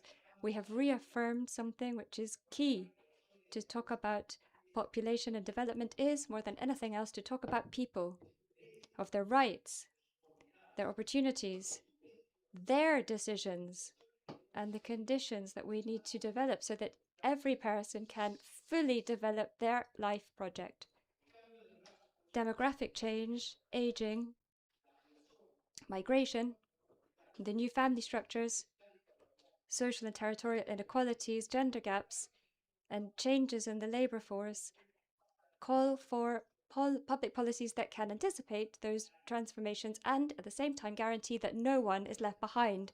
This conference leaves us with a clear conviction that there is no sustainable development possible without inclusion, equal opportunities, and full respect for human rights. But it also leaves us with a responsibility. The consensus that we have been looking at here cannot just be left expressed in documents and statements. The regional consensus shows its true force when it is translated into public policies, budgets, institutes, and policies that are able to change the daily life of people. This is probably the main challenge that we face. In the future, we have to go from agreements to implementation, from principles of and policies to concrete results in the life of our citizens. In times in which multilateralism is facing tension and our societies have to respond to increasingly complex challenges and changes, Latin America and Caribbean should overcome their differences and construct common agreements. The Uruguay is honored to chair this conference. We are particularly honored to do this 13 years after that historic moment in which Montevideo adopted the consensus, which is still our regional roadmap. We need to think about these reflections in our countries. We need to strengthen our institutes. We need to improve the information that inform our policies, and especially we need to listen more and better to the policies that are directed at specific groups. So this is not the end. Rather, this is the beginning of a new stage, a stage in which our region can face its demographic challenges with responsibility and a vision for the future, guaranteeing equal opportunities, recognizing the contribution of older persons, moved forward in terms of gender equality and equality for migrants. We have to recognize care, and we have to reduce inequalities. 13 years ago, Montevideo called us to build an agenda, and we are now called upon to renew that agenda, to renew the capacity to respond to a region that is changing, to transform these challenges into responses, and to keep at the center that which was at the center of the process from its origin, which is people, their rights, and their freedom. Uruguay is taking on the chair of this conference with that responsibility, the responsibility of contributing to the continuity of the agreements. We want to be sure that these policies can be transformed into action and that we can continue to advance the agenda on behalf of Uruguay and its government. Thank you so much for having trusted us once again, and it was a pleasure to welcome you for the last few days. Thank you for the dialogue, for the proposals, for the differences that enriched our debates, and for the consensus that we have been able to reach. We are committed to working in the future years in order to fulfill that commitment. Thank you very much.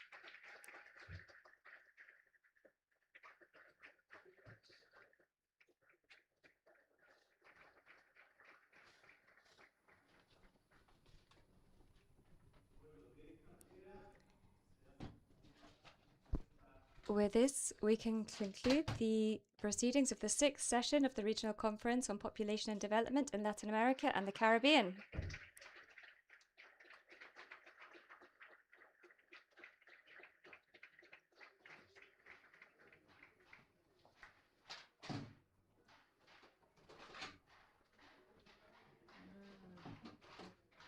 Es un show.